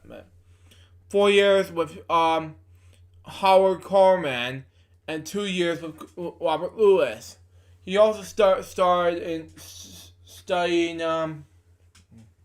voice and dance, including modern dance and classical ballet, okay, and choreographed a ballet for the American Ballet Theater. In 1951, he appeared in the Broadway play The Autumn Garden by William Hellman. He portrayed a shipping clerk turned gay member in Joseph Shrek's 1953 film, The Big Break, a crime drama. He was a librarian and literaturist for the short-lived 1967 Broadway musical Cheryl. Okay, Cherie, we pronounce it. But anyway, based on the Moss Hart and George S. Kaufman play, The Man Who Came to Dinner. Okay, with music by his childhood friend Lawrence Walsenhall. We pronounce it. The score and orchestrations were lost for over 30 years, and the original cast has never been recorded. In 2003, a studio cast recorded with Nathan Lane, Burnett Pierce, Carol Burnett, Tommy Toon, and Mike Myers and others was renewed and interest in the show. His book, An Exaltation of Larks, was first published in 1968. Has been print and revised several times since then, including 1993 Penguins books edition. This book is a collection of terms of binary, book both real and created by Lipton himself. The Dust Jastic biography for the first edition of Exaltations, we pronounce it, says activities include fencing, swimming, and equitation, when we pronounce it, pursuits, and that he had written 2 Broadway productions. In 1983, Lipton published his novel Mirrors about dancers' lives. He later wrote and produced it as a made-for-television movie for the genre of television. Lipton produced some of the 24 specials, including 12 Bob Hope birthday specials, The Robe China, and NBC entertainment special produced in China, and the first televised presidential racial gala for President Carter. In 2004, 2005, 2013, and 2019, Lipton appeared on several episodes of Arrested Development as Waldron Stefan Gentles. In 2008, he provided the voice of the director of Disney animated film, Bolt. He played himself as Brainwash. Okay. Interviewed the Monster Eva's acting teacher in the Paris Vidiam, I believe you can pronounce it, animated film Igor. Lipton also appears twice in the same episodes of Family Guy in cutaways. We have simply says improv both times. And it looks like Remix just mentioned me real quick.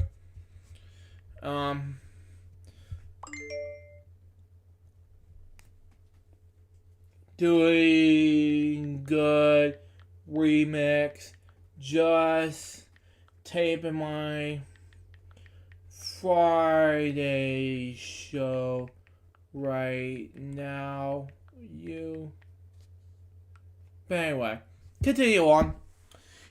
Inside the actor studio, in the early 1990s, Lipton was inspired by Bernard Pivot and sought to create a freer educational program for actors that would be a distillation of what he had learned in the 12 years of his own installation studies.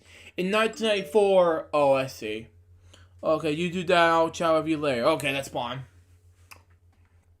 In 1994, he arranged for at the studio the home base of Mandarin acting in the United States for over 60 years. Okay, to join with New York City's New School University and form the acting studio's drama school. Okay, a formal degree graduate program at the graduate level. After his contract with the New York New School, the acting studios established the acting studio's drama school at the Pace University in 2006. The Lipton created a project within the Actor Studios Drama School, a non-credit class called Inside the Actor Studio in 1984, where successful and accomplished actors directors and writers would be interviewed and would answer questions from acting studies. I'm a student, excuse me. Yeah, I rubbed my eye a little bit, but anyway. These sessions are also taped, edited, and broadcast on television for the general public to see. The episodes were viewed in 89 million homes throughout 125 countries. Wow, this is cool. Lipton hosted the show and conducted the main interview. During the interview with Daniel Solomon, author of Livonia's Heist, we pronounce it. When Nazi was inducted, the sudden success. Lipton responded, not my wildest imaginations. It was a joint, effort involving many people. At the point in time, not too distant in the past, I had 3 lives. It was a dean of the acting studio, the writer of the series, his host and executive producer. I maintained my serious 16-hour schedule. It was awarded France, Audrey D's Arts et Retresse in 2014 for this work in the show. In September 2018, Lipton declared he was stepping down from the program after more than 24 years. Wow. Personal life. Between 1954 to 1959, Lipton was married to actress Nina Fox. Falk, we pronounce it. He was married to National Turner Lipton, a model real and stockbroker from 1970 until his death.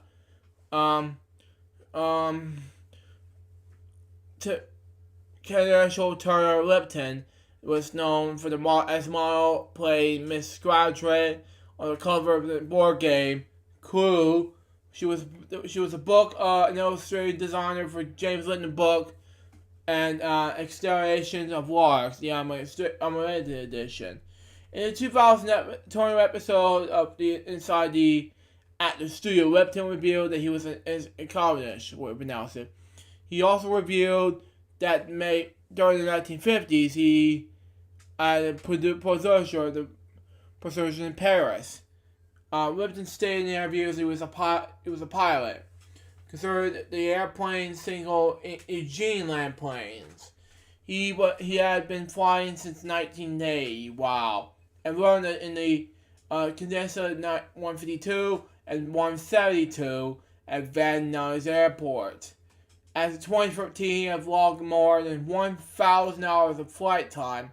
Lipton was a member of the Aircraft Owners and Pilots Association. Lipton died of bowel cancer at his home in Manhattan on March 2nd, 2020. He was 93 years old. Now, I'm not going to read the filmography, but I'm only going to read one more thing that's in popular culture. On Mad TV, he was portrayed by Will Sasho and Paul Z. Vault. On Saturday Night Live, however, he was portrayed by Will Ferrell on Mr. He was portrayed by David Cross, which he was okay, I guess. But anyway, my next death topic is going to be about Jack Welch. Now, if you don't know who he is, guys, let me explain to you right now, okay? He was an American business executive, criminal engineer, and writer. He was a chairman and CEO of General Electric between 1981 and 2001. And I was one of those guys who helped my granduncle Howard decide to make me feel like I need to save more money on my retirement. So this is a guy who inspired me to do these things. So there you go. In 2006, Welch's net worth was estimated at $720 million. When he retired from GE, he he received a surveillance payment of $417 million. Wow, the largest such payment in business history. Okay. Jack Welch was born in Peabody, Massachusetts, the son of Grace Andrews and a homemaker, and John Francis Welch Sr., a Boston and Maine railroad conductor. Welch was an Irish American romantic colleague, when you pronounce it. His paternal and maternal grandparents were Irish. Throughout his early life in middle school and high school, Welch found work in summers as a golf caddy, newspaper delivery boy, shoe salesman, and drill press operator. Welch attended Salmon High School, where he participated in baseball, football, and captained the hockey team. And wow, this is cool. This is like the Mighty Ducks, something like that, for the later years. But anyway, later in the senior year, Welch was accepted to the University of Massachusetts Harvard, where he studied criminal engineering. Welch worked in the criminal engineering at Sonical and PPG industry. Okay. During his college summers, in his sophomore year, he became a member of the Pi Sigma Kappa factory.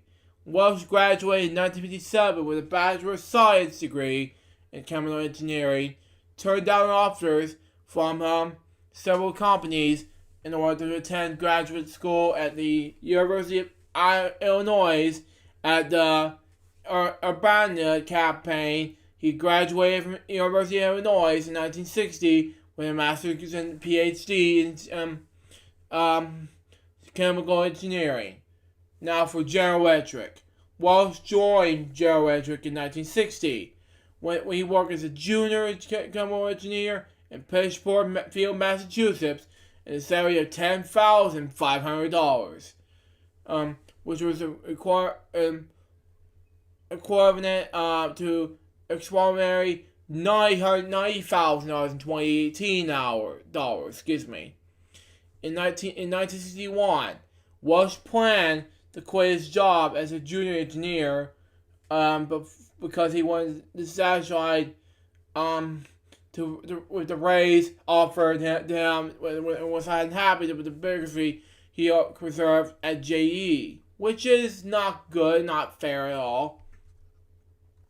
Welch was decided to remain at GE by Wilbur Gardolf, an executive at the company, who promised him that he would help create a small company atmosphere Welch desired.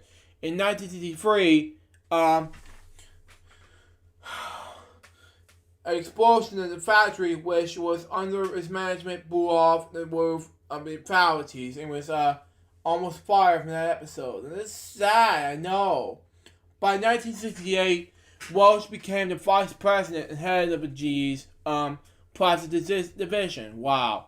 Which at the time of this $26 million operation for GE, Welch oversaw production as well as the marketing for the GE development plastics Lexan and Neutral. Not long after, in 1971, Welch also became the vice president of GE's Georgical weapons and chemical divisions. By 1973, Welch was named the head of a strategic planning for GE. He was held in the position until 1979, which involved him now working in the corporate headquarters. Wow. It exposed him to many of the big fish. Okay? He was one day be among. Not long after his promotion, to head of strategic planning, Welch was named Senior Vice President, head of Consumer Products and Service Division in 1977, a position he held until 1979 when he became the Vice Chairman of GE. In 1981, Welsh became GE's youngest chairman and CEO. Succeed. Recognized, we pronounce it H. Jones. By 1982, Welsh has dismayed much of the early management put together by Jones with aggressive simulations, we pronounce it, and consolidations. One of his primary leadership directives was that GE had to be the number one, number two in the industries, and proceeded in CEO. Throughout the 80s, Welsh was sought to streamline GE in 1981. He made a speech in New York City called Growing Fast in a Slow Growth Economy. Under Welsh's leadership, GE increased market value for $12 billion. Wow. In 1981. For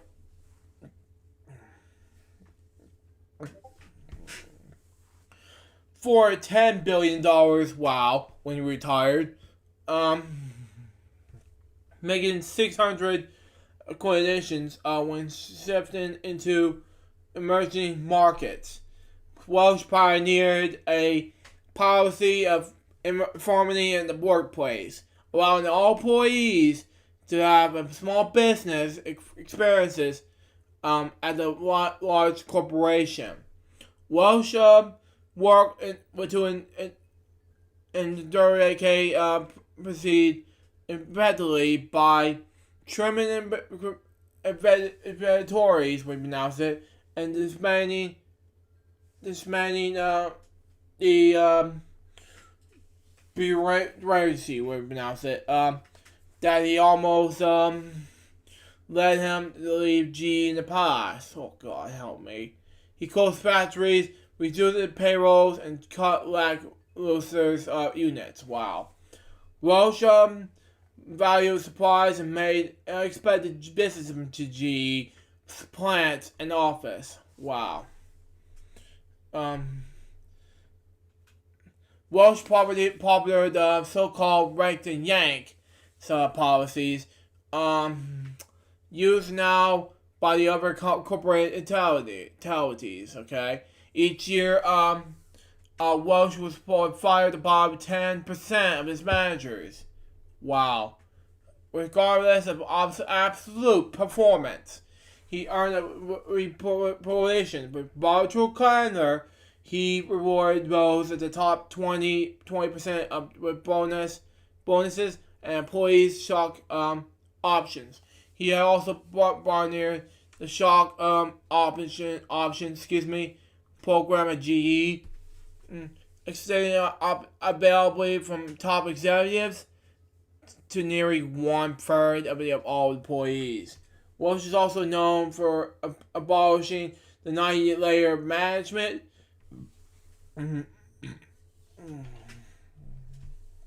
Excuse me.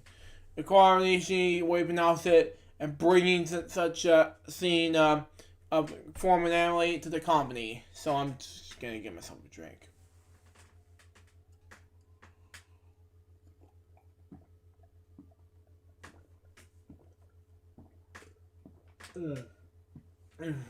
There we go. Got it. Well, good. During the early 1980s, he was a dumb neutron jack, in firms in the neutron bomb, okay? Fulminating employees were leaving billions intact, injected straight from the gut. Welsh stated GE had 411,000 employees, wow, in the end of 1980, and 2,990,000 at the end of the 1985. Of the 112,000 who left the payroll, 47,000 when the business went to GE sold off. Excuse me, oh God, help me. But anyway, and 81,000 were redundant in continuing businesses. In return, GE went tremendously increase its market capitalization. Wow. Welsh to reduce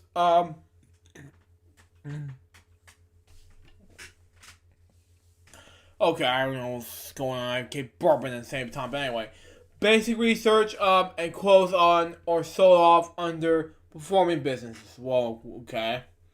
In 1986, GE required RCA, which is good enough. RCA's corporate headquarters were located at Rockefeller Center, which is okay. Bits and pieces, but anyway. Welsh suggestively took up an office in the now GE building at the Furry Rockefeller Plaza. Okay, the RCA coordinations resulted in GE selling up RCA's properties to other companies and then keeping NBC as part of the GE portfolio of businesses. Wow. During the 1990s, Welsh shift GE's businesses from manufacturing to financial services through numbering and coordinations. Welsh adopted Modular Six Sigma quality program in late 1985. In 1980, the year before Welsh became CEO, GE recorded revenues of $26.8 million. And in 2000, the year before he left, there were nearly $130 billion. By 1999, he was named manager of the century by Fortune magazine. Wow. He was good. Abandoning succession planning and employee development and is important since the departures of management can have significant consequences of the organization. The decision having paramount effects on future activities. Welsh was passionate in making people G's course compensely. There was a lately publicized suggestion planning. Okay, Saga. Okay, Saga, we pronounce it. Prior to this retirement among James Nerdy, we pronounce it. Robert Narnelli, we pronounce it, and Jeff Emanuel, we pronounce it, with Emil initially selected to be succeed Welsh as chairman and CEO. His successor plan had always been a priority, as known as the 1991 speech. From now on, choose my successor, known as Jeff, known as now, is my most important decision I'll make. It operates a surveyable amount of thought almost every day. Welsh walkaway package from GE was not valid at the time until its retirement, but GMI raised establishment his worth at $220 million. He served as chairman of the Business Council in 1991 and 1992. Now for this criticism, oh my God, please help me. Upon his retirement from GE, Welsh have stated that the perspective as CEO is 2 decades was been measured by the company's performance for the comparable period under the successors. Okay? Excuse me. Welsh has grown GE to over $450 billion. Wow, that's a lot of money. In market capitalization, of which about 40,000% was in financial services. 20 years later, the company's market capitalization was only $200 billion. Wow. And Welsh refused to discuss this decline. Wow. It's other than nothing more much of the decline. It had resulted from investments in which real estate. And that's his mistake, what do you call it? Impact successor Jeff Mellon, okay, had to deal with the after effects in the September 11th, 2011 attacks. The New York Times published a critical article in 2017 knowing GE's stock price as overvalued as under Welsh because of the growth of the financial services sector, okay, what you call it, as well as describing the corporation's decline in 16 years in the eminent. Who likewise was one of the country's highest paid managers and eventually sold off two of Welsh's largest corporations, NBC Universal and GE Capital. Wow. Okay.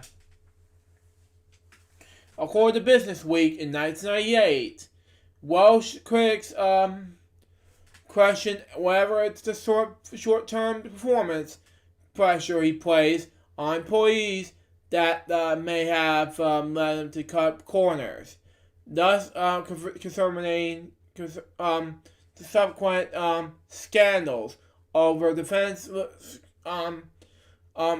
constraining and /or the Kinder, Peabody and Company bond trade and SME, what you can call it, in the early 1990s. The following year, CEO Welsh took issue with reclassification of GE in the Fortune 500 as a disorganized financial services company. Wow. Rather than a electrical equipment company. Wow, this is not cool. And by 2005, many have noted that the let's see here. Where are we? Price earnings rivals has been at the financial services centers were lower than that for GE. Okay, that's just not cool. But anyway, in 2014, GE Capital, the company's major financial services branch, organized during Welsh's tenure, agreed to the largest credit card discrimination settlement in history. Oh God, discrimination many years of discrimination marketing as well as discrimination credit practices. After Welsh's tenure, GE Capital has been labeled as too big to fail. Oh God. And that became regulated by the Federal Reserve, we call it. The retired Welsh publicly praised his former firms slimmed down and returned to being an industrial company in 2018. Welsh discussed the different financial culture and care Peabody and Company, whose qualification he grazed during his tenure at GE, whose echoes based on the short-term both credit calculations. Shortly before the statement was announced, GE Capital renamed itself as wow, I can't pronounce the name. Shortly Bank. Okay, spinoff took 2 years. Welsh have also often received criticism for the lack of conventions for the middle class and working class.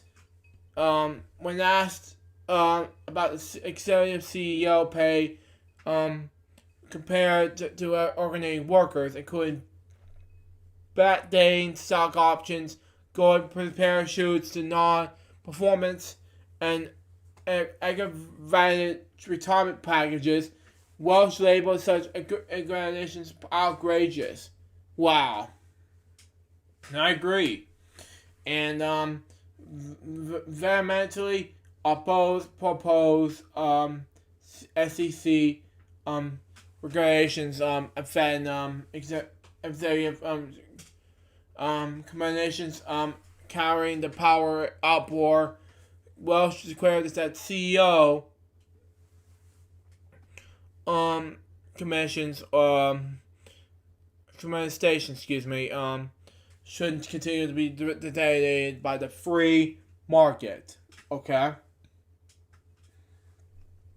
Without intervention, we call it, for government or other outside parties. Welsh income and asset estates come under popular security during his divorce from his second wife, Jane Welsh, in 2001. Oh, God help me. For adultery with the woman, for becoming his third wife. Oh, man, please help me. Court files during the divorce describe Welsh's GE discriminations, we pronounce it, which led to securities and change discriminations and regulations. A then retired Welsh appointment contracts with GE. In 1996, Welsh and GE had agreed to a retention package worth $2.5 million. Oh, God. In which promised continued success after Welsh's retirement, the benefits that he had received as CEO. He could an apartment in New York, baseball tickets, and the use of private jets and confidential car. Welsh stated that he did not want more money nor a more traditional stock package, but instead preferred to retain a lifetime he had enjoyed as CEO. According to a 2008 interview with Welsh, he had filed the agreement that SEC addresses the media attention and the correlations of being greedy. Oh, God! By renouncing those benefits. In 2012, Welsh and his third wife, Susie Welsh, quit their business and quit association with Fortune magazine and Reuters news service after Fortune published an article which criticizes Welsh tweet shortly after before the 2012 election and the aggravation of the Obama administration. Monopolized certain economic sizes. Yeah, I agree, and I disagree with what Mitt Romney said. I like Jim Lair and I like Big Bird. I like you too. No, that's not how presidential elections questions work that way, Romney. As well as another article which coordinated the $100,000 jobs. Wow, 100,000 jobs, GE lost during its tenure as CEO. Oh my God. Now this layer career and stuff like that, but this is going to be a huge one. Following this Welsh retirement from GE, he became an advertiser for private and equality from Clayton, Dauber, and Rice, and the chief executive at IAC, Barry Diller. In addition to counseling and industry roles, Welsh has been active on the public speaking critic and co-writing a popular column from Business Week with his wife Susie for 4 years until November 2009. The column was syndicated by the New York Times. In 2004 September, the Central Intelligence Agency published a parody of Welsh. Oh, God help me. Applying his management skills while serving as administrative deputy director of intelligence. Oh, God. In 2005, he published Winning, a book about management co-written by Susie Welsh, which reached number 1 in Wall Street Journal bestseller list. Wow. And appeared on New York Times bestseller list. Okay. On January 5th, 2006, Welsh gave his name to Scared Yards University's College of Business, which was known as the John F. Welsh College of Business until 2016, which he began his using the name of Jack Welsh College of Business. Okay. Since September 2006, Welsh has been teaching a class at the Mensa Sheldon School of Management to hand picked group of 20 or 30 MBA students with demonstrate career interest in leadership. In December 2016, which is, yeah, we'll be doing that, because I love Christmas pies better than this, Welsh joined business reform inseminated by then President-elect stupid Donald Trump, what we do, to provide strategic and policy and advice on economic issues. Yeah, thank God, Welsh. You died off with stupid Trump. But anyway, Jack Welch Management Institute. In 2009, Welch founded the Jack Welch Management Institute, a program at Chancellor University that offered online executive management, Master of Business Administration. The institute was acquired by Australia University in 2011. Welsh has been very actively involved with the criticizing, we call it, faculty and students since the beginning of his enthusiasm. JWIMI's MBA program was recently named the number of one of influence education brand of Lakeland, we call it, and one of the top business schools to watch in 2016, one of the worst years ever. The program also been named on the top 25 online MBA programs in 4 years in a row. 2017, 2018, 2019, and 2020. Okay. By Princeton Review. It's goal by the net not to make the money. Okay. But build over time to focus on the quality. On the program and concerning the number of students enrolled year after year. At GE, Welsh has become known for his teaching and going leaders, okay? He has taught Sloan School of Management and fought senators to CEO over the globe. More like 35 CEOs at today's top companies were trained under Jack Welch. GMMI students had direct access to Welsh. He hosted quality video conference with students.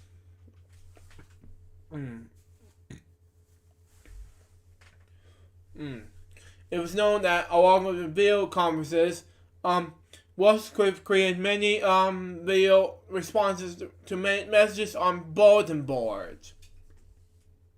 Okay? And answered initial emails. His investment to the university was also reflected in the interest of the Institute's net performer scores NPS. He administrated surveys on segregations, queries, and stratified the results to find scores that needed improvement. In the interview with Wired Economic, what even knows it, Welsh claimed the overall status of his MBA program, stating that the percentage rates of students continuing onto a second year have grown to 90% to 95%, and that the JWMI turns away that very few students in the administration's progress. Okay, he also have said that he would rather like a better leadership than train for MBA students. Okay? Personal life. Now, this is a great idea to talk about. Welsh had 4 children with his wife Caroline. They divorced amicably in 1987 after 28 years of marriage. His second wife, Jane Beasley, was a former mergers and applications lawyer. She married Welsh in 1989 of April, and they divorced in 2003. While Welsh have crafted a prenuptial agreement, Beasley stated that the 10-year time limited on its applicability, and thus she was able to leave the marriage reportedly to around $180 million. shut up. Welsh's wife, Susie Laughter, or you pronounce it, Nee Spring, co-authored his 2005 book, Winning as Susie Welsh. She served briefly as an editor-in-chief on the Horror Business Review.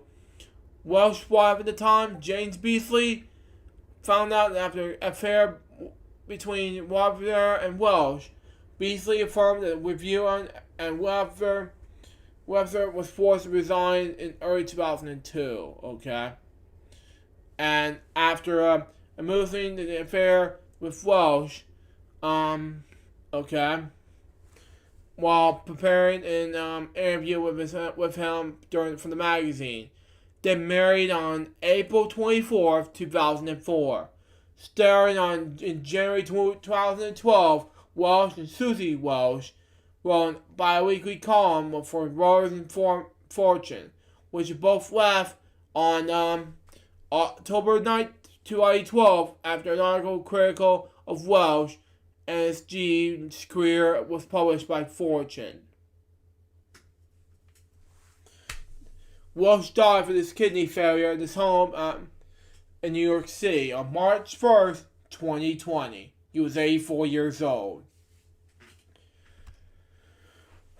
Man, what to deal with this, man?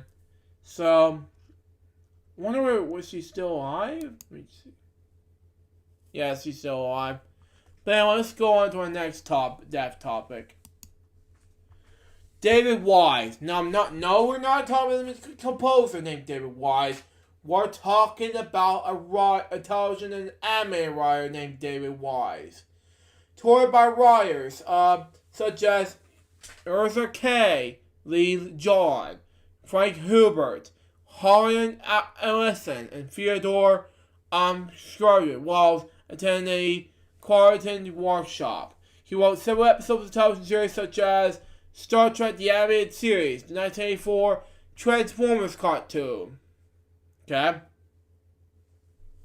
And the 1987 Teenage Mutant Ninja Turtles cartoon. Now, his early life began while he was experiencing with animation and live action film at the age of 7.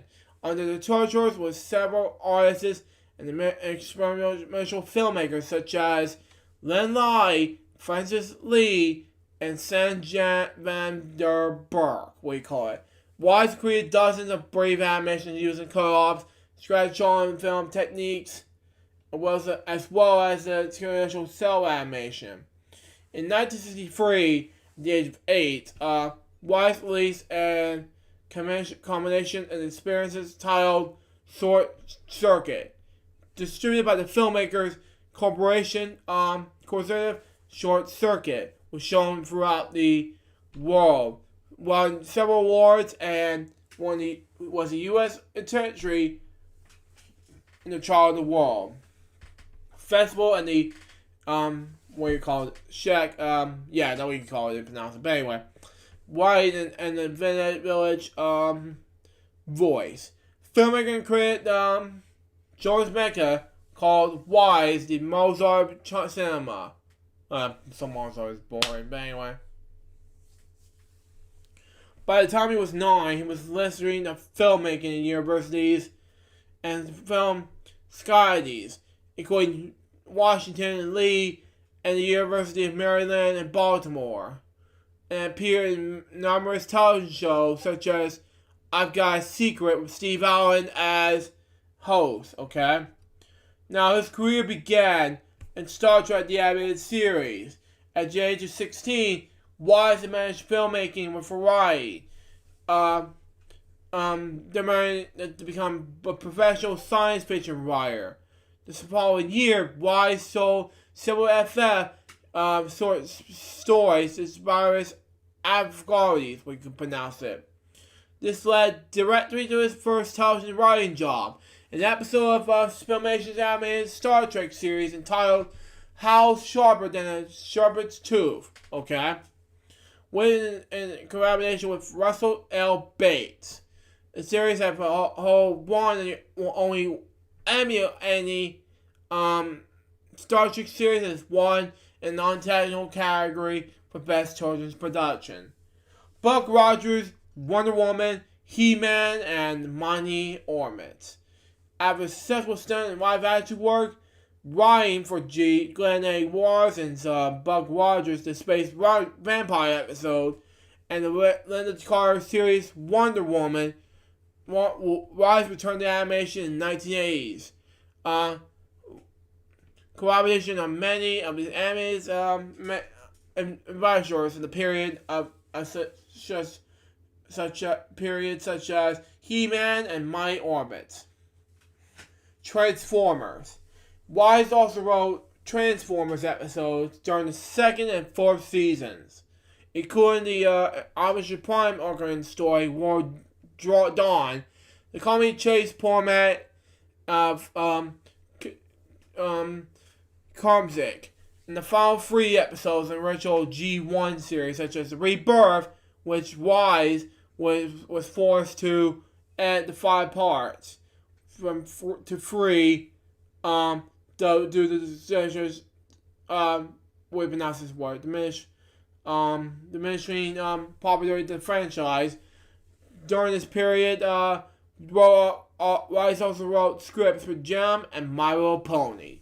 Teenage Mutant Ninja Turtles. In 1987, Wise was given the call to develop and write a 5-part animated series television pilot based on the independent comic Teenage Mutant Ninja Turtles.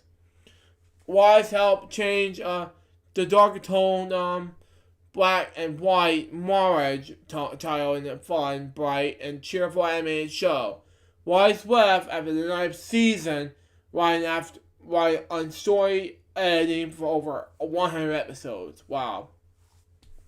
Disney and the Batman the Animated Series. Wise next worked on is Chip and Dale Rescue Rangers, we watch this remix, and My Ducks cartoons, which is awesome, we've watched this remix. And also wrote 3 episodes of Batman the Animated Series. The Clockwork King, The Strange Secret Bat of Bruce Wayne, based on Steve Eaglehart's comic book story, and the original story of Rare. If you're so smart, why aren't you so rich? Okay? Why aren't you rich? Whatever we call it. But anyway. Other animated series and live action projects, such as he wrote the Battletoads animated pilot episode, as well as the 2-part pilot episode of Cops. The Shameless Cops Ball 1, okay? He wrote some episodes of Defenders of the Earth. He wrote a story edited some comics-based series as Clinics and Dinosaurs, wow, and Jim Lee's Wildcats. He also developed, story edited, and wrote many of the 26 episodes of television, Disney television series, Mighty Ducks the Animated Series, which I watched before, but it's on Disney Plus. But hey, who do you expect, right? During this period, he also wrote and produced the animated live-action film, Beastmaster 3, The Eyes of Bloxus. Was the first writer and story editor on the animated correction of Zorro. Wow. He even wrote an animated episode of Corn and Peg at the original series, but not based on the existing property. Go Media Entertainment. He was CEO of the multimedia property Go Media Entertainment from 2005 till 2010. Go Media Entertainment considered the publishing imprint Go Company, what do you call it? In the digital entertainment division of Play. Other work. He wrote the final episode of the 4th series of Doctor Who related Gary, our audio drama series of UK-based Big Finish Productions. In 2019, Dave was announced as part of the team developing a television series based on the life of denigrated dog hero Sergeant Stubby, what do you call it? Send a prequel to 2018's animated feature film, Sergeant Stubby and the Animated American Hero. On March 3rd, 2020, Wise died in his home due to lung cancer. He was 65 years old. Rest in peace, David Wise. Now to my next, wait, his birthday is February 1st? Really? Okay, my next topic. Anyway, if you saw me watching on PBS NewsHour, really, you may have noticed the death of Bobby Badisla, you pronounce it. Now, he was known as Barbara Ann Badisla, was an American journalist and prominent newscaster of CNN. During her 20-year career with the cable news company, Badisla anchored numerous programs of CNN, CNN Headline News, and CNN International. Okay? Badisla earned a bachelor's degree in radio, television, and film production in Northwestern University. After beginning her career in a radio station in Raleigh, North Carolina, she moved to become an anchor, reporter, and producer of WRAL television. She was a writer and assistant producer for the 1981 documentary Fed Up for Fear, which won a Peabody Award on November 17, 2006. Badisla returned to WRAL to call anchor a special reunion newscast to celebrate the station's 50th anniversary. Wow. With CNN, Badisla was one of the original anchors in the CNN Headline News station and then moved to the main network in 1988, when she served as host of numerous daily and regularly scheduled shows, as well as the handling anchor and reporting duties. She was anchored CNN World Day, CNN Newsday, CNN NewsHour? What? Moving on. CNN Daybreak, CNN Prime News, CNN World News, and so much more. Oh man, this is not in the stream CNN News. But anyway, next. I mean, that's not owned by CNN. That's owned by PBS. Next. During that time, she also reported historic events, including the fall of the Berlin Wall, Space Shuttle Challenger disaster, the Gulf War, and the 9/11 attacks. Badisla also hosted a regular program, CNN World News 1600 CET, on the CNN International Network since 1992, when CNN US show CNN World Day was canceled due to expanding CNN Morning News. Thank God. Her unique style was often parodied on Saturday Night Live. Yay! Anyway, she was also very popular in Eastern Europe, especially in Poland, Czech, and Germany. She also anchored HLN. Weird. Well, okay, that's weird. But anyway. In 1998, Badisla was named as a host of the first multi-platform international talk show, Talk Back Live, which ran for an hour on weekday afternoons. Badisla left CNN after the merger of CNN's parent company, Time Warner, with American Online in 2001. She joined her husband, John Brimswell, spin-up firm, Arizona's combinations. It provided strategic counsel to a wide range of Fortune 500 companies. Badisla remained active in television and was a member of the American Federation of Television and Radio Artists, AFTRA. In 2009, Badisla was made private part-time credentials on OAN, the Union News Network. Her first report was released on February 2009, when it was awesome. But anyway, Badisla, who lived in Atlanta, Georgia, which is amazing, was also in the process of starting a new video production company focused on reality television programming. In 2014, Badisla began hosting an On the Story on Georgia Public Broadcasting. This is a PBS station, but wow! Okay. Awards. Well, reported at CNN. Okay. Bazilla was recognized with a number of awards. She wrote and produced a series of youth crime involving 5 stations and was a recipient of a Peabody Award of her efforts. She also received a nomination for a Cable Ace Award. Okay, that's cool enough. Personal life. Bazilla was married to John Bimrow and had a stepdaughter. Okay. She died of colorectal cancer on March 3rd, 2020. She was 67 years old. Now to my last 3. Frances X. McLaughlin was an American comics actress who created the comic book character Jewel Master, drew the comic strip Giltrop, and associated on such strips such as Brenda Starr, Reporter, and The Heart of Juliet Jones. He also wrote and illustrated books about cartoon and comic art. Okay, cool enough. McLaughlin was born in Meriden, Connecticut, to Francis and Grace Daly McLaughlin, and raised in Stratford, Connecticut. He had 3 siblings: sister Mara and brothers James and Michael.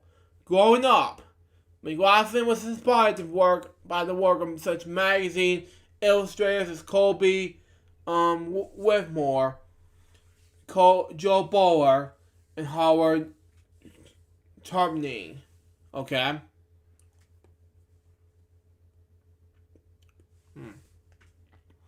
Okay.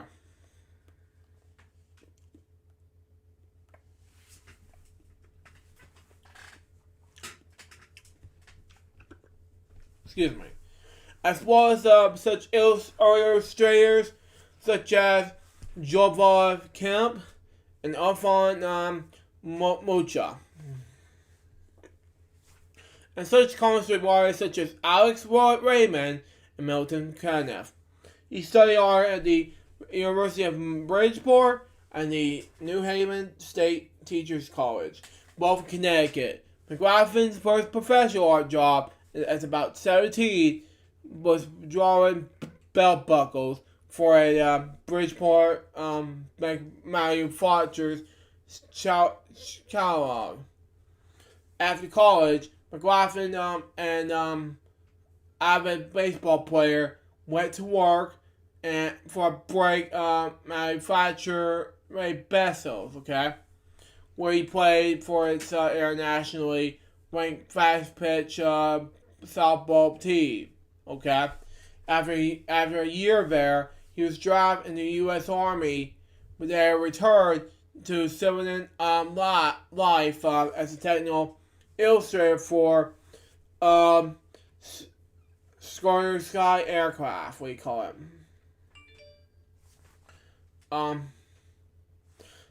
McLaughlin entered the comics book industry in the early 1960s. And a college friend recommended him to editor Pat Masoli, when you pronounce it, at Carleton Comics in Derby, Connecticut, who hired McLaughlin as assistant. There was no art directors or assistant editors or any other job titles. McLaughlin said in the 2000 interview, "I did everything from free, we call it, to art corrections, led titles for editor, art, earning arts, books, traffic managing, legislation for the comics code, and anything else. He couldn't clean the storeroom. He did a occasional uncredited inking on late comic books, including a couple of stories by Steve Ditko. Clear's created was not the rarely given in the comics during this era. Okay, this is cool enough. And McLaughlin's already known Pablo credit and his inking penciler Dick Gordia, we pronounce it on this cover of.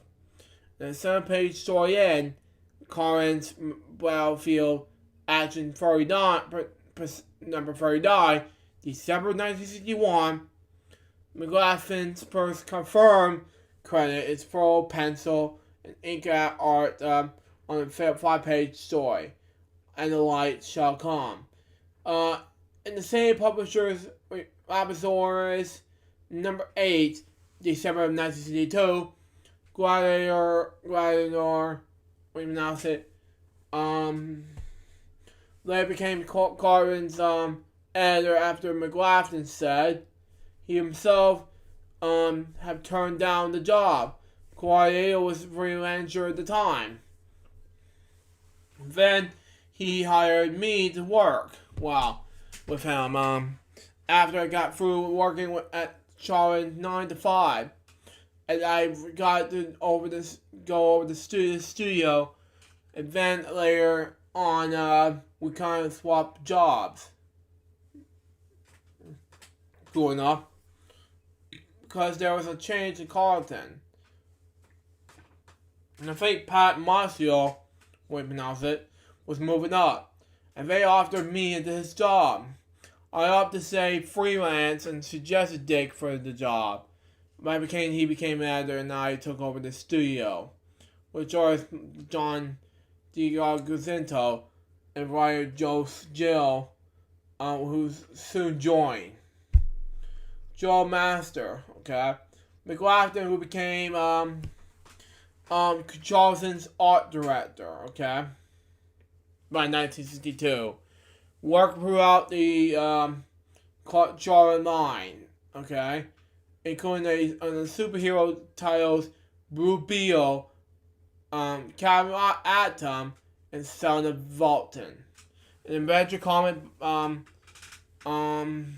Flying 5, the supernatural science fiction, anthologies, strange suspense stories, and mysteries of exploded worlds, and the comic Star Steel, which martial artist McLaughlin's backup features the sport of judo and was karate. Said that the original character would be writer Joe Gio, okay? That character, Joe Master, would debut in the Special War series number 4 by November of 1965. The final issue of that series and continue on the own series began with Joe Master number 89 in June 1966, taking over the numbering of the Western series Gunmaster. Wow. That series was which McLaughlin also almost immediately began scripting it as well, starring at American soldier in the South Pacific during World War II, who, after saving a native island girl from Japanese sniper, who fought material artist by her grateful grandfather.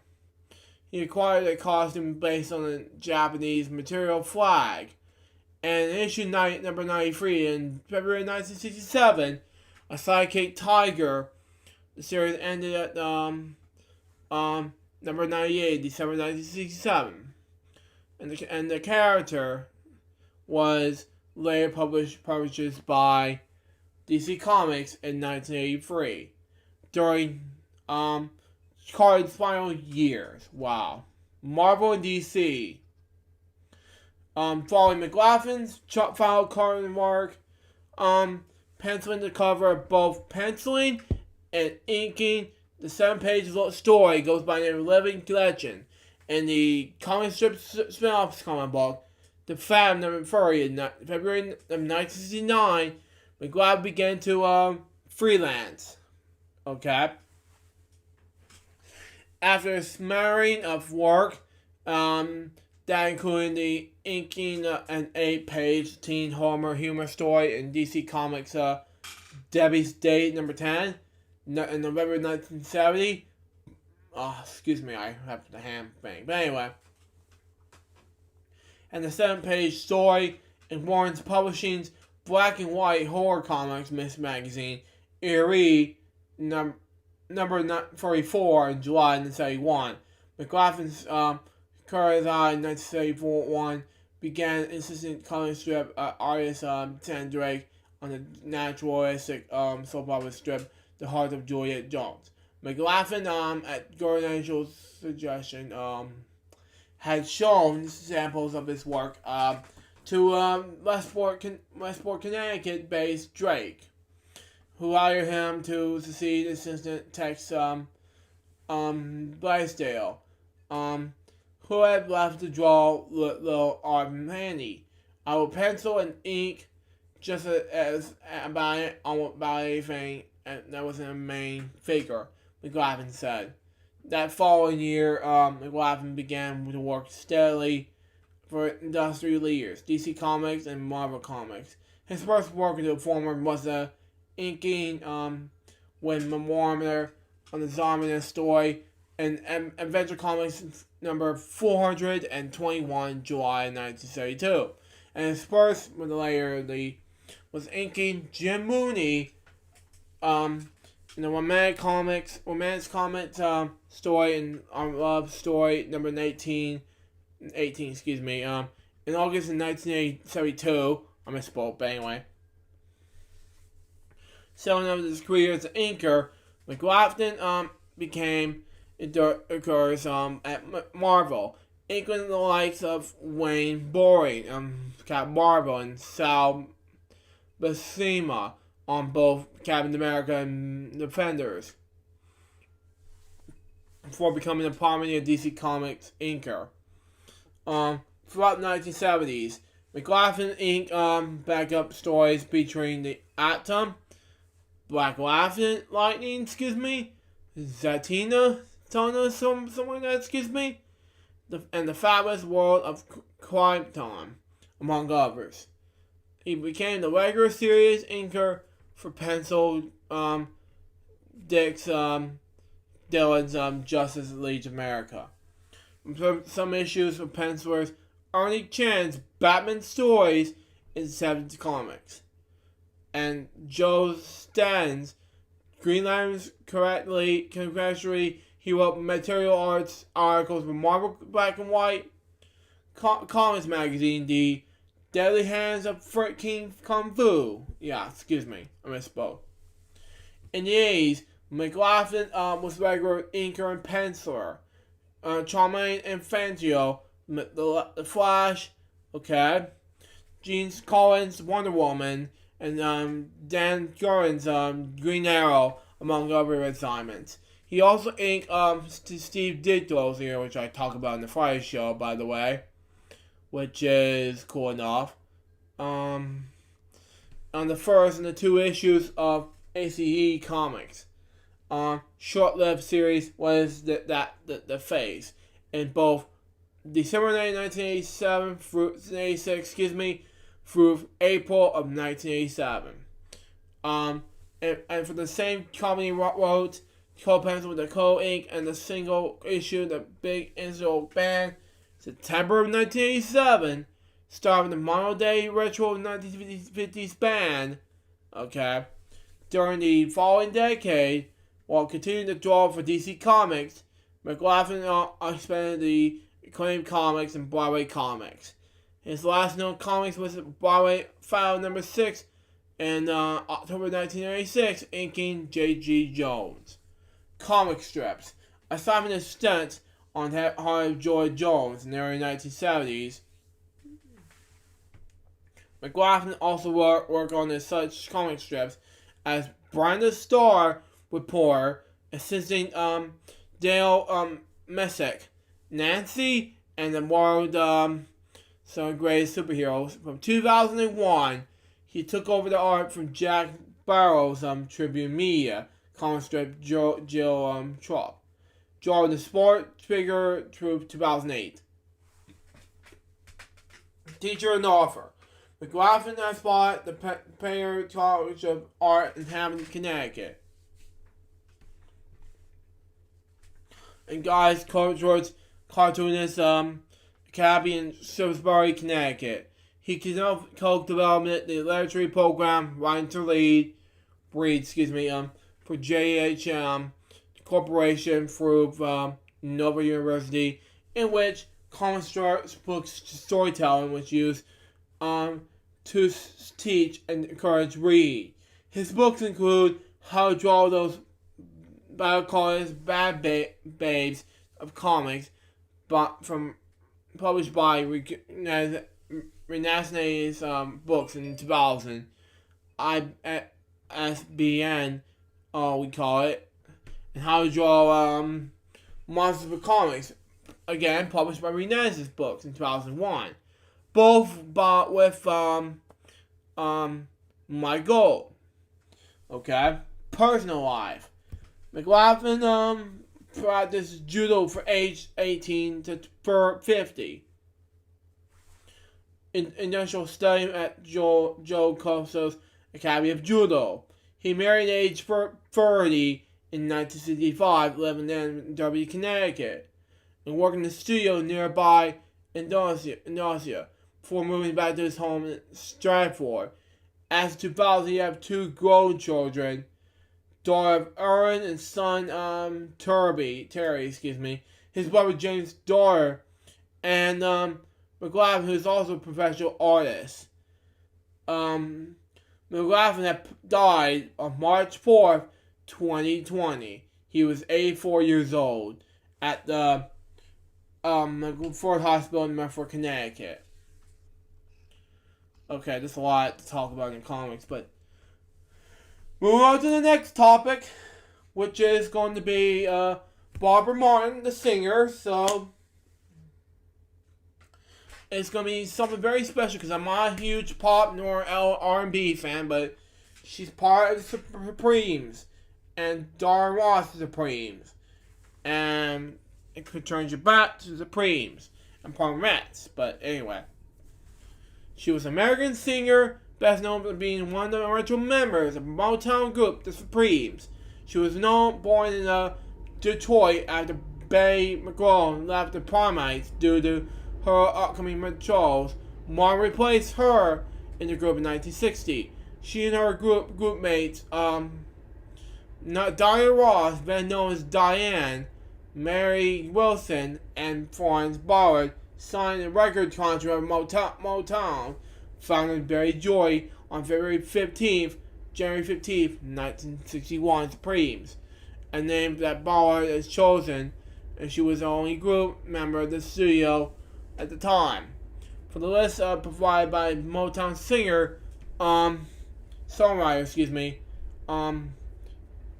James Bradfield, and becoming part of the Motown stable of performers.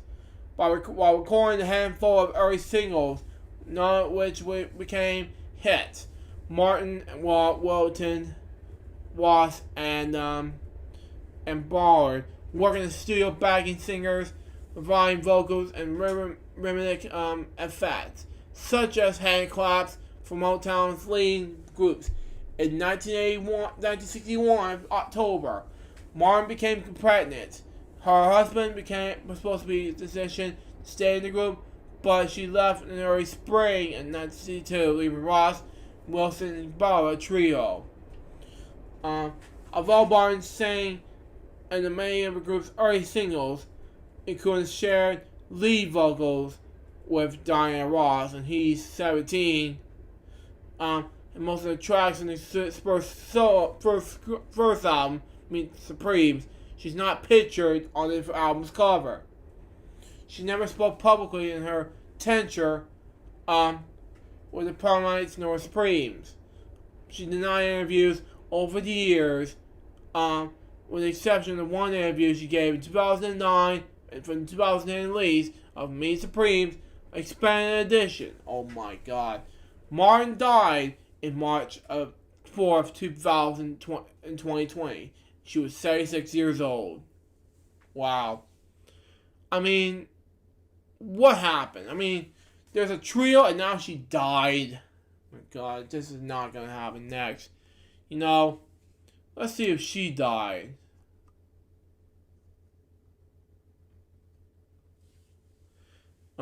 Check.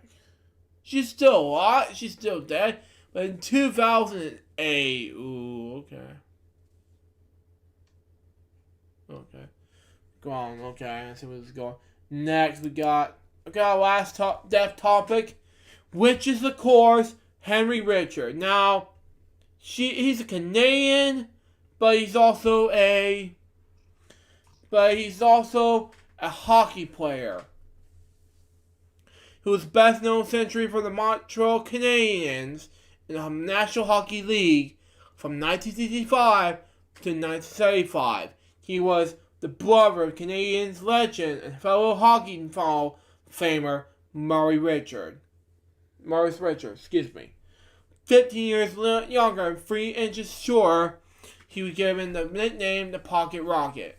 Henry was 11 Stanley Cups as a player, most in NHL play history. In 2017, Richard was named as one of the 100 greatest NHL players in history. He was born February 20th day of 1946 in Montreal, Quebec, Canada. Okay. It's pretty simple, I guess. The two Richard brothers' style of play was quite different, okay? While Maurice shot left-handed roller on the stick, which I saw in my Ducks, by the way, Henry shot right. Maurice played right wing. Henry played center. Henry led the Reach in the 1957 to 1958, and in 1962 to 1963, a Fed never match by Maurice proved the latter he had ledge until goals 5 times. If you watch his remix with you. Lastly, Henry totaled over 1,000 points, a mark never reached by Maurice. Wow. Henry won 11 Stanley Cups as a player, most in NHL history. His former teammate and professional team captain, Gene be able to pronounce this language name, but I'm sorry, has 17 Stanley Cup titles, but only 10 as a player. The other 7 had the executive. Only one other executive at North American professional sports have achieved winning 11 championships in the Pacific League, Bill Russell, of the NBA's Boston Celtics. In 1957-1958, he was named in the first All-Star team. In 1959, he was named in the second All-Star team in his career. It was scored 358 goals and earned 688 assists in 1,256 games. His 1,256 regular season games playing the Canadiens uniform is a franchise record. Wow. He still scored the Stanley Cup Clinton goal in the 2002 20-minute mark. 20-second mark. 2-minute, 20-second mark. With first overtime, Game 6 in the 1966 Stanley Cup Finals against the Detroit Red Wings. In the 1971 Stanley Cup Finals, Richard scored the game-tying and Stanley Cup win goals in Game 7 against the Chicago Blackhawks. Wow. He was named captain of the Canadiens in 1971 until his retirement in 1975. Wow. After his team eliminated in the playoffs by the Buffalo Sabres. He always wore the number 16, which was retired from in December 10th, 1975 by the Canadiens in his honor. He was elected in the Hockey Hall of Fame in 1979. In 1998, he was ranked number 29 on the Hockey News list of 100 greatest hockey players of all time. He will later serve as an administrator for the Canadiens organizations. In 2015, he was announced that Richard has been diagnosed with Alzheimer's disease. He died on March earlier today at the age of 8. He was 84 years old from Quebec, in Laval, what do you call it? Quebec. Yeah. So anyway, that's all the depth topics. But before we get to our next topic, I wanted to announce some things real quick. happy 3rd anniversary to Nintendo Switch. For those of you who don't know, Nintendo Switch was turning free back in the March the 3rd of 2020, back in 2020 of March the 3rd. That was last Tuesday. It was 3 years ago today that we celebrate the 3rd anniversary of Nintendo Switch. We're going to have topics on Nintendo Switch, listen ABC or next week. But this week is going to be we're going to have some more topics to talk about.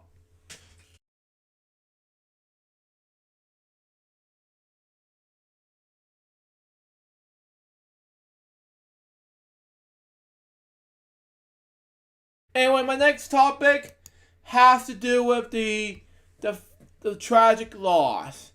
And it says here is that family says couple killed together in Tennessee Twisters after 58 years of marriage were inspiration.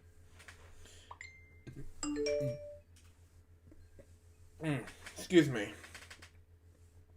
At least 24 were killed in Tuesday's tornadoes outbreak in parts of Tennessee. Ugh, excuse me. Now,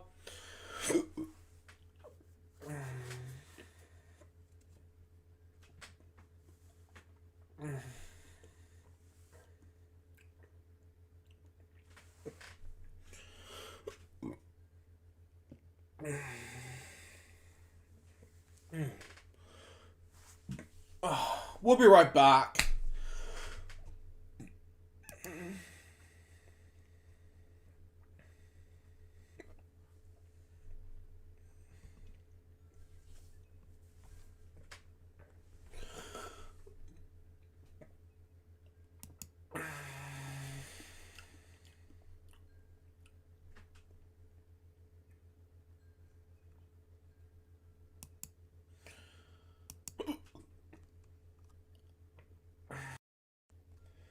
Okay, I'm back. Sorry for the huge delay. I just got some hiccups, and I feel like I need to fix myself, and my hiccups are gone now. So let's continue on where we left off, okay? Okay. As residents in Tennessee began the laboratories tasks of cleaning up and rebuilding their economies and lives, after at least 3 tornadoes touched down in parts of the state, one family mourned and remembered a couple that was found dead in their home. Wow. Side by side after being married for nearly 58 years. Oh, God help me. They exterminated was to love. Jake Hardy Moore told ABC News of his grandparents, James and Dawn Ayton on Thursday. Wow. Scroll down some more. Okay. 2 were born and raised in East Nashville and met with their young children.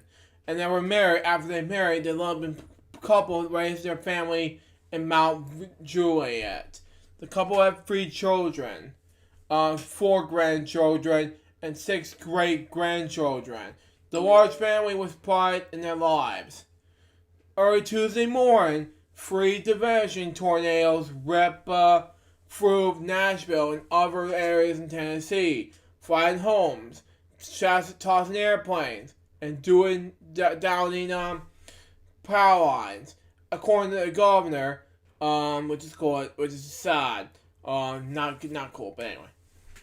Winds reached at least 155 miles per hour, EF3 tornado level.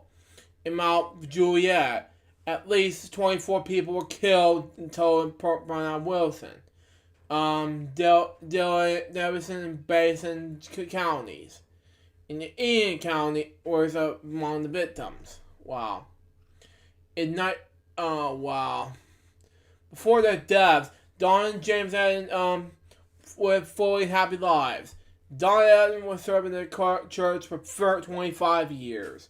Pastor Don was First Baptist Church, Mount Juliet was told Nashville, Tennessee, and someone was to love them. In 1977, they told First Baptist Church, Juliet. Jim served as deacon, and they both taught many Sunday school classes over the past 43 years. Wow. Mr. Ian was a storyteller and jokester, like me, for example. But anyway, many times laughing at his own jokes before he could even finish them. His career was in transportation industry, but his love was his family.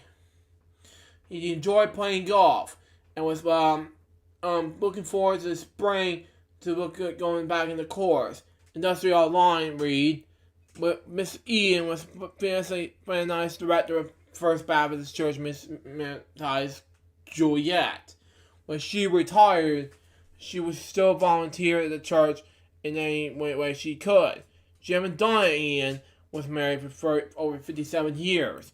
They were a true example of God's love in their family. Their marriage, the culminating of Mount Juliet and beyond.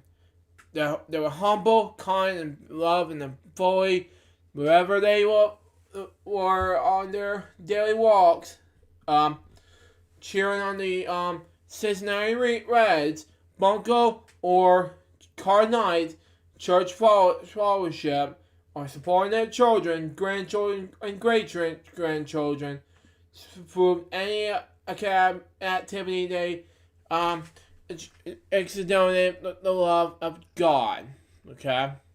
The couple was Jewish, and not only volunteered at the church, but also their local hospital.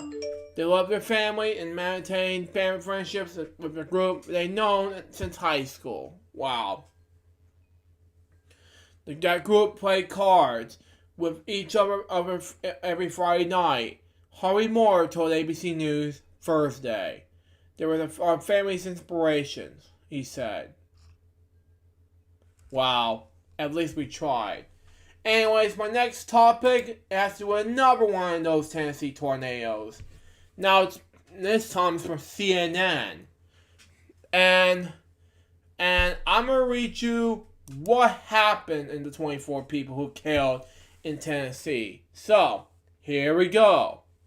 2 EF4 and EF3 tornadoes left a deadly trail of direction in Tennessee, whatever service confirms. That updated yesterday at 10:44 a.m. Eastern Standard Time. 2 powerful tornadoes with winds up to 175 miles per hour unleashed much of the directions that left at least 24 people dead this week in central Tennessee. Wow. An EF tornado hit Putnam County, and the EF tornado slammed Davidson and Wilson counties before dawn Tuesday. Wow. And the National Weather Service confirmed Wednesday. But now, here's something I wanted to do before I begin. Talk about dawn Tuesday, because I haven't spoke about Tuesday yet, okay? Last Tuesday was Super Tuesday, and this is a huge moment, folks. This is not a big, funny joke. This is serious. I mean, Super Tuesday is something about politics. When I saw in the news that following Tuesday, it was okay, but I really love to see that really badly, you know. And then votes for the president when we want to defeat Trump, things like that. But that's a good thing, actually.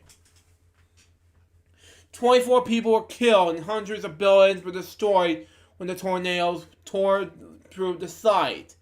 Although some people were reported missing in Putnam County after the storms, all were accounted for Thursday morning.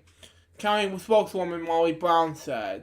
Survey teams have reported damage in East Nashville, Donaldson, and Mount Juliet after 20 miles east of Nashville, as well as extensive damage in Putnam County, Cokeville. Cokeville, what do you call it? But the weather service has been not finalized and established. When Meg Shelby and her fiance emerged from the storm cellar, they found their first home. in Dallas and mostly destroyed. Wow. Most of the roof has been ripped off. The windows were blown up and the belongings had been tossed everywhere. Okay, that is so stupid. It kind of feels like it's been taken for you, Shelby said. It's really not to not really have anything to show is not it's hard. Now it's hard, and I responsibly wish I had more pictures. Oh God.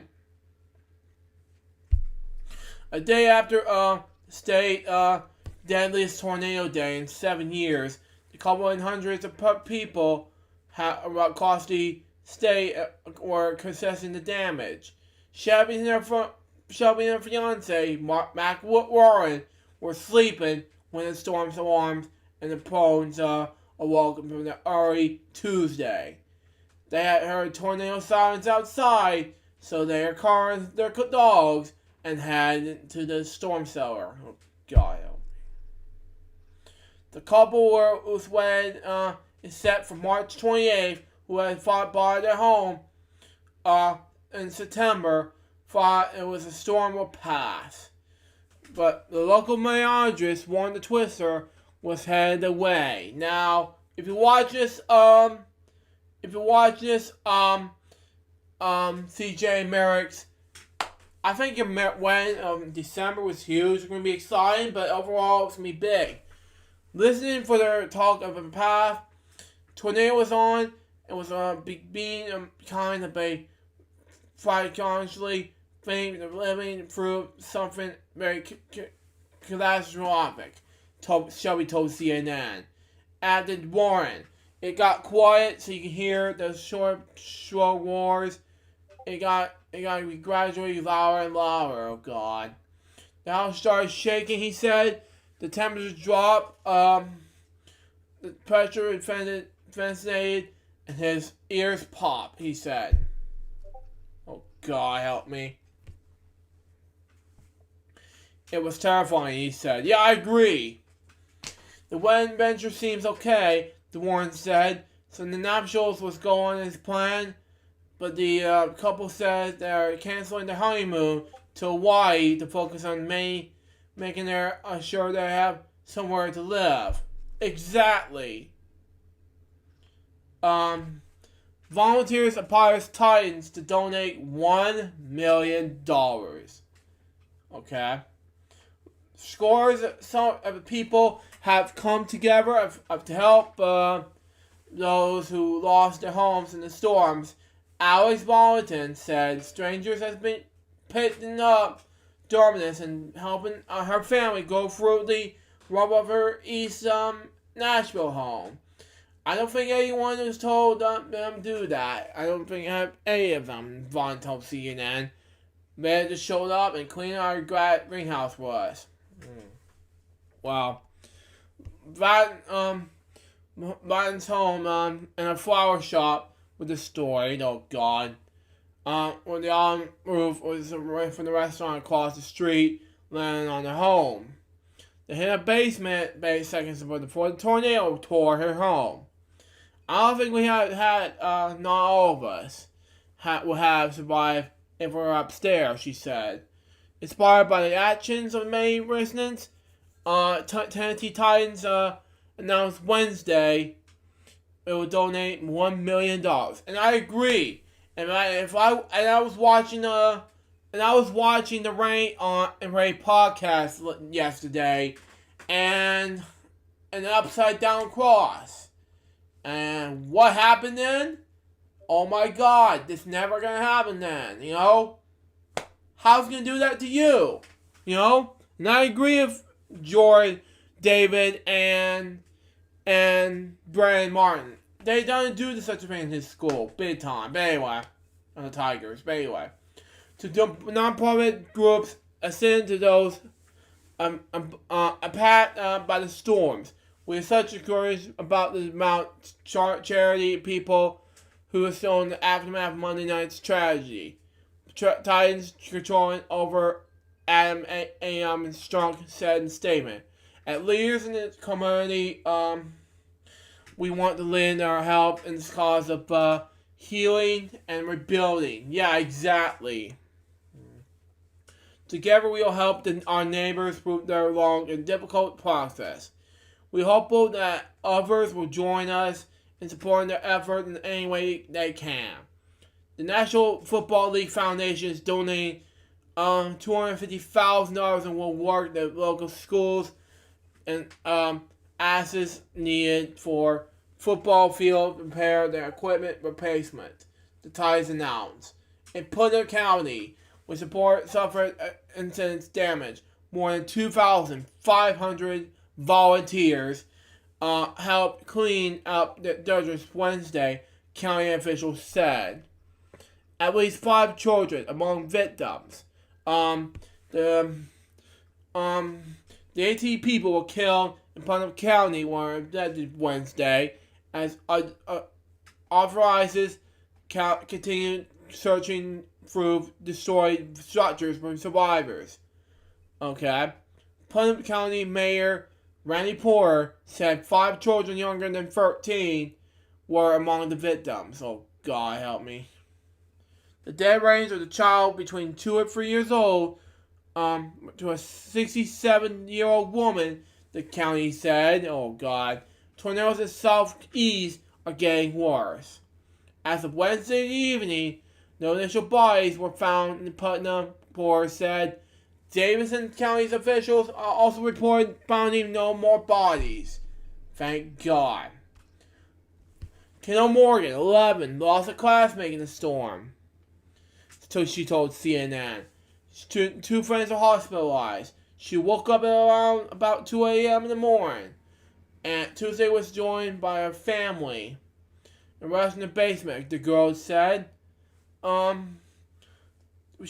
weren't even in the basement for a few seconds. And the light was just started flickering. And it just started hailing. She said, speaking at Adam's Cookville's destruction Wednesday morning. I was just scared. I was tired of stuff. I didn't really know what to do. I was just praying for my friends and stuff and their safety. Besides Putnam, there were 3 deaths in Wilson County, 2 in Davidson County, and 1 in Benson County. The Tennessee Emergency Management and Energy report the Davidson County deaths came in East Nashville, where a 46-year-old employee of an Attaboy cocktail bar has just left work for his girlfriend, 33, and they were fatally struck by the driver's early Tuesday. Metro Nashville Police Chief Steve Anderson said. Now, okay, let me check this. Oh, it's windy. Okay, never mind. Power out for thousands. School closed. In East Nashville, residents only have a 6-minute warning to get to safety, according to Davidson County. I got the warning in less than 10 minutes. You could feel the pressure. My ears were popping when we ran downstairs and we get just huddling together. Daniel Topodio told CNN athlete WSMV. He went by so fast. Tuesday was the deadliest tornado day since May 6, 2013, when a tornado struck Moore, Oklahoma, according to the Weather Service. The tornadoes were reported several times, along with a 145-mile stretch of Middle Tennessee. From Camden, about 8 miles went west of Nashville, to the Cookville area, about 8 miles east of Music City, what the Weather Service said. Okay? Meteorologist was on there with a tornado struck in the near station. Well, I'm not going to watch it, but anyway. More than 38,000 customers were about power last Wednesday evening. Most of them in Davidson County, TEMA said crews were having trouble getting to their affected areas because of down power lines.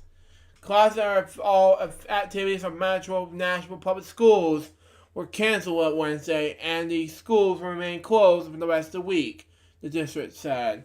More than a dozen schools don't have power, the district said. Nashvilleans had experienced a traumatic event and we know it's taking it to take time to heal," said Admiral Bow, what do you call it, the school's district administrative director.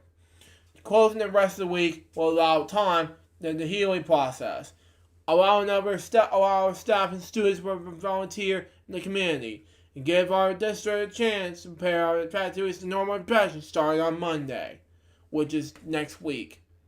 One school is required a few days of repairs, another up to several weeks, the district had said.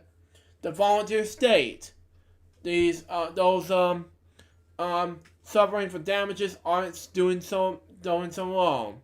Strangers and neighbors had come together to help each other out.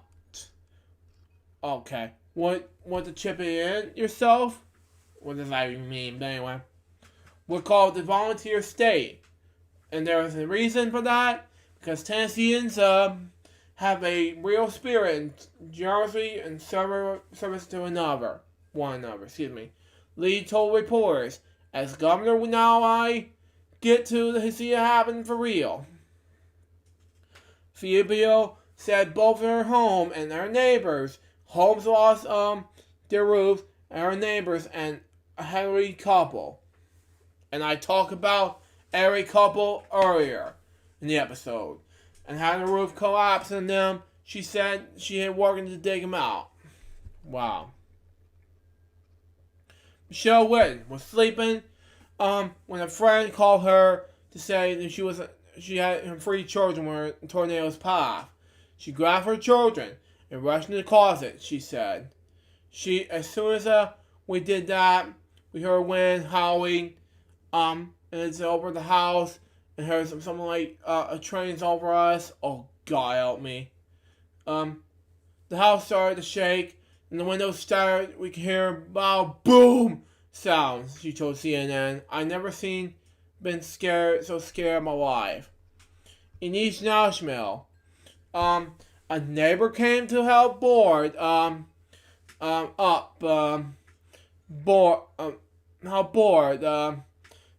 large window in the Choir League's Renters office that was blown up.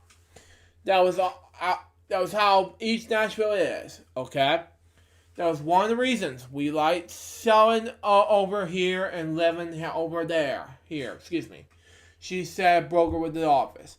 The storms fell on Super Tuesday, which I'll talk about next week, in many of the appalling locations in which are storms path, which required some presidents and to attend voting hours. Wow. President Trump will visit Nashville for the tour to damage today, and the federal government will be assisting in the recovery at first, the White House said. Now, this is a sad feeling about this. If you were offended by President Trump and all of a sudden you get this thing out of the way, then you get this thing out of the way. Now let's move on to my next topic. And this one is a heavy metal topic to talk about.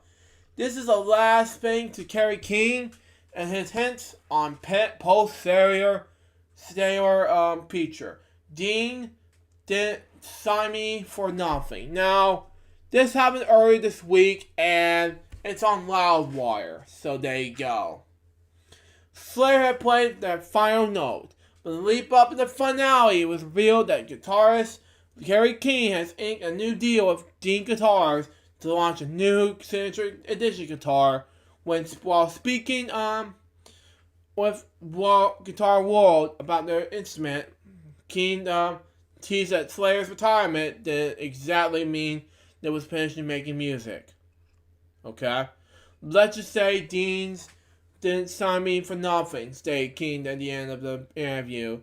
Though the guitarist has yet revealed that his post-Slayer projects has to be part in previous interviews. That's an idea of playing after Slayer hang it up. If someone quit, I'm not going to go around with made-up Slayer. He told AZCentral.com back in 2010. But my next band will sound like Slayer. That's all I know. They'll have some question whether last fall's finale told it was the end for Slayer. Okay?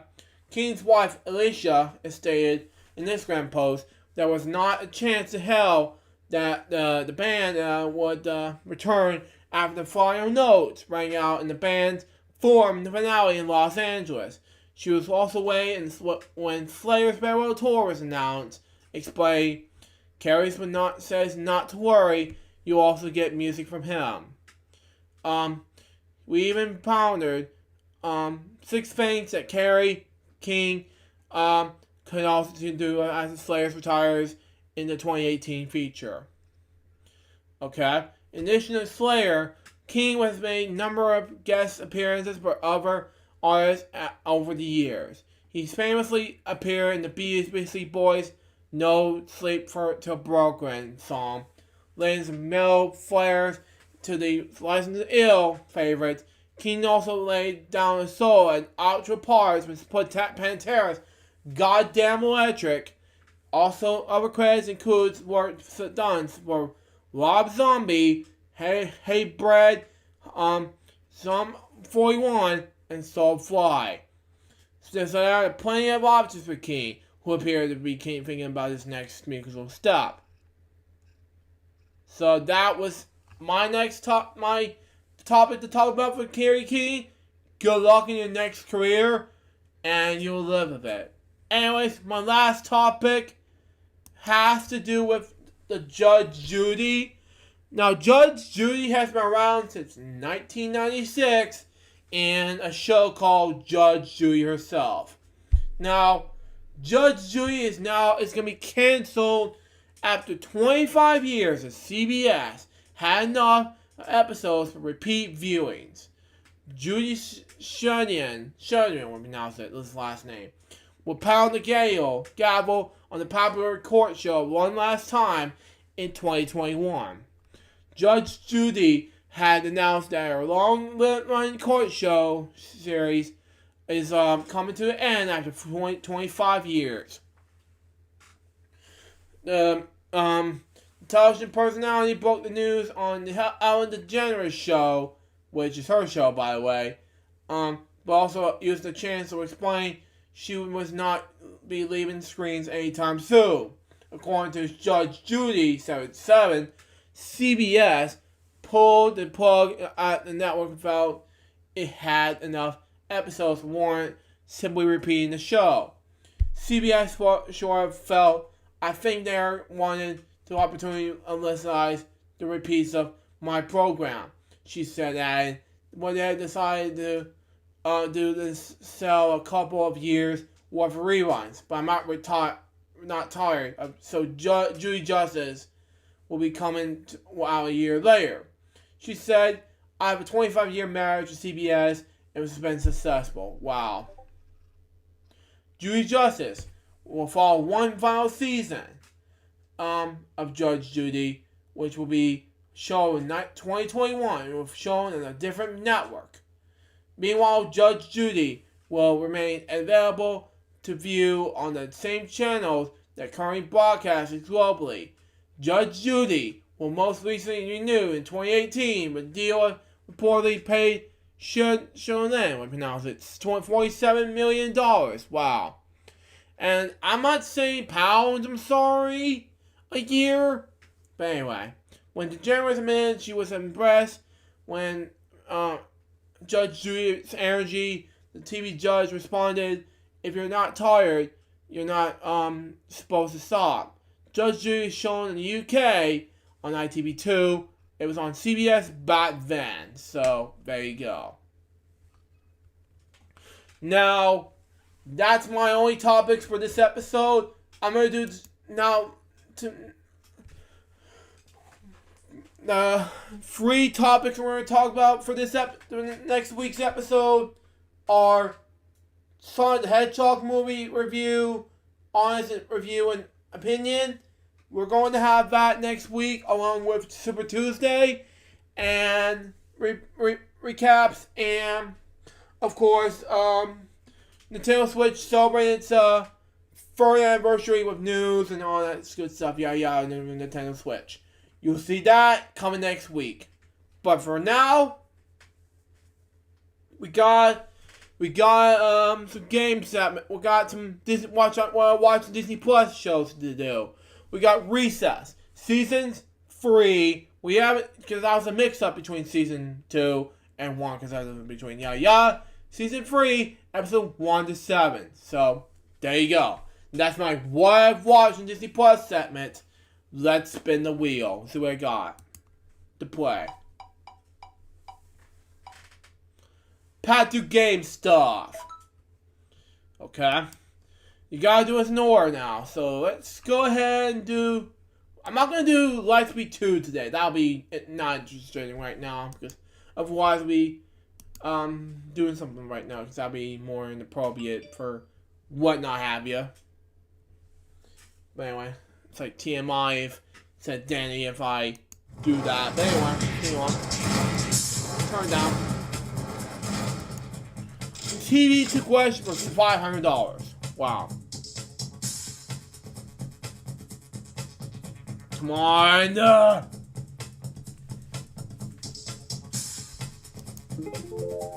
Is it Seth Rogen?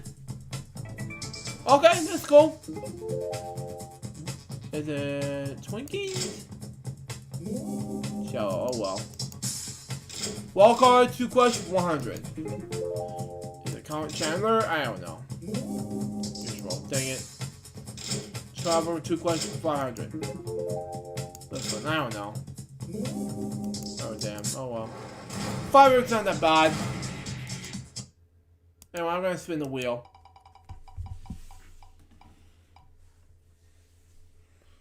L4 GSCB flash control stuff.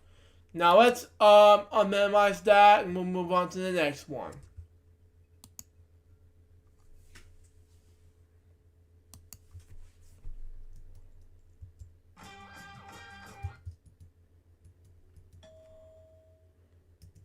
Card is 10. Ooh. Queen. Ooh. Lower.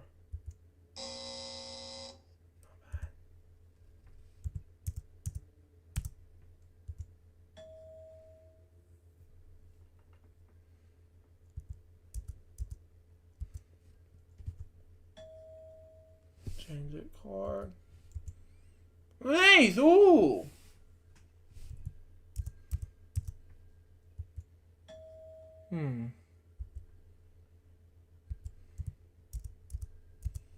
Higher. $22,000! It's not bad.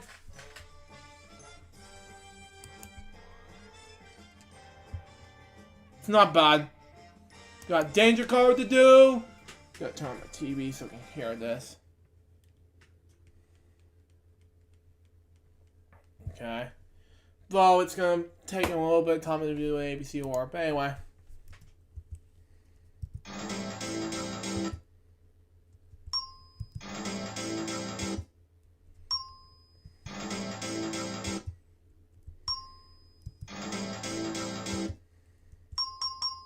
I'm just gonna do great for that one.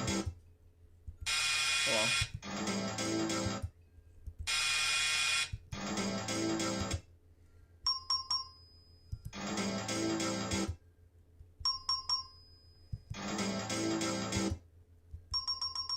Okay, good enough. Oh well, not bad. Do Super Scratcher now. 15, 13.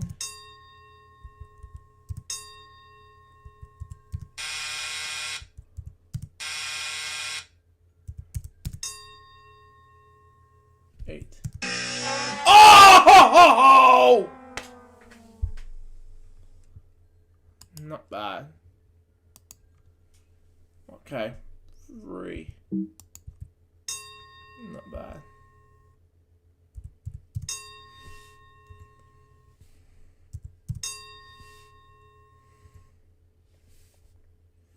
7. Ooh, that was my chance.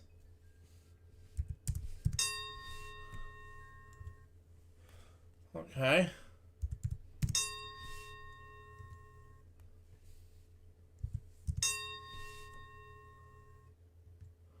Okay. 8.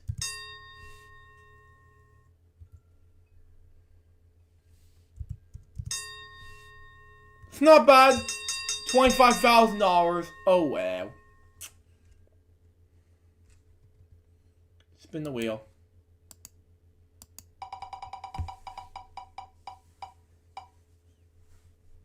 You already did this.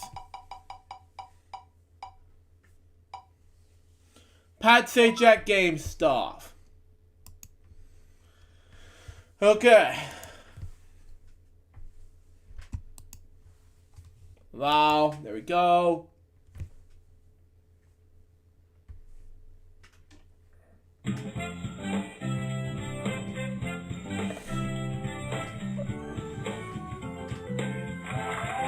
Hi, I'm Pat Sajak. Welcome to Trivia Gems. Right down, so we can hear this.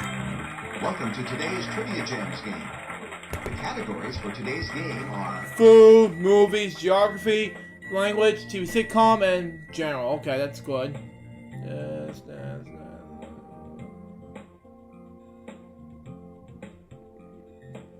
Good. Dream, and let's do like general. Here's your first set of questions.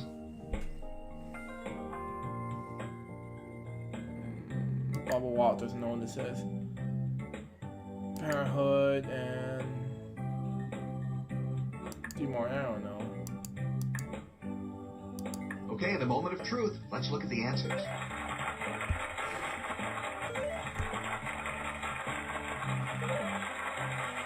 Wow, that all-in wager put you in. Hooray!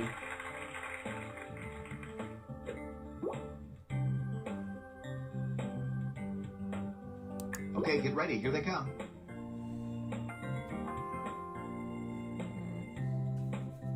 I don't know.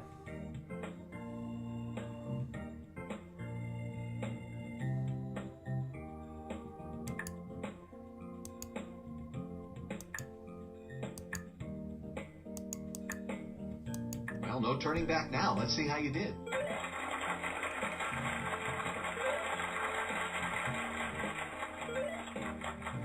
Hey, you're all-in wager. Hooray!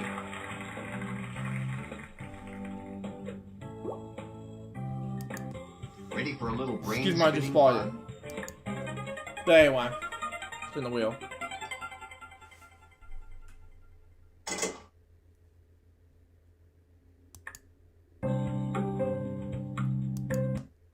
Too bad. Better luck on your next guess. Oh well.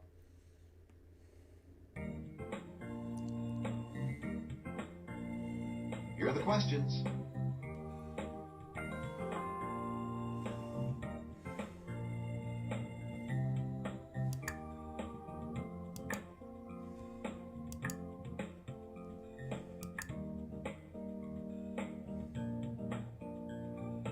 Now, let's see the answers.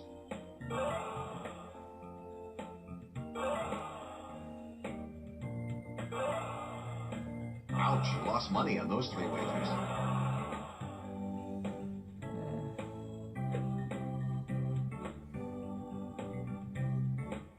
Here are the questions.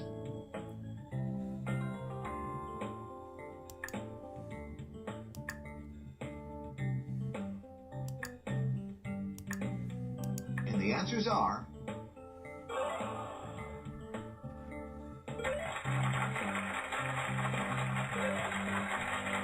That was good wagering. Hooray! Here's a gem of a question. Now you have an opportunity to double your money. Well done. You made it look easy. That gem is yours. Hooray! Ow. Okay, get ready. Here they come.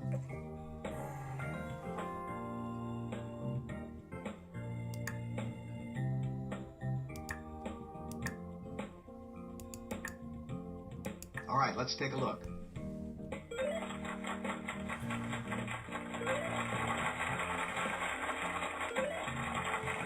Congratulations, you won the all-in wager. Hooray! Okay, get ready. Here they come. True, no. Donald.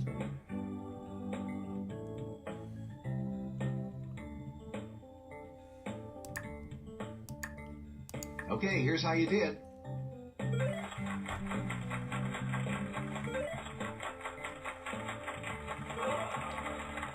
Hey, you're good. Hooray!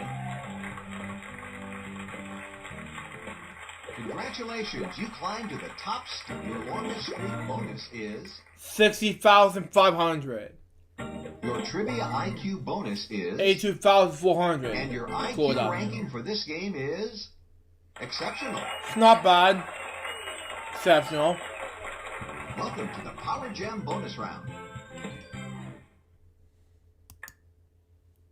That's it.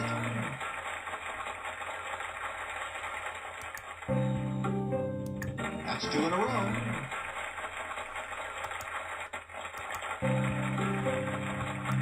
Three in a row. Let's keep it going.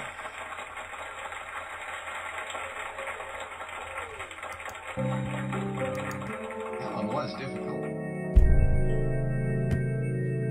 Oh well. 47,080 is not bad. 119,480. Great job. You're today's champion. Thanks for playing our online game. For even more fun, I hope you'll try out the download version of Trivia Gems. The download version has lots more features, more gameplay choices, championship games, full screen display, exciting options, and free ice cream. Please click the download free trial button and give it a spin. Although I was only kidding about the ice cream. Pat, come on! And we've got lucky letters, and then we'll wrap up with one more game, you know. That's just me.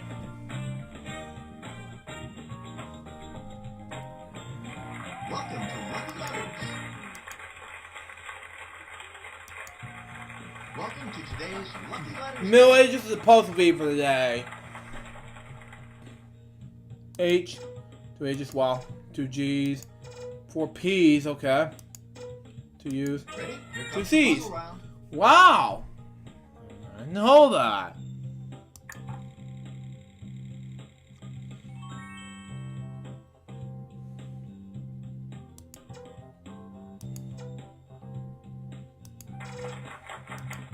You got the answer. Hooray! I know what this is. Oops, that wasn't one of the correct letters.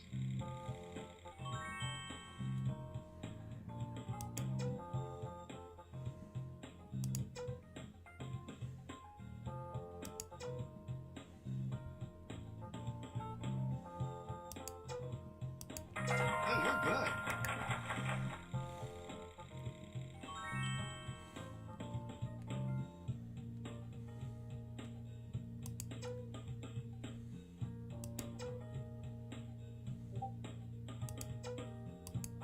Nice try. Bad try, but nice try.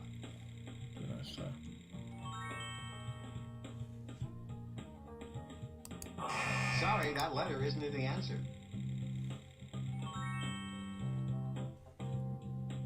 Oops, that wasn't one of the correct letters. Nice try. Bad try, but nice try.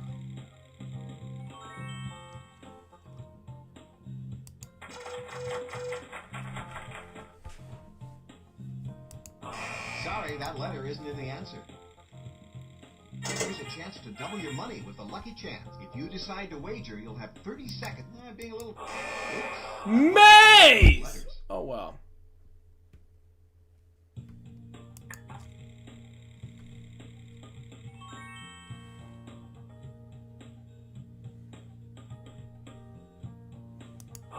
Nice try. Bad try, but nice try. Do not strike that. Get ready. It's the lucky lightning round, and you'll need to think fast.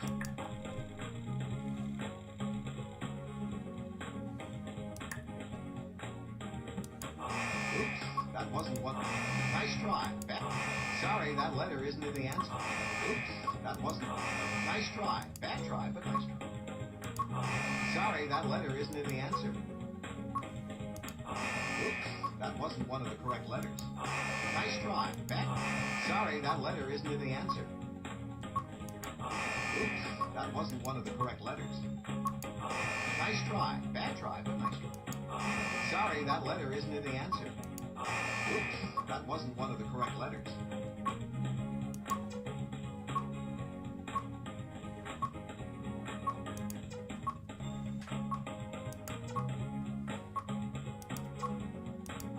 Nice try. Bad try, but nice try. Sorry, that letter isn't in the answer. Wow, good going. That's it. Oops, that wasn't one of the correct letters. Nice try. Bad try, but nice try.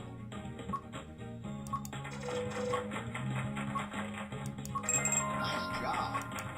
Sorry, that letter isn't in the answer. Oops, that wasn't one of the correct letters.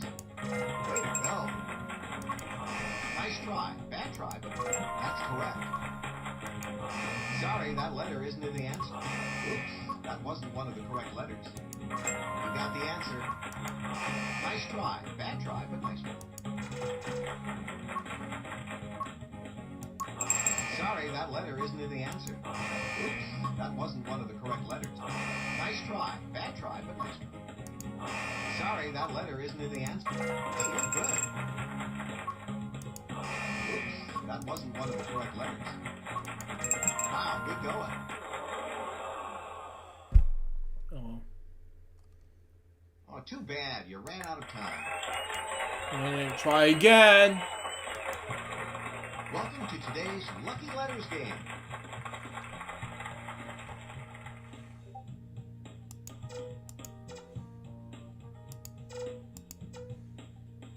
Ready? Here comes the puzzle round.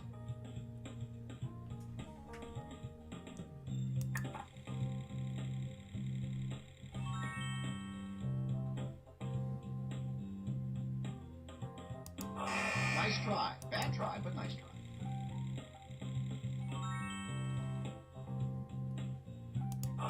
Sorry, that letter isn't in the answer.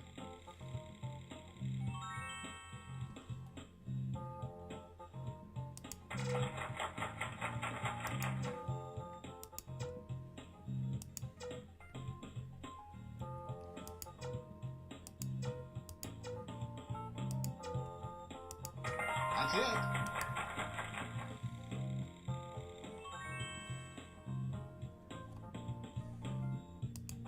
Oops, that wasn't one of the correct letters.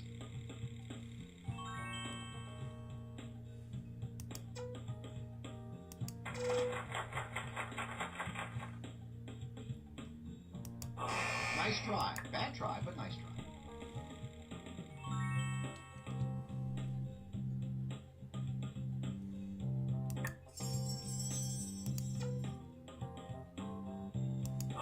Sorry, that letter isn't in the answer.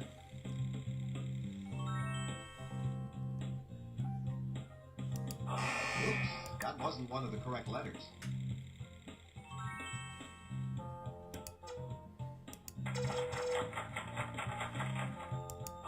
Nice try. Bad try, but nice try. Here's a chance to double your money with a lucky chance. If you decide to wager, you'll have 30 seconds to answer. Being a little... Nice job.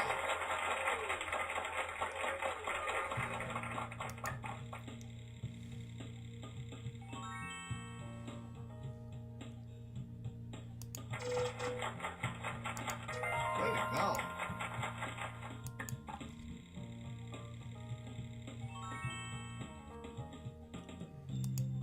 Sorry, that letter. Get ready. It's the lucky lightning round, and you'll need to think fast.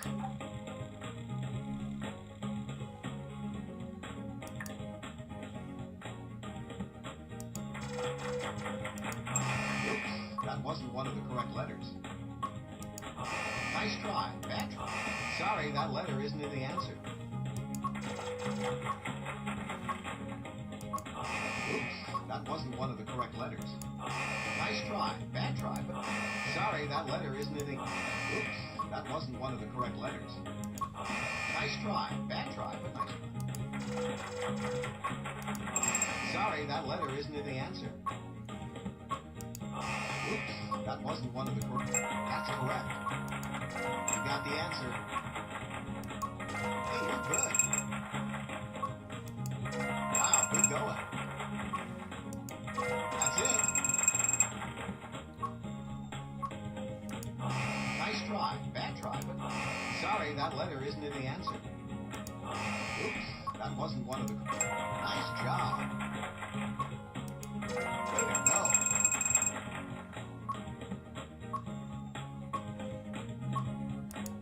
That's correct. Nice try. Bad try, but nice try. You got the answer. Sorry, that letter isn't in the answer. Oops, that wasn't one of the correct letters. Nice try. Bad try, but nice try. Hey, you're good.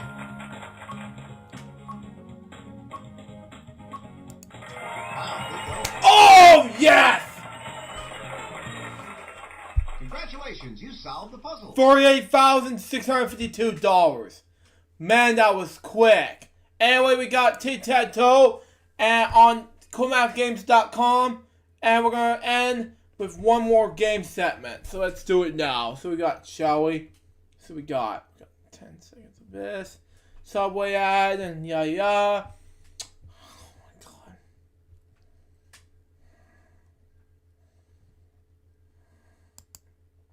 god. Okay.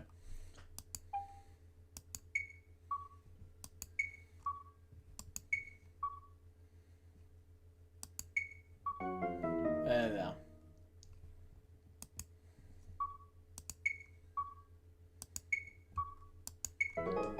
Okay, one more time, and then it'll be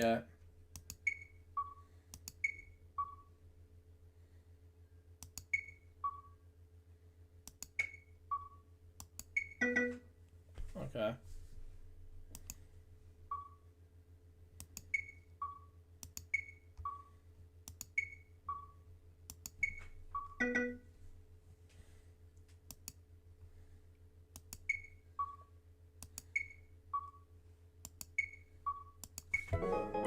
Yes, finally.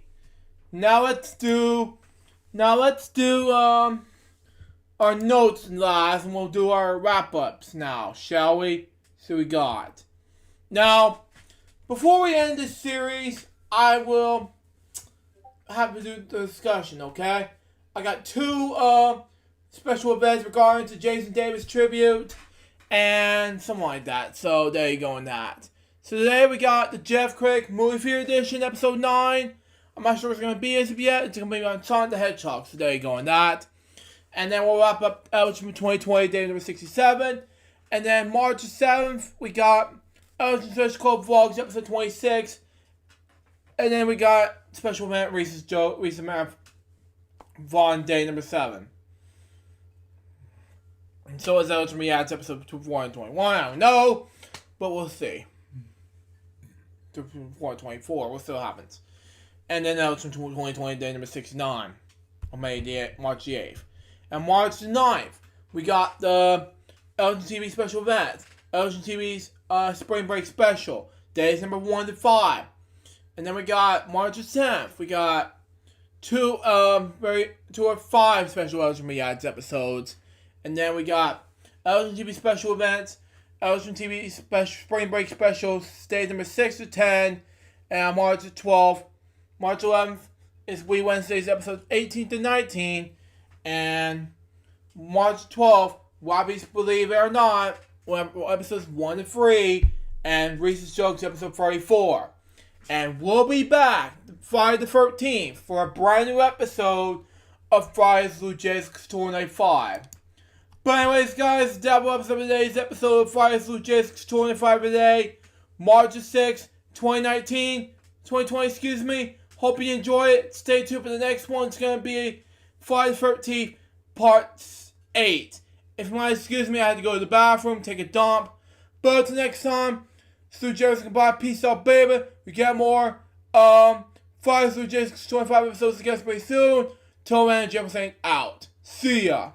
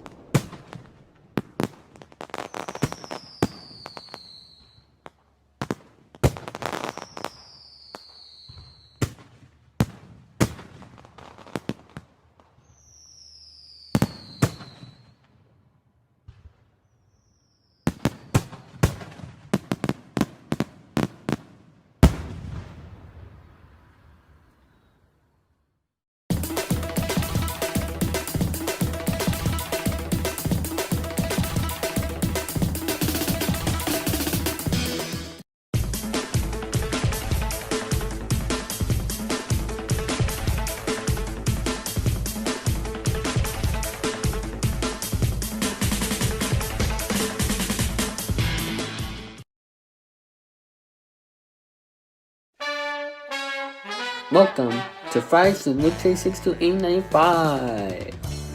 On this live stream show, we are going to be talking about our topics, playing video games, and many more. And now, here's your host, Luke Jeffers, Billy Mooney, Remix Plum, and David 2000. Thank you, Dave 3000. Hello, people. This is LukeJ, aka LukeJ62895 speaking. Welcome to a brand new episode of Fires LukeJ62895. And today, we got not one, not two, but 3, 4.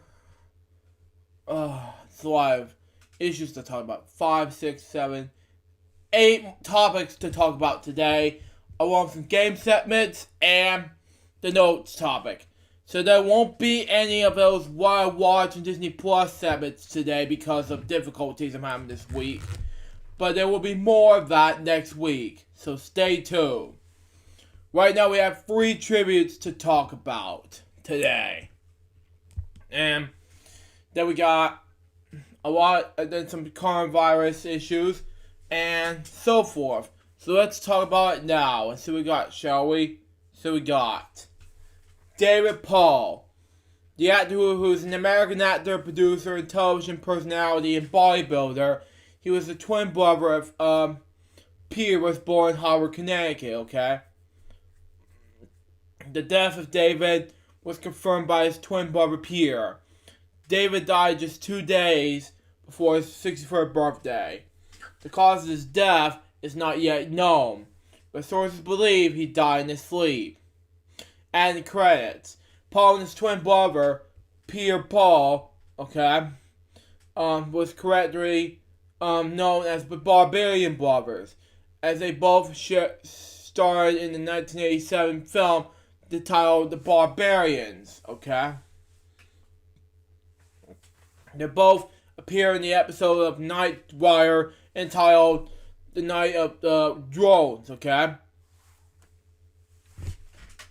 David and Peter had a small part in the Oliver Stone movie, National Born Killers, in which they are in the bodybuilding, probably Jim Murillo, the way you pronounce it.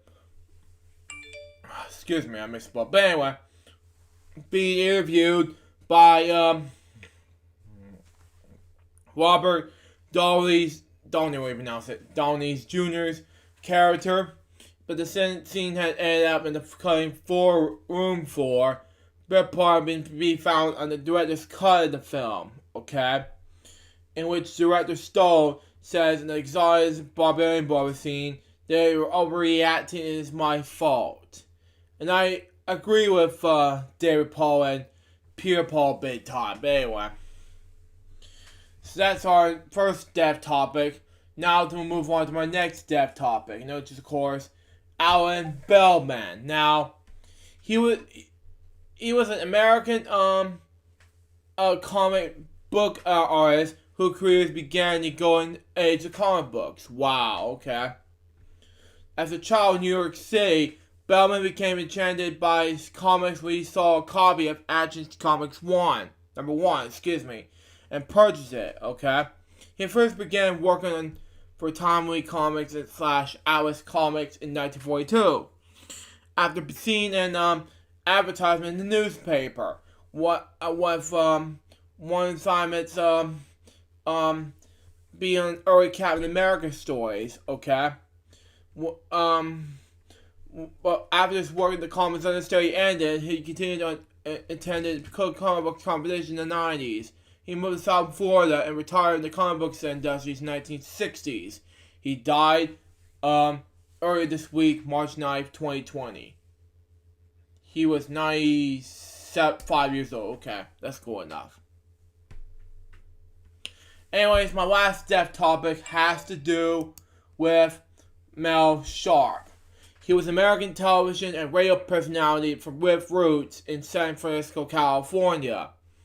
In the early 1960s, Sharp collaborated with Jim Corey, to create a series of comics on the street interviews for San Francisco radio station JGO. Armed with a tape recorder, Corey and Sharp confronted professions, with initial questions of strange behavior. Yeah, I agree with that. In a 1964 interview with Newsweek magazine, Sharp explained, "We tried to pose an almost exploratory question, then proceed step by step into the absurdity, until the interviewee is seething." Yeah, I agree. After 4 years of recording source skits with KGO, Coy and Sharp recorded hidden camera television pilot in 1964 called The Imposters, okay? With host George Fennyman, okay? But it remained unsold and was never aired in full, which is sad, no. A 2007 4-disc box set of the 1960s material titled "These Two Men Are Imposters" contained the Imposters pilot, in addition to KGO radio recordings and previously unreleased pranks. Along with Kyle, he also recorded 2 comedy albums on street pranks. Excuse me, I have a hiccup there. Okay.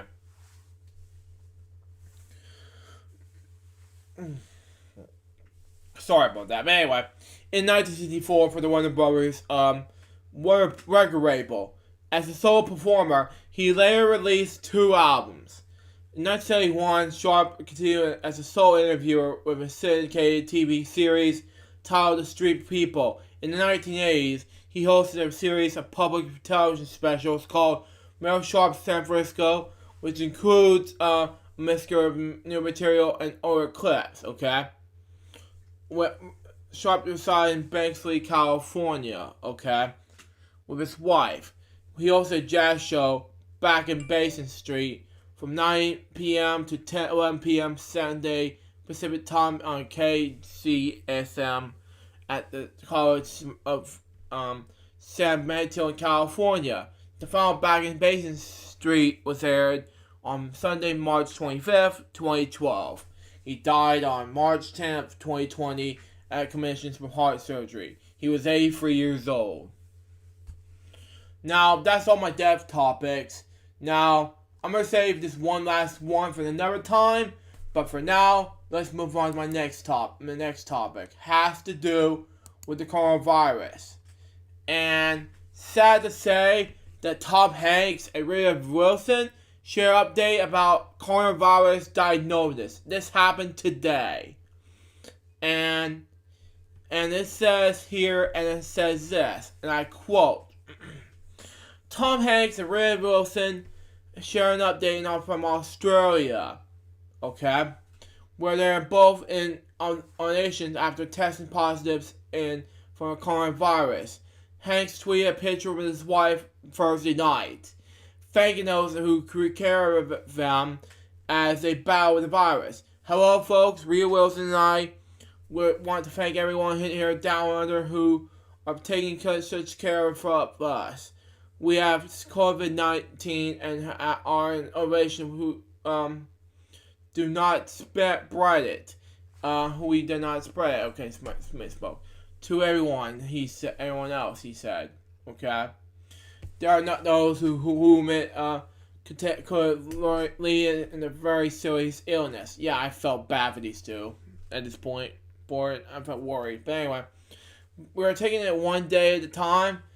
There are things that we could all do and to get through this by following the advice of experts and taking care of ourselves and each other. No. Yeah, I agree. Just a day earlier, the couple posted that tested positives after exhibiting symptoms like tiredness. Yeah, I felt worried with these two big time. Body aches, chills, and slight fevers. This is sad. No, not much more than one day at a time approach. No, he wrote Thursday. Warner Brothers confirmed the actor was in Australia doing pre-production work in a film about singer Elvis Presley. Hanks is said to play Presley's manager, Colonel Tom Parker, in the film. Actor Austin Butler is playing Presley. There are more than 120 confirmed cases of coronavirus in Australia. What? The World Health Organization said, which is sad.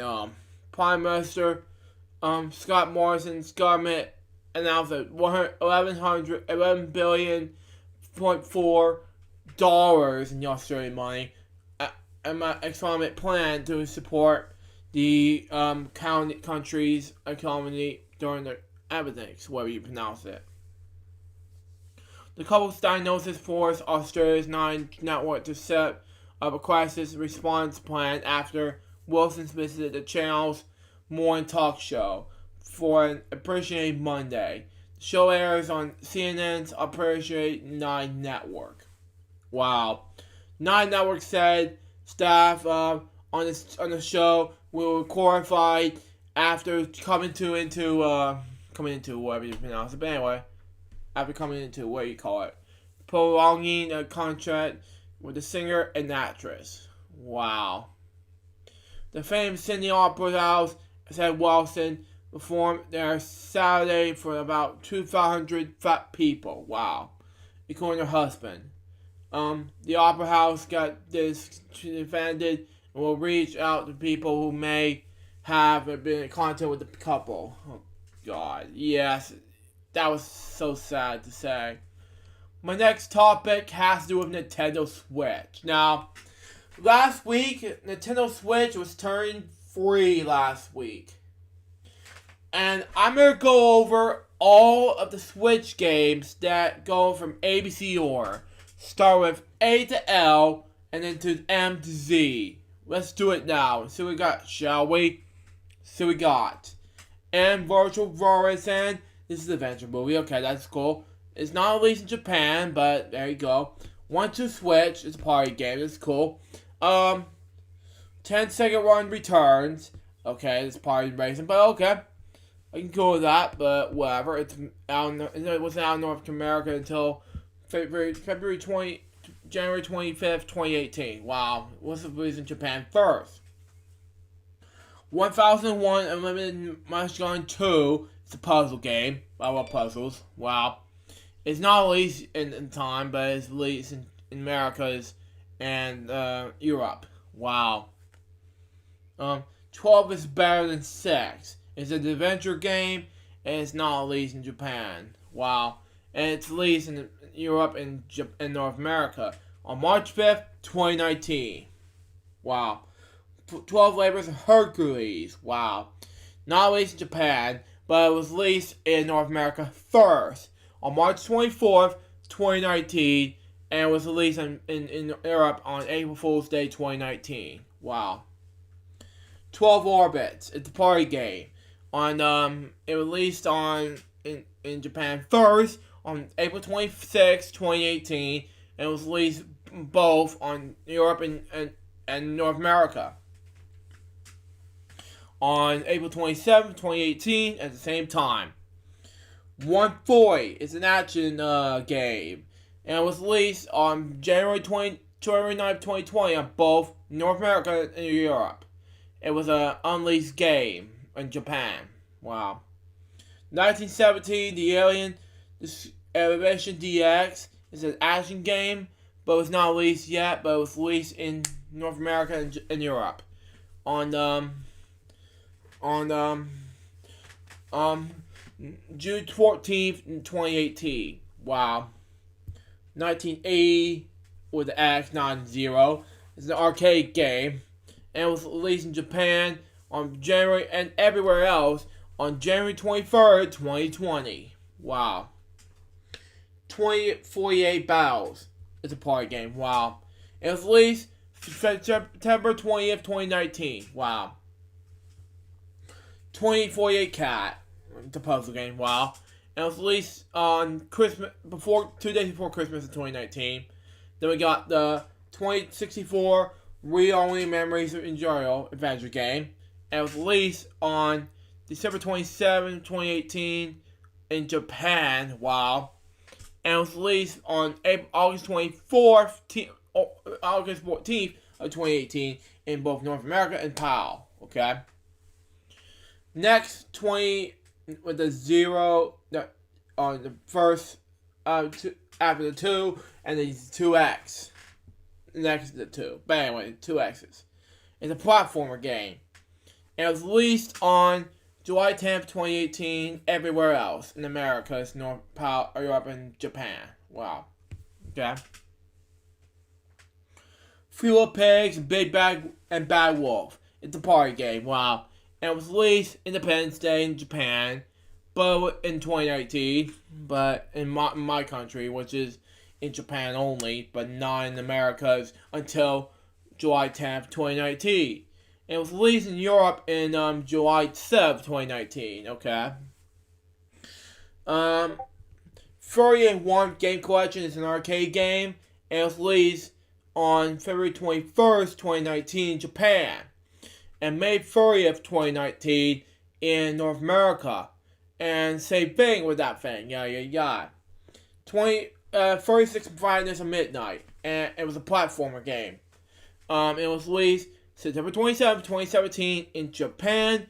Everywhere else in September 14th, 2017. Wow. Next up, we got 49 Days to Mars. Same everywhere else. In May 16th, 2019. 3000 Duel, released everywhere else, and it was it's a adventure game for 49 Days to Mars and Metro. We pronounce this word in the game, and but anyway, 3D Billiards Pool and Snooker is released on. It's a sports game. It's released on November 29, 2018, and it's on both North America and PAL, not released in Japan. And 3D Mini Golf, released it's a sports game, and it's released same day as my dad's birthday of 2018, and it's released in North America and Europe, not in Japan. Then we got 60 Parsecs. It's an adventure game, released on December 20th, 2019, not released in Japan. 60 Seconds. It's an adventure game. Released on December 18th, 2017. Not released in Japan. Next up. 61A The Moon. It's a platformer game. Released on June 21st, 2018 in Japan. Not everywhere. Excuse me. May 24th, 2018 in North America. And May 31st, 2018 in Europe. 64.0 is an action game. Released on December 19th, 2019, everywhere else, Halloween night. 7 billion, of 2019, but anyway. Study Building Humans is a puzzle game released on everywhere else in October 25th, 2018. Next up, Seven Setcher is a puzzle game and it was released everywhere else except for Japan on February 5th, 2020. Next up, 8 Ball Pocket is a sports game released on Christmas Day 2019 in North America and Japan. Not Japan, excuse me, Europe, excuse me. And was and released on Japan on November 24th, 2019. Excuse me. Next up, 88 Heroes, 98 Heroes Edition. It's a platformer game, and it was released everywhere else October 12th, 2017. Next up, another to-be-announced game. The first to-be-announced game was 90's Super GP. It's a racing game, and to be announced in both games, and not released in Japan. Next up, 911 Operator, released on October 8th, 25th, 2018 in North America. Excuse me. Released on October 26th, 2018 in Europe. Not released in Japan. Next up, 99 Moves. It's an action game. Released on March 14th, 2019 in Japan. Released everywhere else February 8th, 2019 in North America and Europe.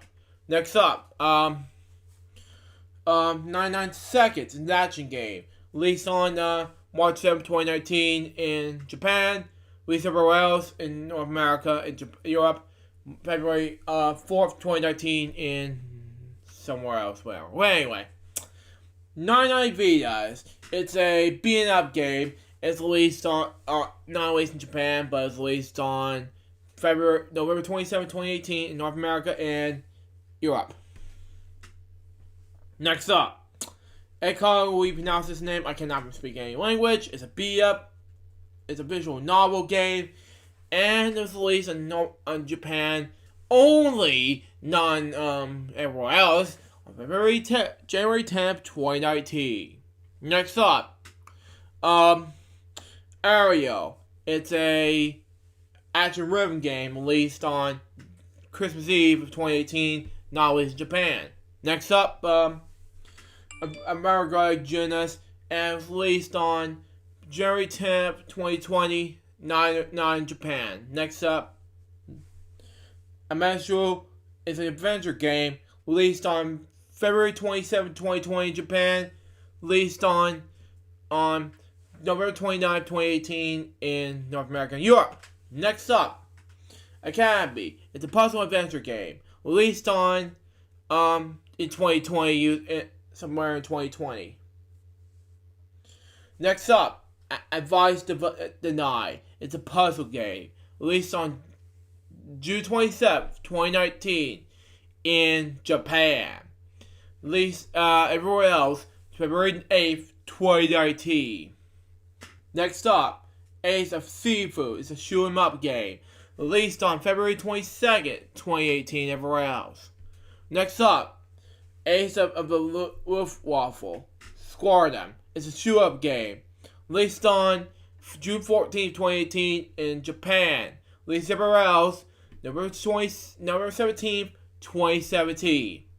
Next up, Action Triangles, what you pronounce it. It's a casual role-playing game, and it's released not in Japan, but in North America and Europe on January 24th, 2019. Next up, let me just read what else is there. It's a casual role-playing game. I can't pronounce it, but anyway. Acorn Titles. It's a turn-based strategy game, and it was released on December 7th, 2017 in North America. Released on November 20th, 2017 in PAL. We call it Europe. Okay. Next up, Adventure Pals.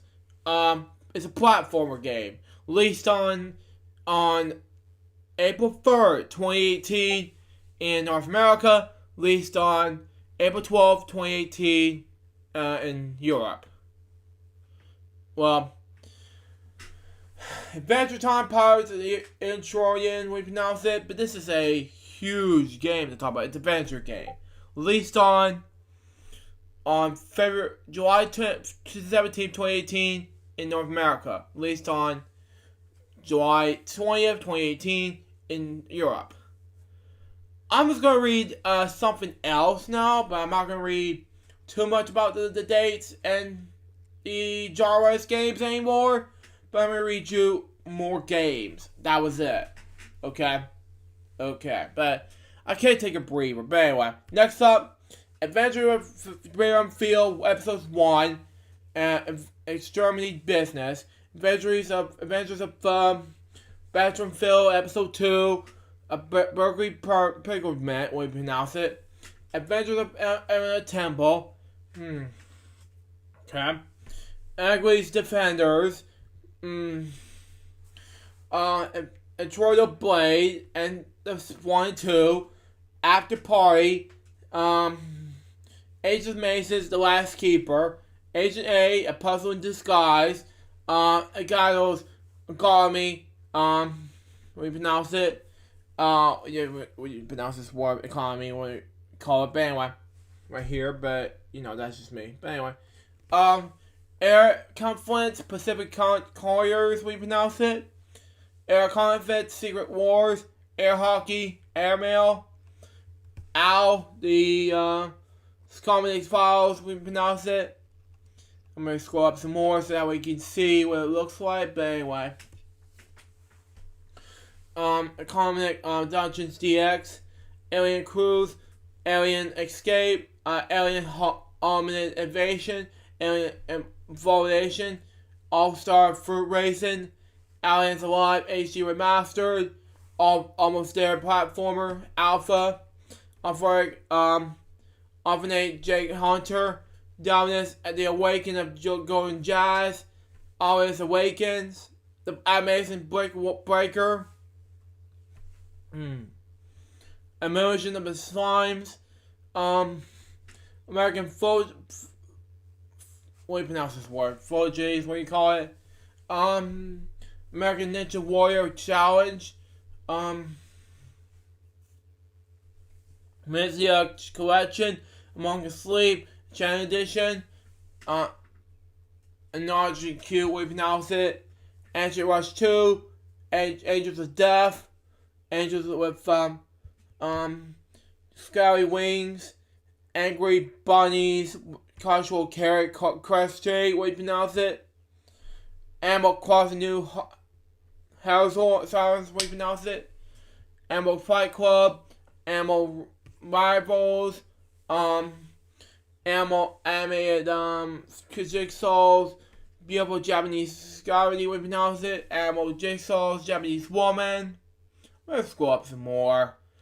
Anime Studio Story, Anima Standalone, Anima's Code, Another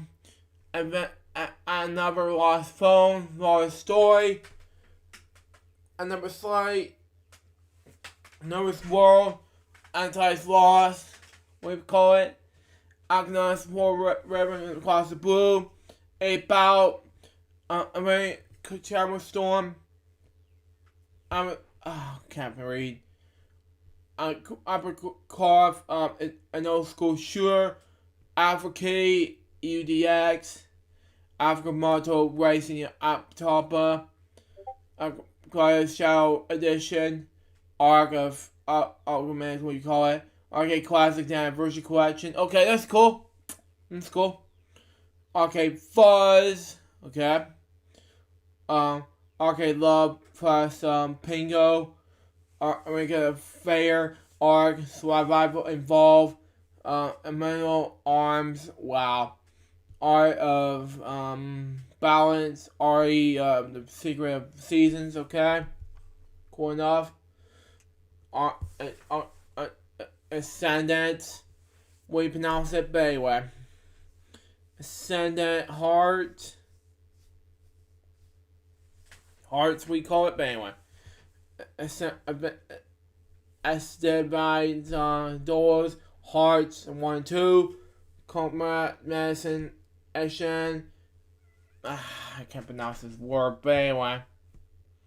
Ash Planet 9 Legends, Assassin's Creed 3 Remastered, Assassin's Creed Odyssey, Assassin's Creed The Rebel Collection, Astral Androids Cactus Plus, Asterix, and Obelix,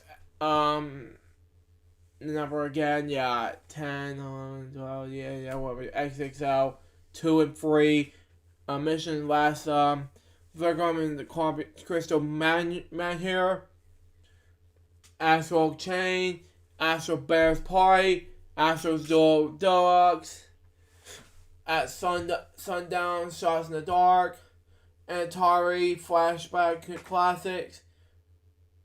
Yeah.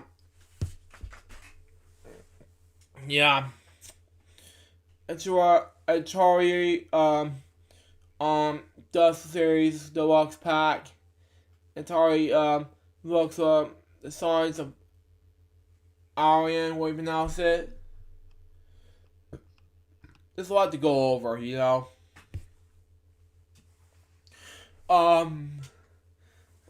Okay. Where are we? Oh yes. Obviously, I'm your Lola, the Soldier Island. Also, Lolly and Scully. Armies of Monstrous Pains. Oscar Mark, the Armaments of Arlen. Oscar Aurora, the Armaments of Arlen. Oscar Aurora, Ever Darkness of the Secret Hideout. Yeah, I kept pronouncing words wrong, but anyway. Also make a One John Gun, off the Mine, Attack of the Titan 2, and Final Battle. Attack of the Toy Tanks, Auto Chess, Auto Met Chief, Story Detective Edition, Achieve, Invader, Away from Journey from the Expected, Awesome P, Awesome Verb 1 and 2. I cannot pronounce this word. Anyway. But anyway, Oscar Cole, Joy Call You, Forbidden Romance with Mystery of Spirit, Oscar 2, The World Beneath. Okay. Oscar Revelations, Oscar Saga, Pathfire, the Deluxe Edition, Oscar, started back, Bob is new, back in 95, Bad Dream Fear, thank God it's over, the days are over, anyway, Back North, Buffy, Breaks of the Losers, okay,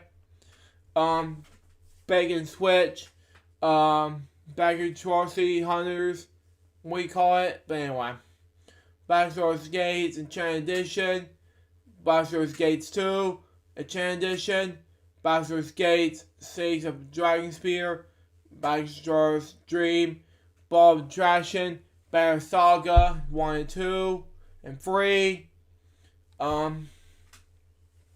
Got Bob Labs most episodes 1 and 2. Bob Labs bars, what even can't pronounce it, excuse me. Tower of Emperor, Bars Gold, Baseball Riot, Bass Pro Shops, The Strikes Championship Edition, Bastion, Batman the Enemy Within, Batman the Telltale Series, Barry Jam, which is okay, but whatever. Next up we got Battlezone Go Edition, Battle Chasers Night War, Battle Chief Brigade, Battle Crush, Battle Group 2, Battle Princess Mountain, Battle Wars Chronos, Battle Loom, what you can pronounce it, but anyway. Battle of the Game, Battle Linus 1, 2, and 3. Okay, this is cool and easy, but anyway. Beach Buggy Racing, Bear With Me, the Lost Robots, Beach Quest, Beat Cop, Beast Eliminator, Bendy Ink Machine, Okay. Best Friends Forever. Beyblade Boris Battle Zero. Okay. Banana Enemies, Lines, Convert Operations. We got Banana Steel Sky. Be-Bye Tina and the House Farm. Big Buck Hunter Arcade. Big Drunk Serenades Massacre. Big Pomera. Bike Rider DX. Billy Bomber. Billy and Road. Barney's. Barney's of Isaac Afterbirth Plus. Bingo. This is cool. I want to get Bingo for the Switch, but anyway. Bit Dungeon Plus. Bite the Bullet. Bite Logic. Color Punk Arcade Edition. This is cool. Black and White. Bust Do. What do you pronounce it? Black Bird. Black Book. Black Fusion 88. Black Hole. Black the Fall. Black Paradox. Black Mar 2. Black Side on the Skin. Black Sea Odyssey. Black Stranger. Blade Strangers, what do you pronounce it? Blades of Time. Blades, Blade Spores. Blaster Master 0, 1, and 2. Blast Blue, Central Fiction. Cross Tag, Battle. Blazing Breaks. Bleeds 1 and 2. Bleed Bop, Blind Man. Bobcat. Blue Kid 2. Blood Breed. Blood with a Spreed. Bill, what pronounce it? Blood Roads. Blood Stain. Close to the Moon. And Roadshow in the Night. Bloody Zombies. Wow. I don't even know if they made that on the Switch, but whatever. Balloons DD5. Blossom Tales. Stephen King. Okay. Bazooka's Wars 2. Bosenheim's Project. Bomb Chicken. Bomber Crew. Excuse me. Bombfall. Bombing Busters. Bomb Stinger. Bomb to the Skies. Book Bomb, J, pronounce it, Boom Bass, Blood, Blast Captain Standing, Box Boy plus Box Girl. This is awesome, but anyway. Boyfriend Dungeon, BQM, Black Quest Maker, Bradwell Controversy, Brian Age, Nintendo Switch Training, Rage Dungeon plus Dark Witch Story Comeback. We call it Brave Flag Trilogy, Bravely Default 2, excuse me, Brawlhalla, Brawlout, Breakers Collection, before its Bow, Breathing Fear, Bridge Conductor Patrol, Breeze Bow, Bridge 9, The Legend of Return Origin of what pronounce it. I can't pronounce it, but I'm sorry. Brute Force, Broken Age, Broken Roads, Broken Sword 5, The Cybernetic Cruise, Brothers of Tale of Two Sons, the video game. Brothers to Confess, Precious Baby. Bubble Bobble for Friends. Bubsy's Pals on Bob Fire. Okay, this is awesome, but anyway. Bub Butcher, Bub Boy, Bub Age, Bub Storm Blue the Switch edition. Bunker, Burger Time Party, Bury Me, My Love, Best Picks 2019, Butcher, Button Up, compares with the Hunt Championship Edition, combinations of High Rate, what do you pronounce it? Chefé, Intent, Cake Laboratory, Carnage, we pronounce it Blaze, Carnage and Fat Overdose, Call Kaiju of the official video game. Okay, that's cool. Next up, Call Carnage Gunslinger, Compound Beam Up Bow Bundle, excuse me. Captain Star 1, Captain Toad Treasure Tracker, we pronounce it. Captain Kusuma, The Rise of New Champions, Car Massacre Manager, Car Massacre Maniac Simulator 2018. I can't pronounce these words right. Car Trader, Car Skyscone, Car Fight, Fight Car EX, Car Particle Rallies, we pronounce it, Carnival Games, Car 3 Driven to Win, Cartoon Network Battle Crashers, Case Animatronics, Case of Destruct, Case Crashers Remastered, Case Castle Heart, Castle Storm, Castlevania Anniversary Collection, Card Cat Quest 1 and 2, with Pawn Empire, Cat Vaughn, Caliper Ratatouille,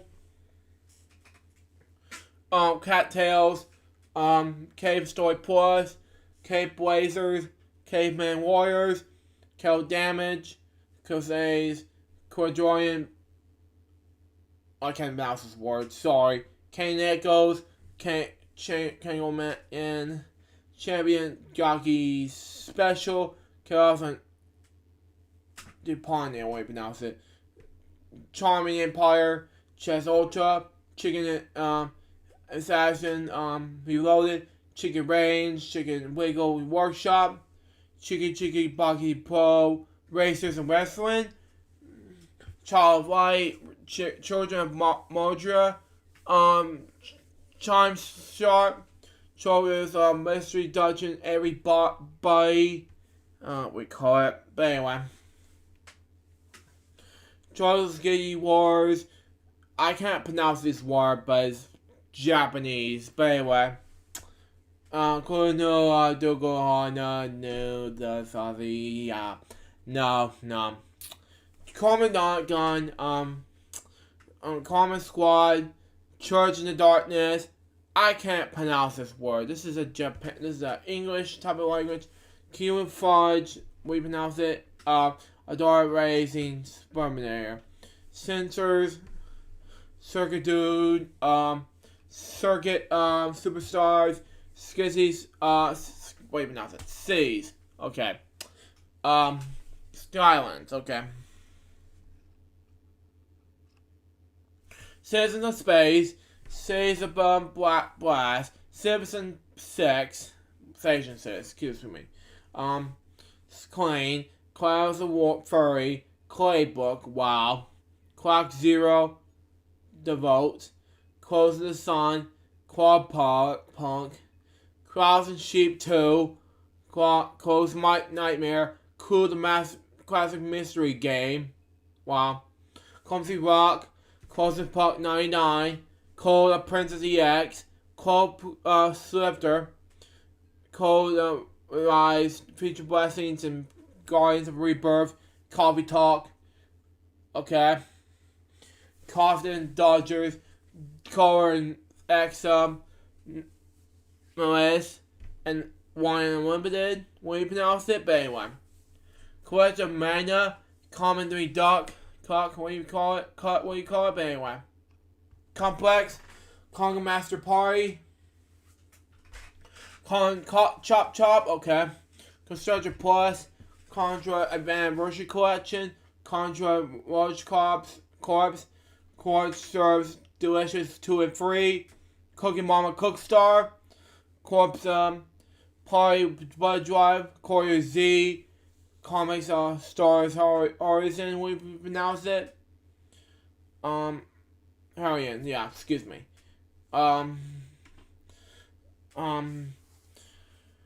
Okay. Common Ananya, Common Reboot, Count Connier, Crash Bandicoot and Shane Trilogy. Okay. That was easy, but anyway. Crash Team Racing and Nitro Fuel, Crashlands Crawl, Crayon Scoot, Crayon Scoot Can, Storm Call, Flaming Crash Scoot Runner, Crazy Strike Ball EX, Crazy Zen Mini Golf, Creases in the World, Cricket 19, Chris's Tales, Crystal of Sigma, Quest Code, okay? Crossing Souls, Crossing Plus, Crossing the Neutral Dancer, Crystal Crisis, Cube Screer X, Cuphead, Cruising the Sea Rats, Cruising, sorry, I would pronounce it. Quadcopter Pluto, the way you pronounce it. Saptor Shadow, Crosses Alpha, D Generation HD, Diamond X Mecha, Daggerhood. Okay. Can't scroll up some more, but anyway. Durgo, I can't pronounce this word, I'm sorry. Not one either, it's part of the Library Party, but anyway. Next up, Dinosaur Gear, Operation Oxta, Operation Tokyo, Dutch Mill, Donaria, Danny Dungeon, Legend of Barb, Brave, Yamada, way to pronounce it. Danger Battles, The Danger Games, Dangerous Driving 2, and Damaku and 3. That's weird. Yeah, I kept reading stuff that really has to do with anything. When I stop at some of the pronunciations, that is fine. But when I'm gonna save when I have to scroll down to all of them. But as soon as I'm done with the D's, I'll stop right there. But anyway.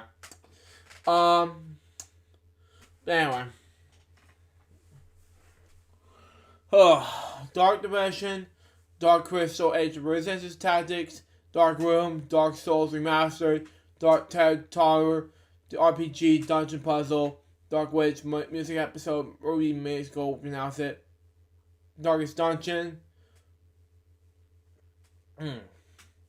Dark Side Detective, Darksiders 2, Divination Edition, Darksiders Genesis, Darksiders War Master Edition. I kept talking too much, but anyway. Darkwood, Dauntless, Dark of the Breakers, Dawn of the Survivors, D Universe Online, Deep Bob 2, D Mambo, Dead Calls, Day to Daylight, Dead Alive, Extreme Freak, Scarlet, Dead of School, wow. All the stuff that has to do with Dead. Skippity, Tomorrow Comes Today, wow. Deadly Promotions, Grand, Deadly Promotions 2, A Blessing in Disguise, Dear My Agnes, Death Come True, Death Coming, Death, to China, Canada, Death Squared, Death State, yeah, I can't pronounce these words. Africal Edition, Death Trap Dungeon Trilogy, Double Infinity, Death Creative Logos, Demo, Deep Ones, Deep Space Rush, Dear Drive Legends, Dear God, Definitive of Aircon, Detective Edition, we pronounce it, but anyway.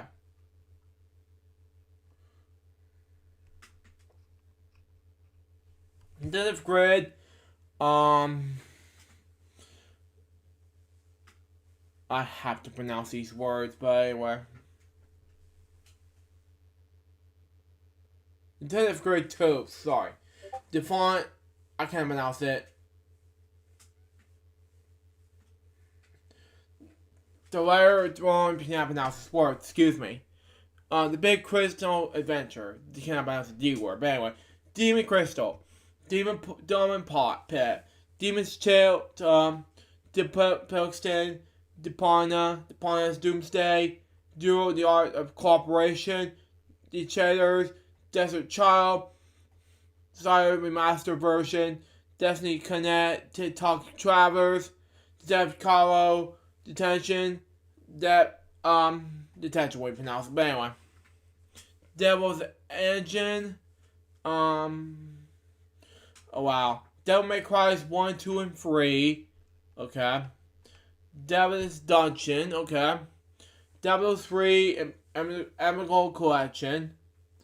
This is a lot from what's gonna happen next between that. But anyway, Dominus Glover, Charles Legend, Dicey Dungeons, Dies, Ari, or pronounce it, yeah. Digimon Story, Cyber, so it's complete edition, Digimon Survive, Dimensions, Dimensions Drive, Ding Dong XL, that means 15, okay, or whatever, but yeah. Disaster Report 4 Plus, Summer Memories, Disc Jam, Disease, Hidden Object, okay. Designers 1, 4 plus, complete plus whatever, and 5 complete. Those are complete objects, but anyway. Disney's classic games, Aladdin and the Lion King, wow. Disney Tin Time Festival, and of course, as follows. Designs and Eventual Sin 2, Don't Die Mr. All by DX, Don't Not Twice, Don't Starve, Donkey Kong Country Tropical Freeze, wow, the Nintendo Switch version, Wii U versions of these, but anyway. Don't Country, Dooms 1, and the whole versions, but anyway. 1, Parts of 2, 3, 2, 3, BFG edition, 64, and Doom and Destiny, Doom Industrial Star of Seasons, what do you call it? Double Cross, Double Dragon 4, Dolphin's Arcade, Duracell Star's Eye, Down to Hell, Downwell, Drago Dino, Dragon Ball Fire Z, Dragon Ball Azureverse 2, Dragon Mark for Death, Dragon Quest 1, 2, 3, 10, 11S, Dragon Quest Builders 1, 2, Dragon Quest Heroes, the World Trees, the fight below, okay. Dragon Quest Heroes 2, and Dragon Quest Monsters, Terry's Wonderland Retro. Dragon Pinball, okay. Dragon Singer, Dragon Snakes, Dragon Fang Z, The Rose and Dungeon of Time. Dragon's Dungeon, Dark Orphans, we call it. Drama Queen Myrrh. Draw Stickman Epic 2. Drawful 2. Dungeons of Ink and Paper. Dream Alone. Dream Daddy. Dad Dane Simmer. Dream Ball. Dreamscaper. DreamWorks Dragons and Dungeons of New Riders. Dragon School Original. Drunk Fu. The Waste Matters, Masters, what do you call it? Dory Brain Volume 1 Calculation, Duck Game, Dual Hand, Disaster Tuck Hair. Okay. After the D's, I'm gonna stop right there. But anyway. Dungeons,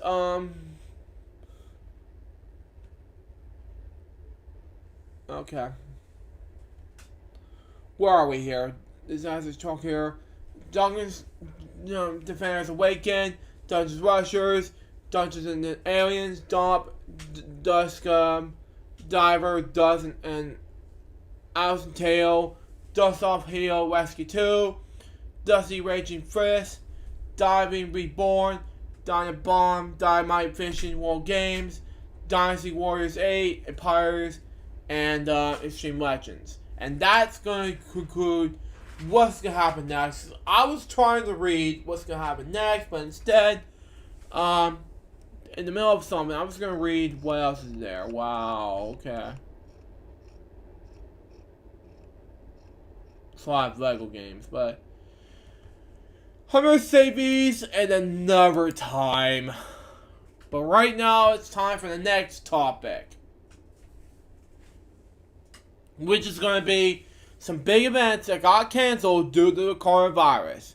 What's in the hook? Because I am not gonna waste an hour reading for Nintendo Switch games. But anyway, when big events got canceled due to the coronavirus, who's in the hook? Okay, and as follows: events cancellations are multiplied because of coronavirus. The most part is events due to the fact that let me just read the full story. Close.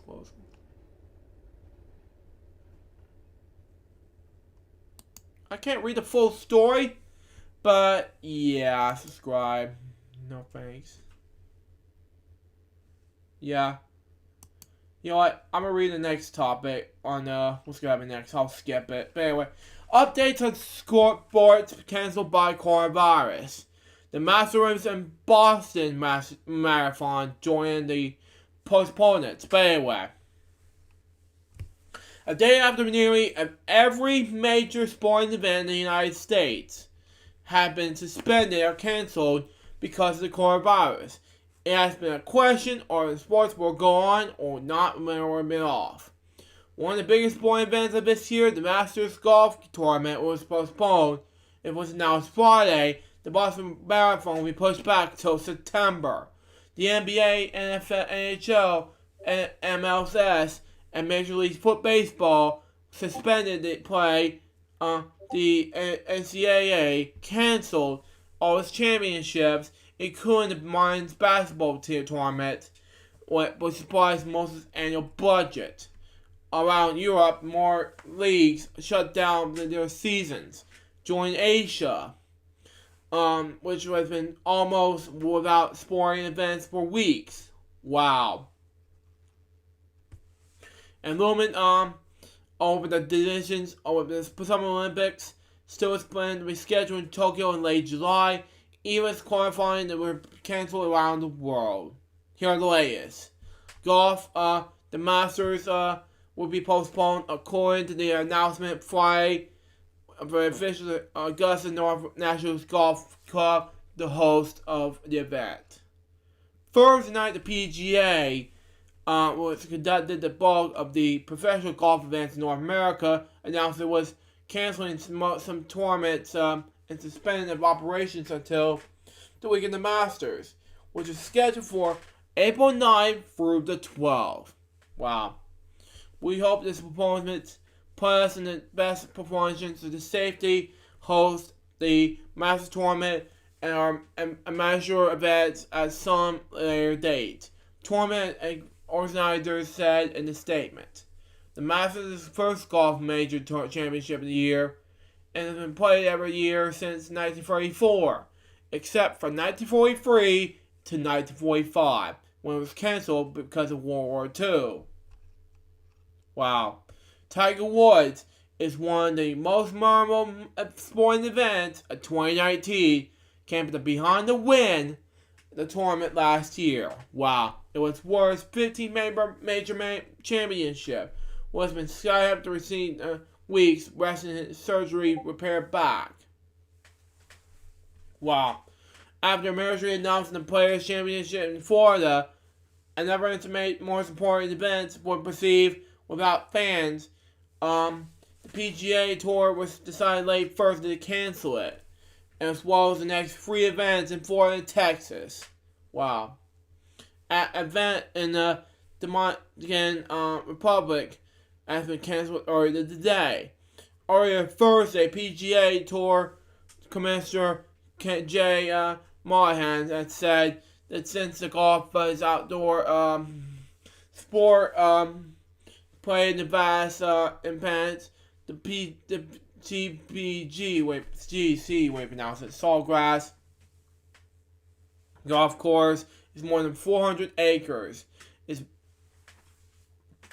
It's made for a safe environment. The LPGA have previously announced the postponement of 3 events in the U.S. having previously canceled 2 Asian events. Wow. Soccer.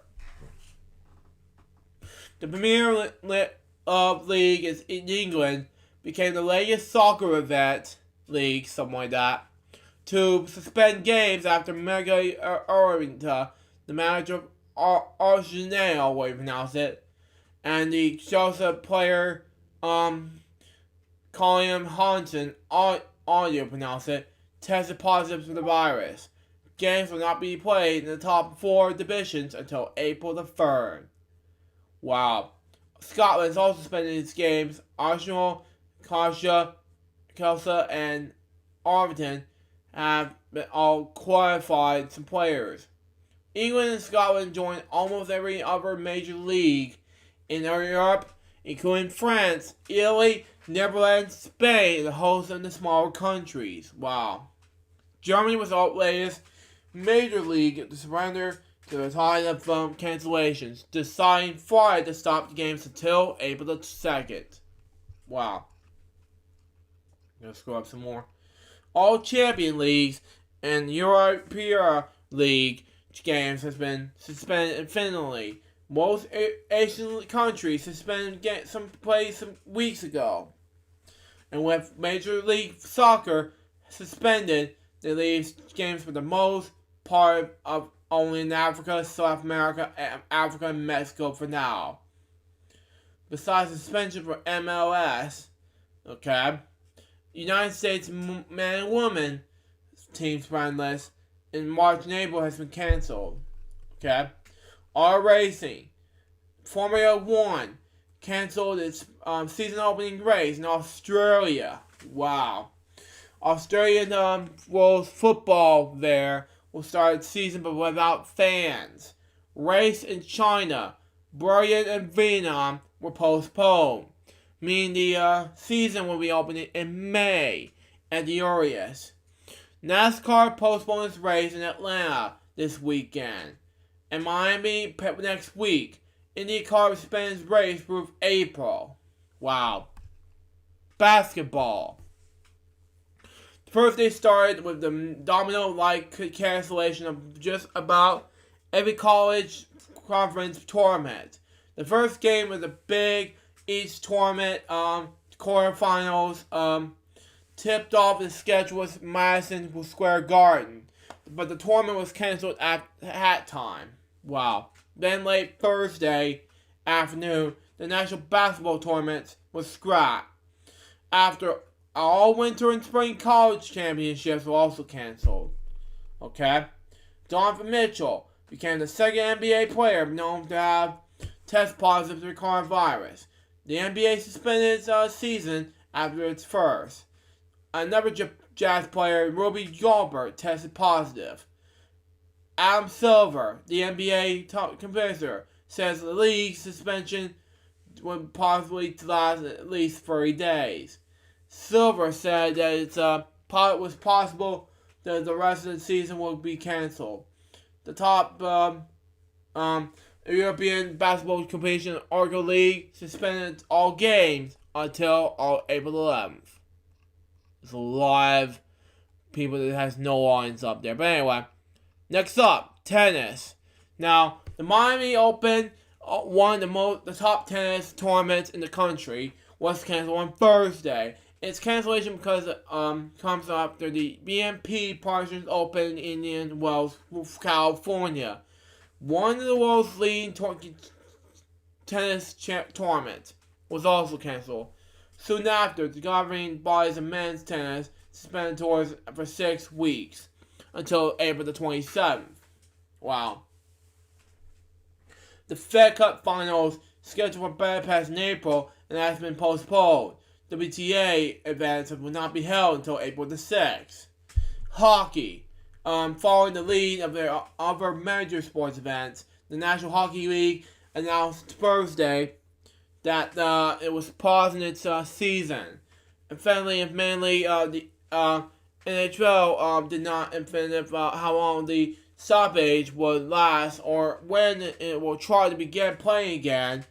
Okay, saying it was all that the league's goals was to resume play as soon as it will probably and produce. Most NHL teams have about a dozen games left in the regular season, with the Stanley Cup playoffs scheduled to begin in about a month. Wow. The National Women's Hockey League said it was an MLB Cup final between the Boston Pride and the Minnesota Whitecaps, set for the Friday, but has been postponed. Wow. Now for football, the NHL canceled its annual owners meeting scheduled for March 29th through April Fool's Day in Palm Beach, Florida, and opted to carry over much of this agenda to their meeting in late May. If you watch this, Billy, the meeting includes owners, coaches, and general managers, and attract hundreds of news media members from across the globe, around the country. Excuse me. The league said in a statement that it would continue initial business operations, but would consult with experts on new developments. No mention was made of the changes of plans for an NFL draft, but slated to be placed for April 22nd, to 25th in Las Vegas. Oh my God! Wow. Olympics. President Trump added his voice to the conversation on Thursday, suggesting the games in Tokyo should be postponed for a year rather than being held with the spectators. Thomas Bach, president of the International Olympic Committee, has assented that the games are scheduled to begin in late July of that year. Well, a member of Japan's Olympic Organization's committee said Tuesday that postponing the games should be discussed. Maybe they postpone it for a year. I agree with President Trump at that time, Mr. Trump said on the Olympics. Maybe that's not possible. Yeah, exactly. Mr. Trump's comments came during the news briefing at the White House, where he talked about numerous measures his administrations and others, where he talks about the combat and spread the coronavirus.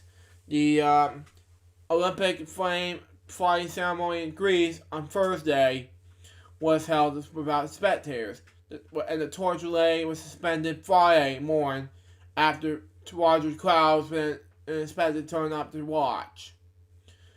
And let me check and see if it's finally. Let me see. Yeah, it's still there. Baseball. The Major League Baseball postponed the start in its regular season scheduled for March 26th, but at least 2 weeks and canceled all remaining spring training games. Japan has postponed their start of the baseball season scheduled for March 20th until April. If you watch this, David. But anyway, running. The Boston Marathon, the spring staple of the sports calendar, will instead be held on September 24th. The New York City Half Marathon was scheduled for Sunday has been canceled. The Paris Marathon has still been delayed from April to October. Wow. The Barcelona Marathon has been also postponed until October as well. The Rome Marathon on March 29th has been canceled. Wow. Winter sports. The Warm Figure Skating Championships in Montreal, scheduled for March 28th to 22nd, has been canceled.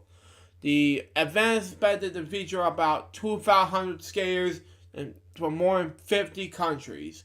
The Women's World Ice Hockey Championship, to be played in Canada, began March 31st, has been canceled.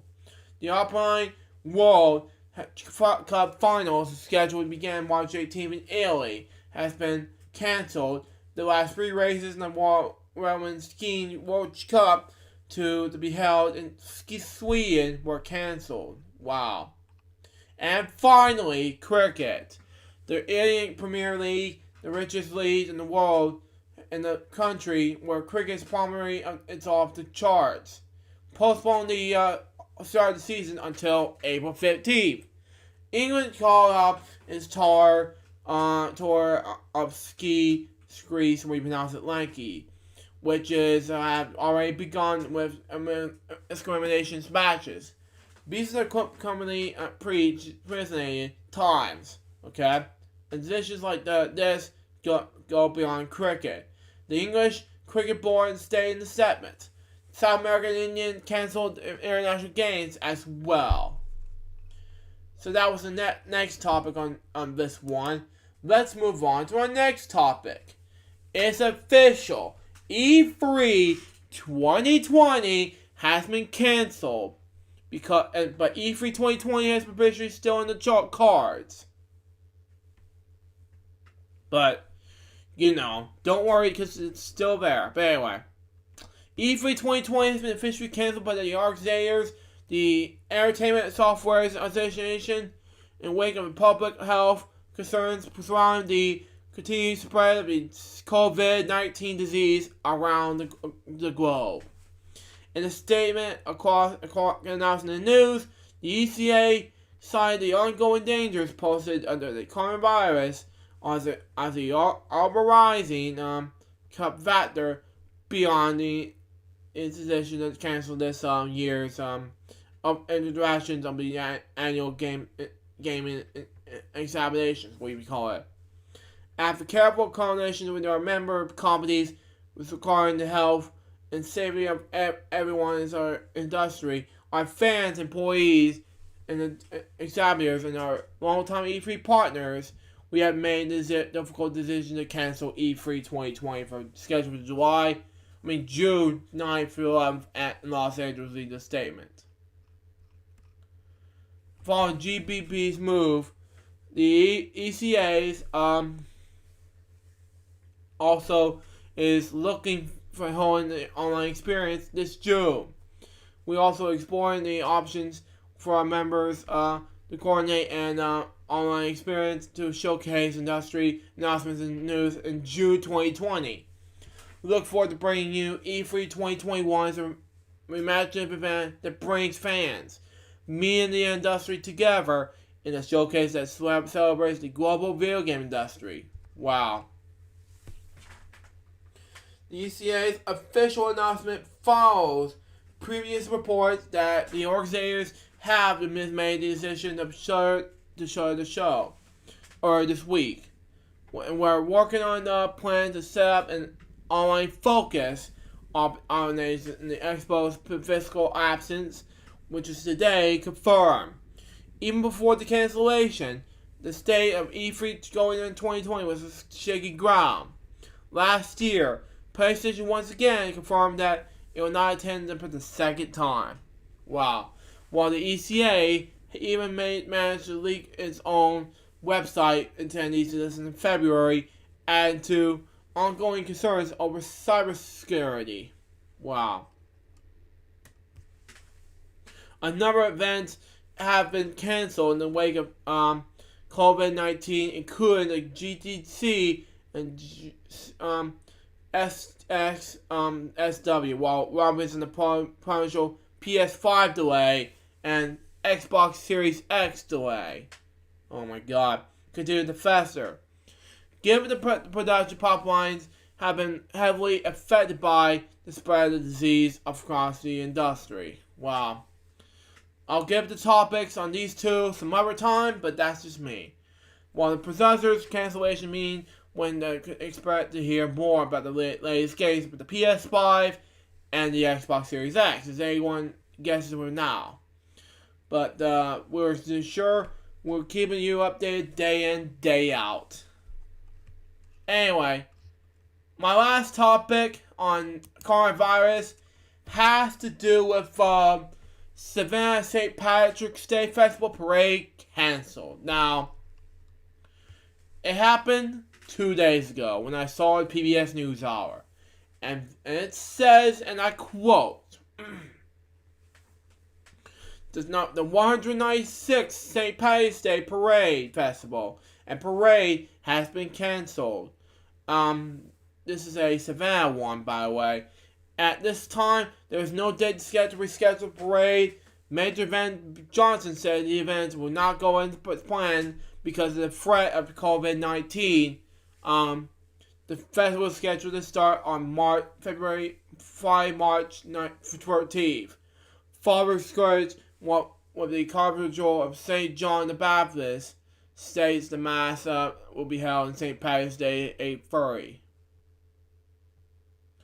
Major Johnson and the city leaders held a news conference to provide updates and commemorate.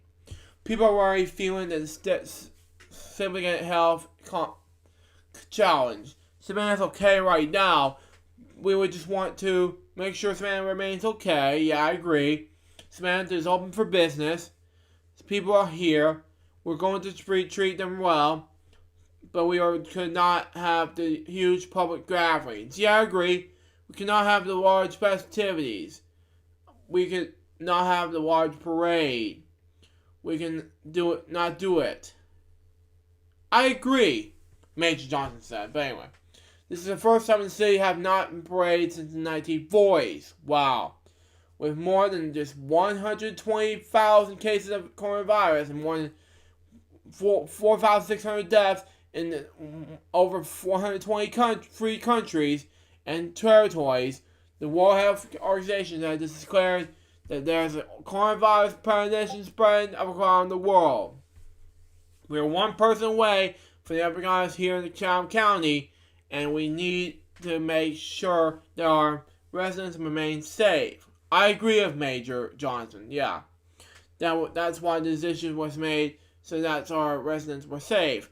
People are really feeling the health challenge, and Savannah's okay right now. Yeah, I agree, big time.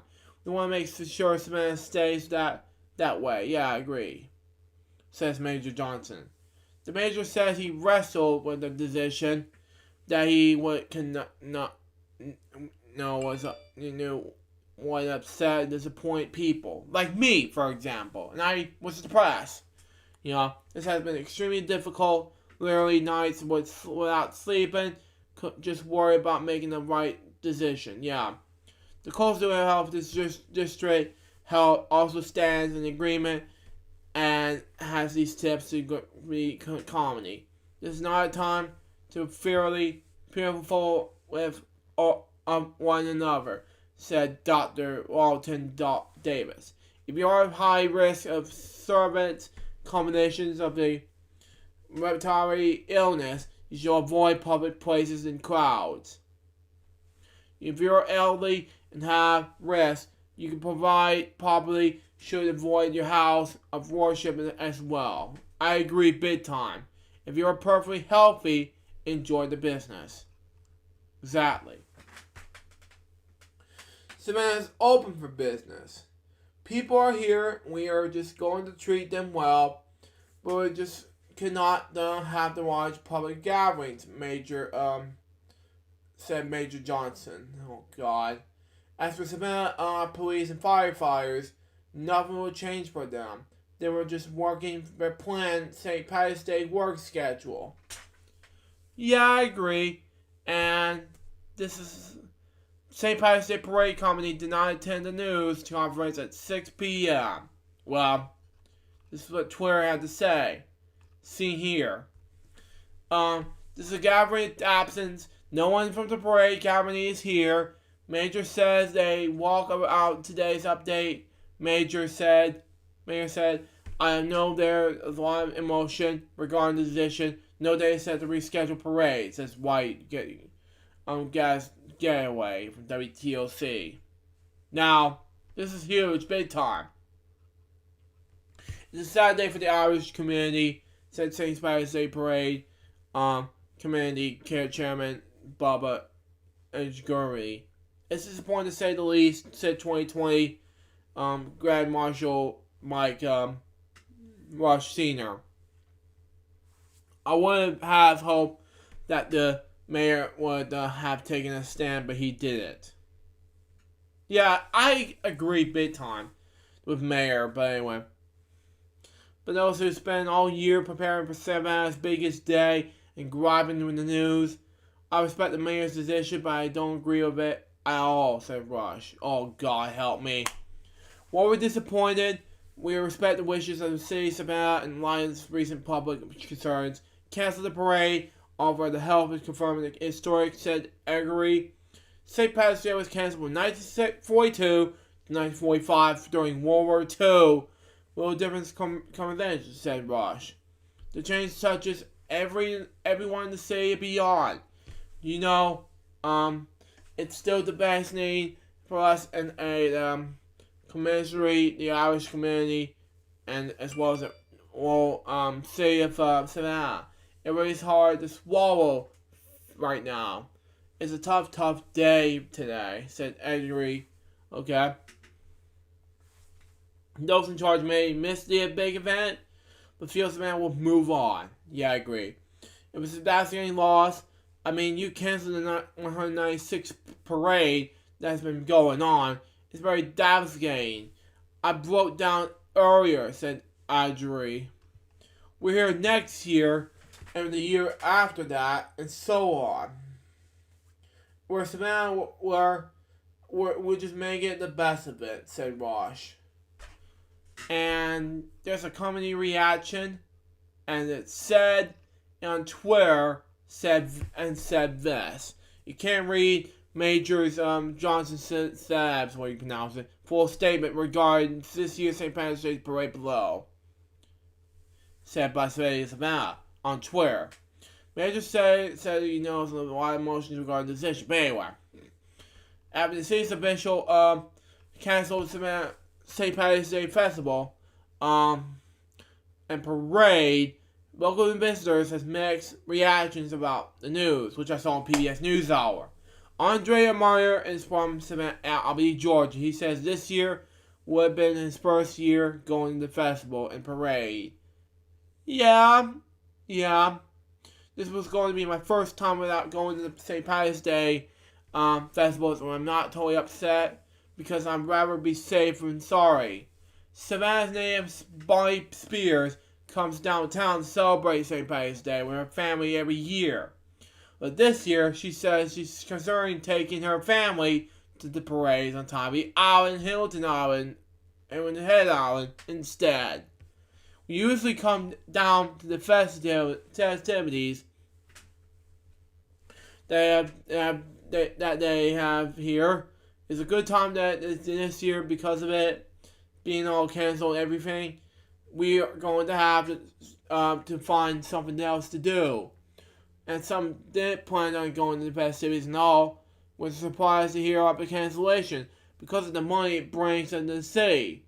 I thought there was a crazy big loss of money, said Crystal Williams. Yeah. All the people that are here and know how beautiful the ceremony would be because it's completely green. Elchbim's color, that is. I absolutely love it, and I will have luck come before. Okay. However, in the end they all say, even though they won't be able to join in on the city's official celebration, they're going to make it the best of it. They make the best of what you still have. That's how I see it. Because at the end of the day, they're canceling it to be safe, said Williams. And that's our topics. Now, before I get to my game segments, guys, and I'll do the review on Sonic the Hedgehog. Now, this movie, I'm gonna say this. It's a great movie to begin with. No, we gotta go back. Anyway, sorry, I was doing my TV, but anyway, it's a great movie. And it was a great success, but, that's just me. What started up is, I'm not going to give any spoilers to this movie, but overall, it was a great, successful movie. But overall, the movie was a huge success, but I loved the movie, and I saw it in theaters last week, but overall, it was a great hit. And it gives a Sonic feel, but the original Sonic was bad, But this Sonic was good. In the final release in the movie. But anyway, it was great, you know. And I give this one a 10 out, like an 8 out of 10, or a 9 out of 10, something like that. Excuse me. If you haven't saw the Jeff Craig movie Fear Edition episode 9, link is in the description below. But anyway, Nick, and I'm done with my topics now, and here's my game segments now. Let me unmute my TV. CoolBathGameStuff.com. But anyway, moving on to that, and let's do tic-tac-toe. But anyway, these is easy, but anyway, easy peasy. I did not like this ad at all. I'm sorry. Anyway.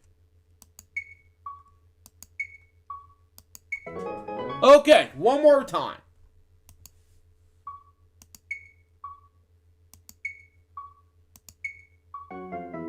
Wow. Just wow.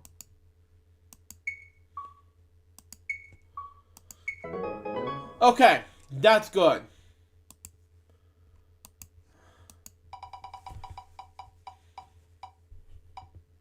Pat Sajak game stuff. Let's do trivia gems now.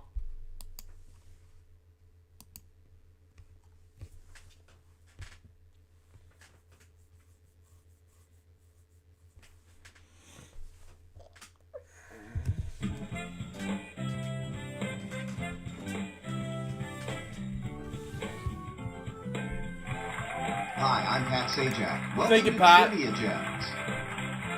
We already know that. Anyway. Welcome to today's Trivia Gems game. The categories for today's game are Celebrity, sports, geography, TV sitcoms, language, and everything goes. Let's go with Dream and move on to Amy Marimo. Yeah, I think those will be good. Here's your first set of questions. Right, Judge, know what this is. Toy Story, know what this is. And yeah. Cross your fingers, here come the answers.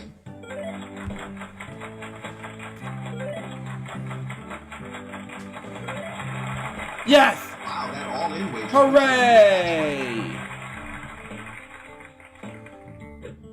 Okay, get ready, here they come.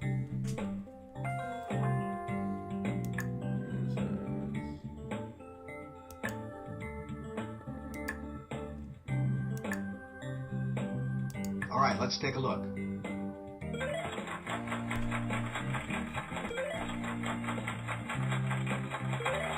Got it! Congratulations, you won the Hooray! $24,000. Ready for a little brain-spinning fun?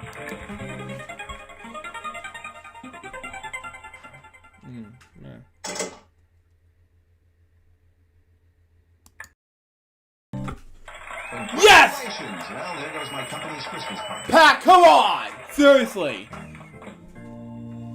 $54,000. Hooray! Here are the questions.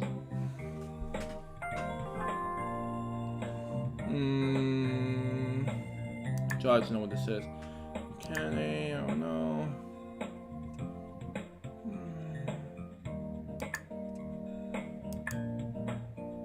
Okay, here's how you did.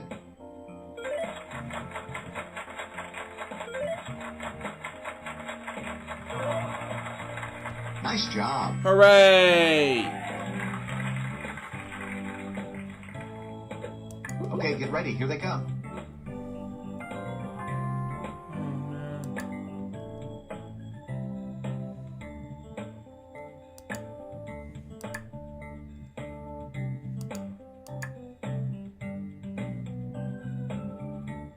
Well, no turning back now. Let's see how you did.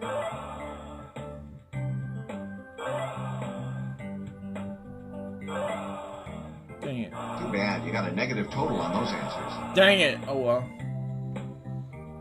Here are the questions.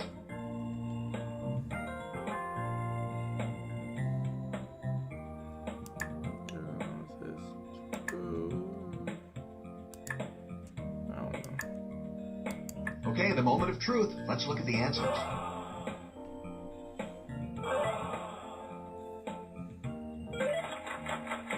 Sorry, those were tough. Oh well. Okay, get ready. Here they come.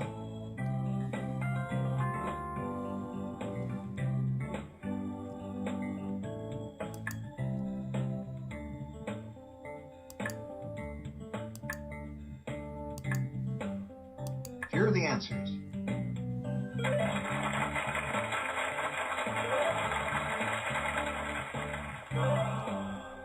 I'm glad this isn't my money. Let's try that again.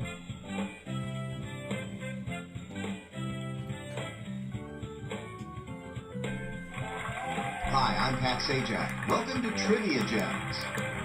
Welcome to today's Trivia Gems game. The categories for today's game are Sports, music, television, geography, history, and everything goes.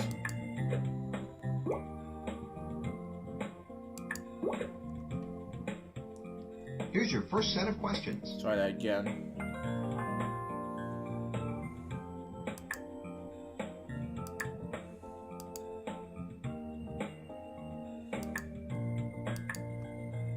Now, let's see the answers.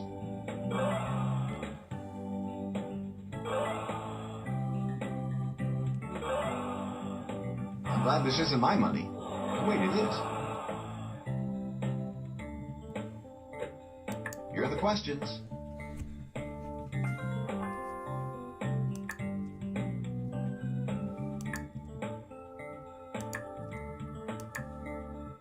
Okay, the moment of truth. Let's look at the answers.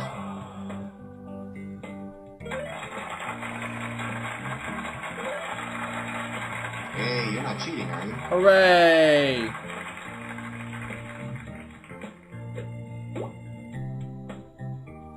Okay, get ready. Here they come.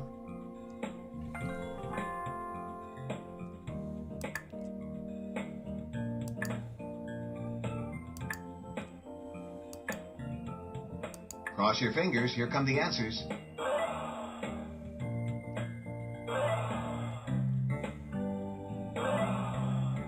that was tough. You lost money on those wagers.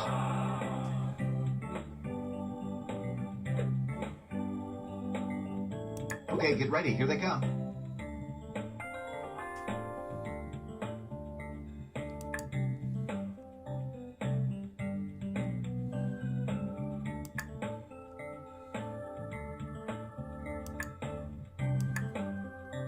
All right, let's take a look. Too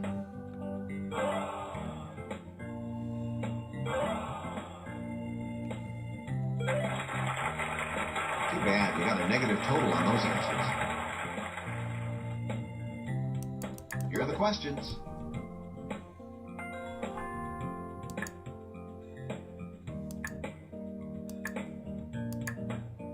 Here are the answers.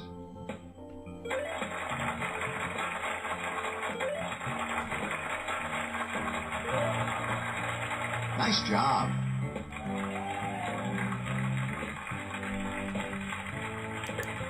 Ready for a little brain spinning fun?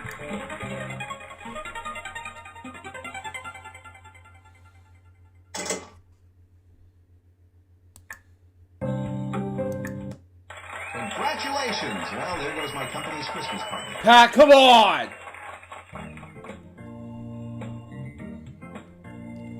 Here are the questions.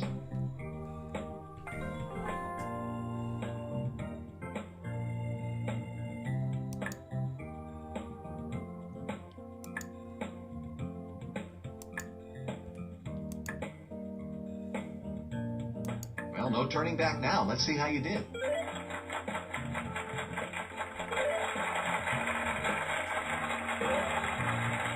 Two out of three's not bad.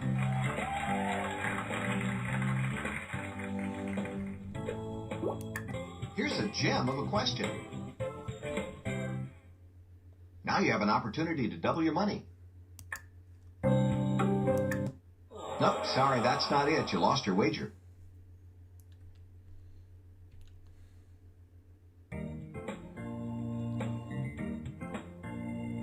Okay, get ready. Here they come.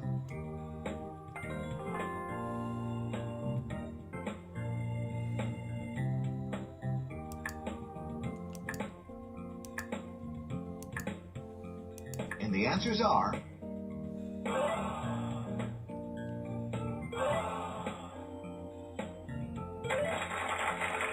I'm sorry, that's a negative total on those answers.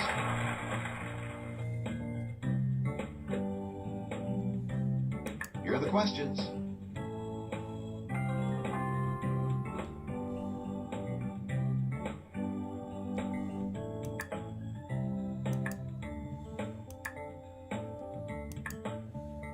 Okay, here's how you did.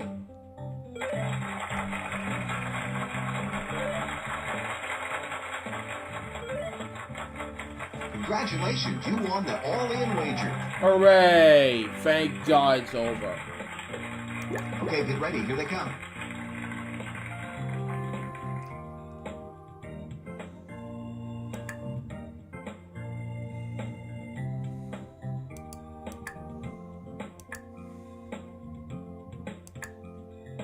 Okay, the moment of truth. Let's look at the answers.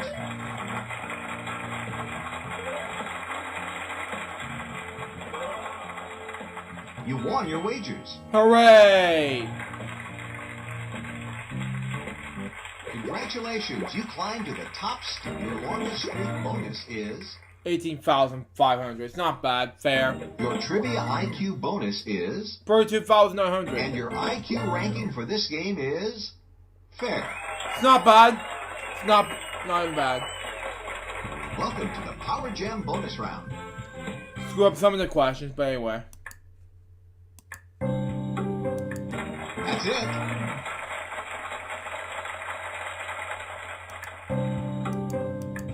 That one was difficult. It's not bad.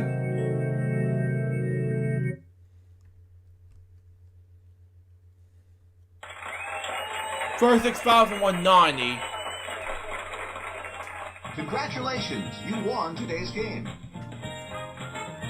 Thanks for playing our online game. For even more fun, I hope you'll try out the download version of Trivia Gems. The download version has lots more features, more gameplay choices, championship games, full screen display, exciting options, and free ice cream. Please click the download free trial button and give it a spin. Although I was only kidding about the ice cream. Pat, come on! And we've got Lucky Letters, and we got 2 more game summits to do.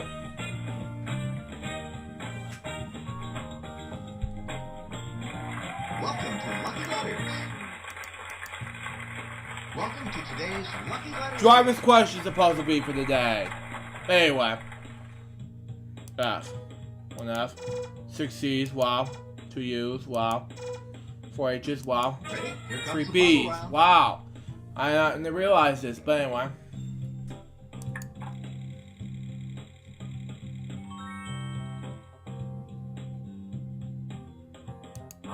Oops, that wasn't one of the correct The letters. what degree?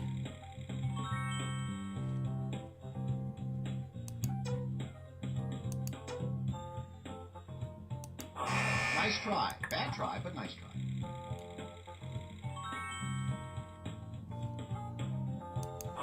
Sorry, that letter isn't in the answer. I don't know.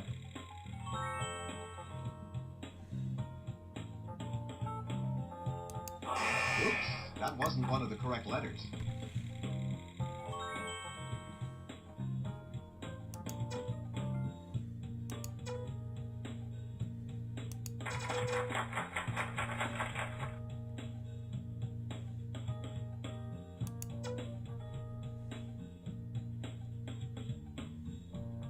You got the answer. Got it! I was thinking about something else, but well. Nice try. Bad try, but nice try. Nice try.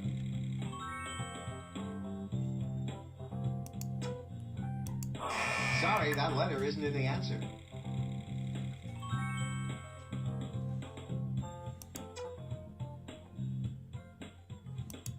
Oops, that wasn't one of the correct letters.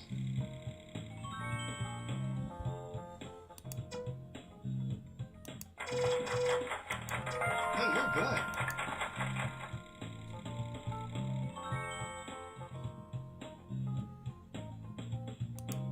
Nice try. Get ready. It's the Lucky Lightning round, and you'll need to think fast.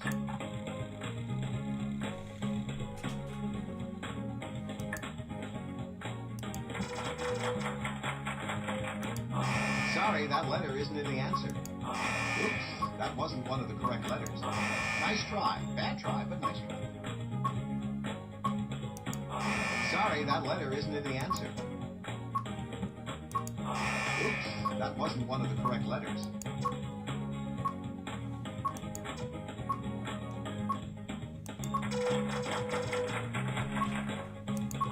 Nice try. Bad try, but nice try.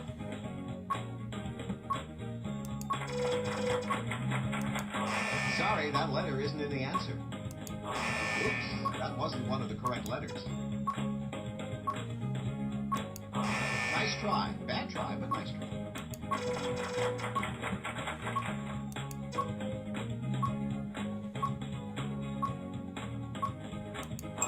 Sorry, that letter isn't in the answer. Oops, that wasn't one of the correct. Nice try. Bad try, but nice try. Sorry, that letter isn't in the answer. Oops, that wasn't one of the correct letters. Nice try. Bad try, but nice try. Sorry, that letter isn't in the answer. Oops, that wasn't one of the correct letters. Nice try. Bad try, but nice try. Sorry, that letter isn't in the answer.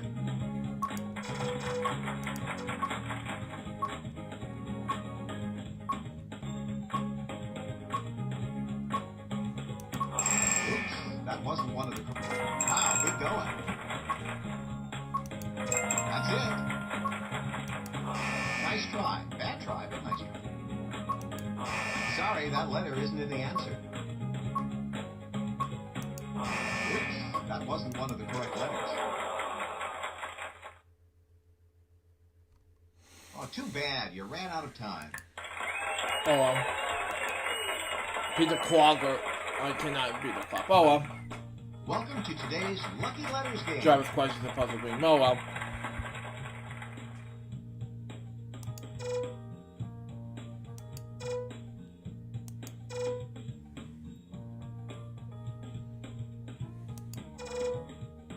Ready? Here comes the puzzle round.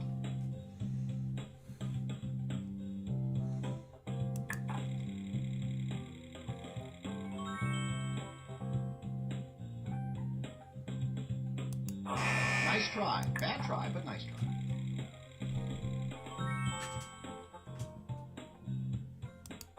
Sorry, that letter isn't in the answer.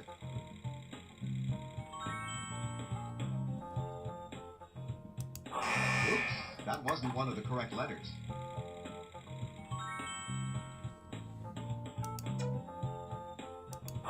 Nice try. Bad try, but nice try.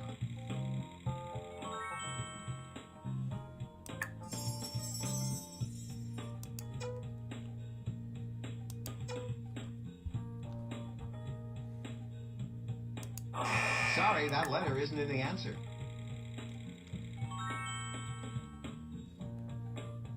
Oops, that wasn't one of the correct letters.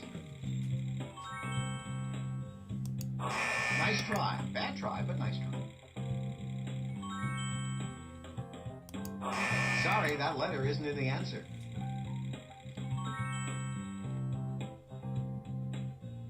Oops, that wasn't one of the correct letters. Nice job. Get ready. It's the Lucky Lightning round, and you'll need to think fast.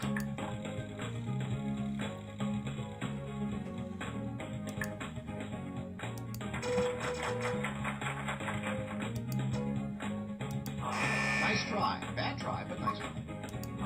Sorry, that letter isn't in the answer.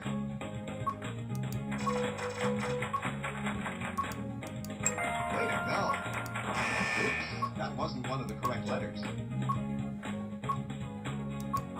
Nice try. Bad try, but nice try.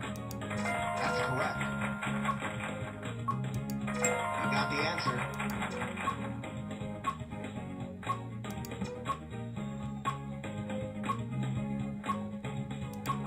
Sorry, that letter isn't in the answer. Hey, you're good.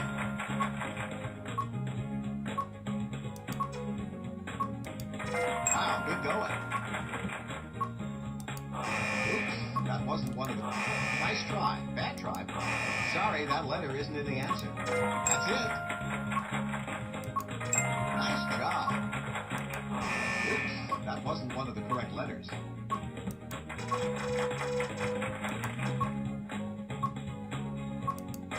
to go.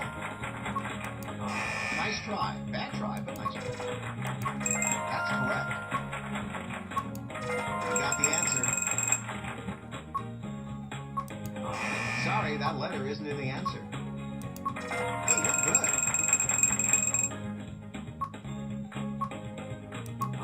Oops, that wasn't one of the correct letters. Wow, good going. Nice try. Bad try, but nice try. Sorry, that letter isn't in the answer. Oops, that wasn't one of the correct letters. That's it.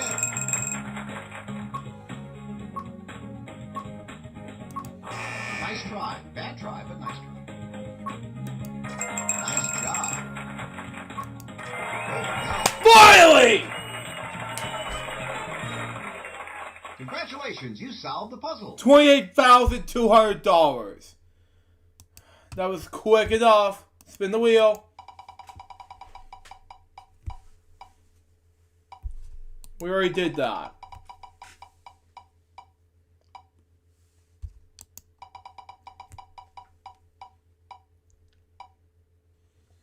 Pat do game stuff. Just go ahead and do that. And then we're going to do drop the bomb because this is the only one you're going to do. And we'll wrap up with L4GSCB game stuff and then note stuff for right now.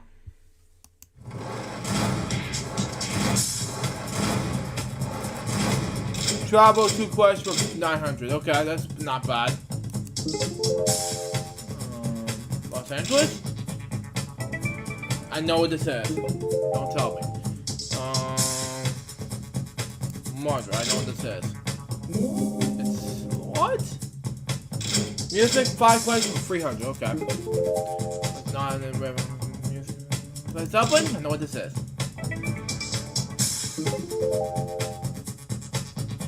What's the French out? I know what this is. Nick Carter. BG's 1976, I don't know. 79, oh well. Science, 5 questions with 100. Is it Apple? I know what this is. Sonic, I don't know. My mouth. Oh well, 1,600 is not that bad. Don't want to spoil the end credits, but whatever.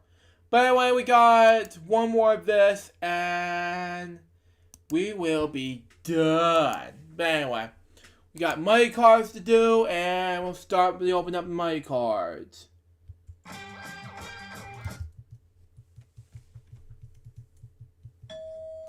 And there's a queen. Ooh. Lower. It's not bad. $2,000 lower. It's not bad.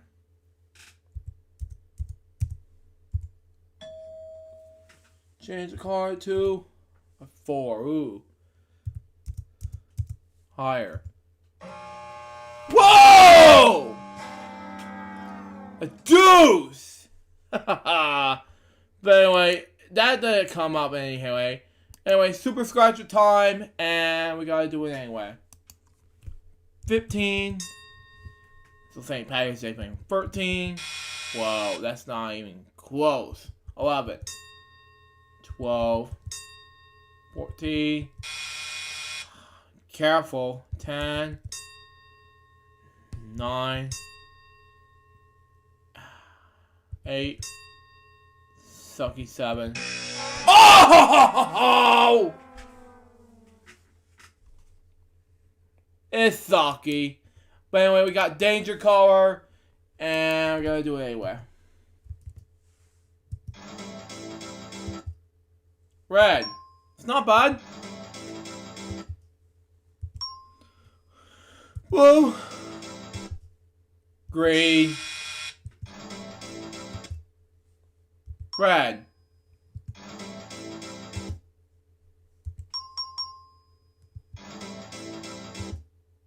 Blue again. Blue again for the third time. Or fourth. Green. Oh well. It's not bad. Should have it anyway. Danger color or home stretch, whatever. But anyway. 2. It's $100,000. Oh well. 1. Yeah. 10. Wow. 12. Wow. 11. Ooh! Not bad at all. 7. Ooh.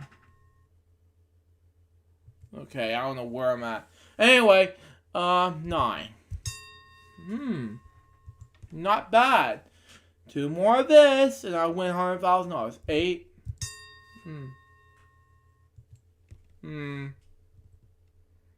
6.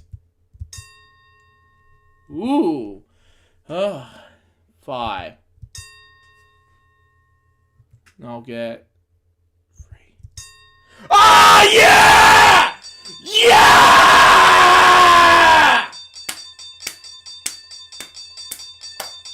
That's not even close badness at all, man!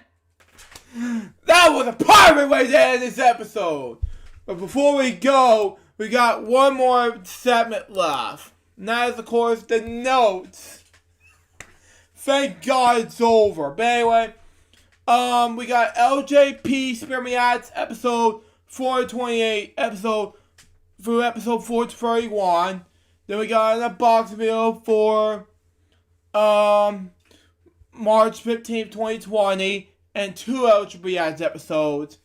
Then on March 16th, 2020, we got LJP Ads episode 434. I'm not sure it's gonna be as of yet, but we'll see what happens. Then on March 17th, which is St. Patty's Day, we got LJP Recess Jokes episode 34. I'm not sure gonna do it as of yet, but we'll see what happens.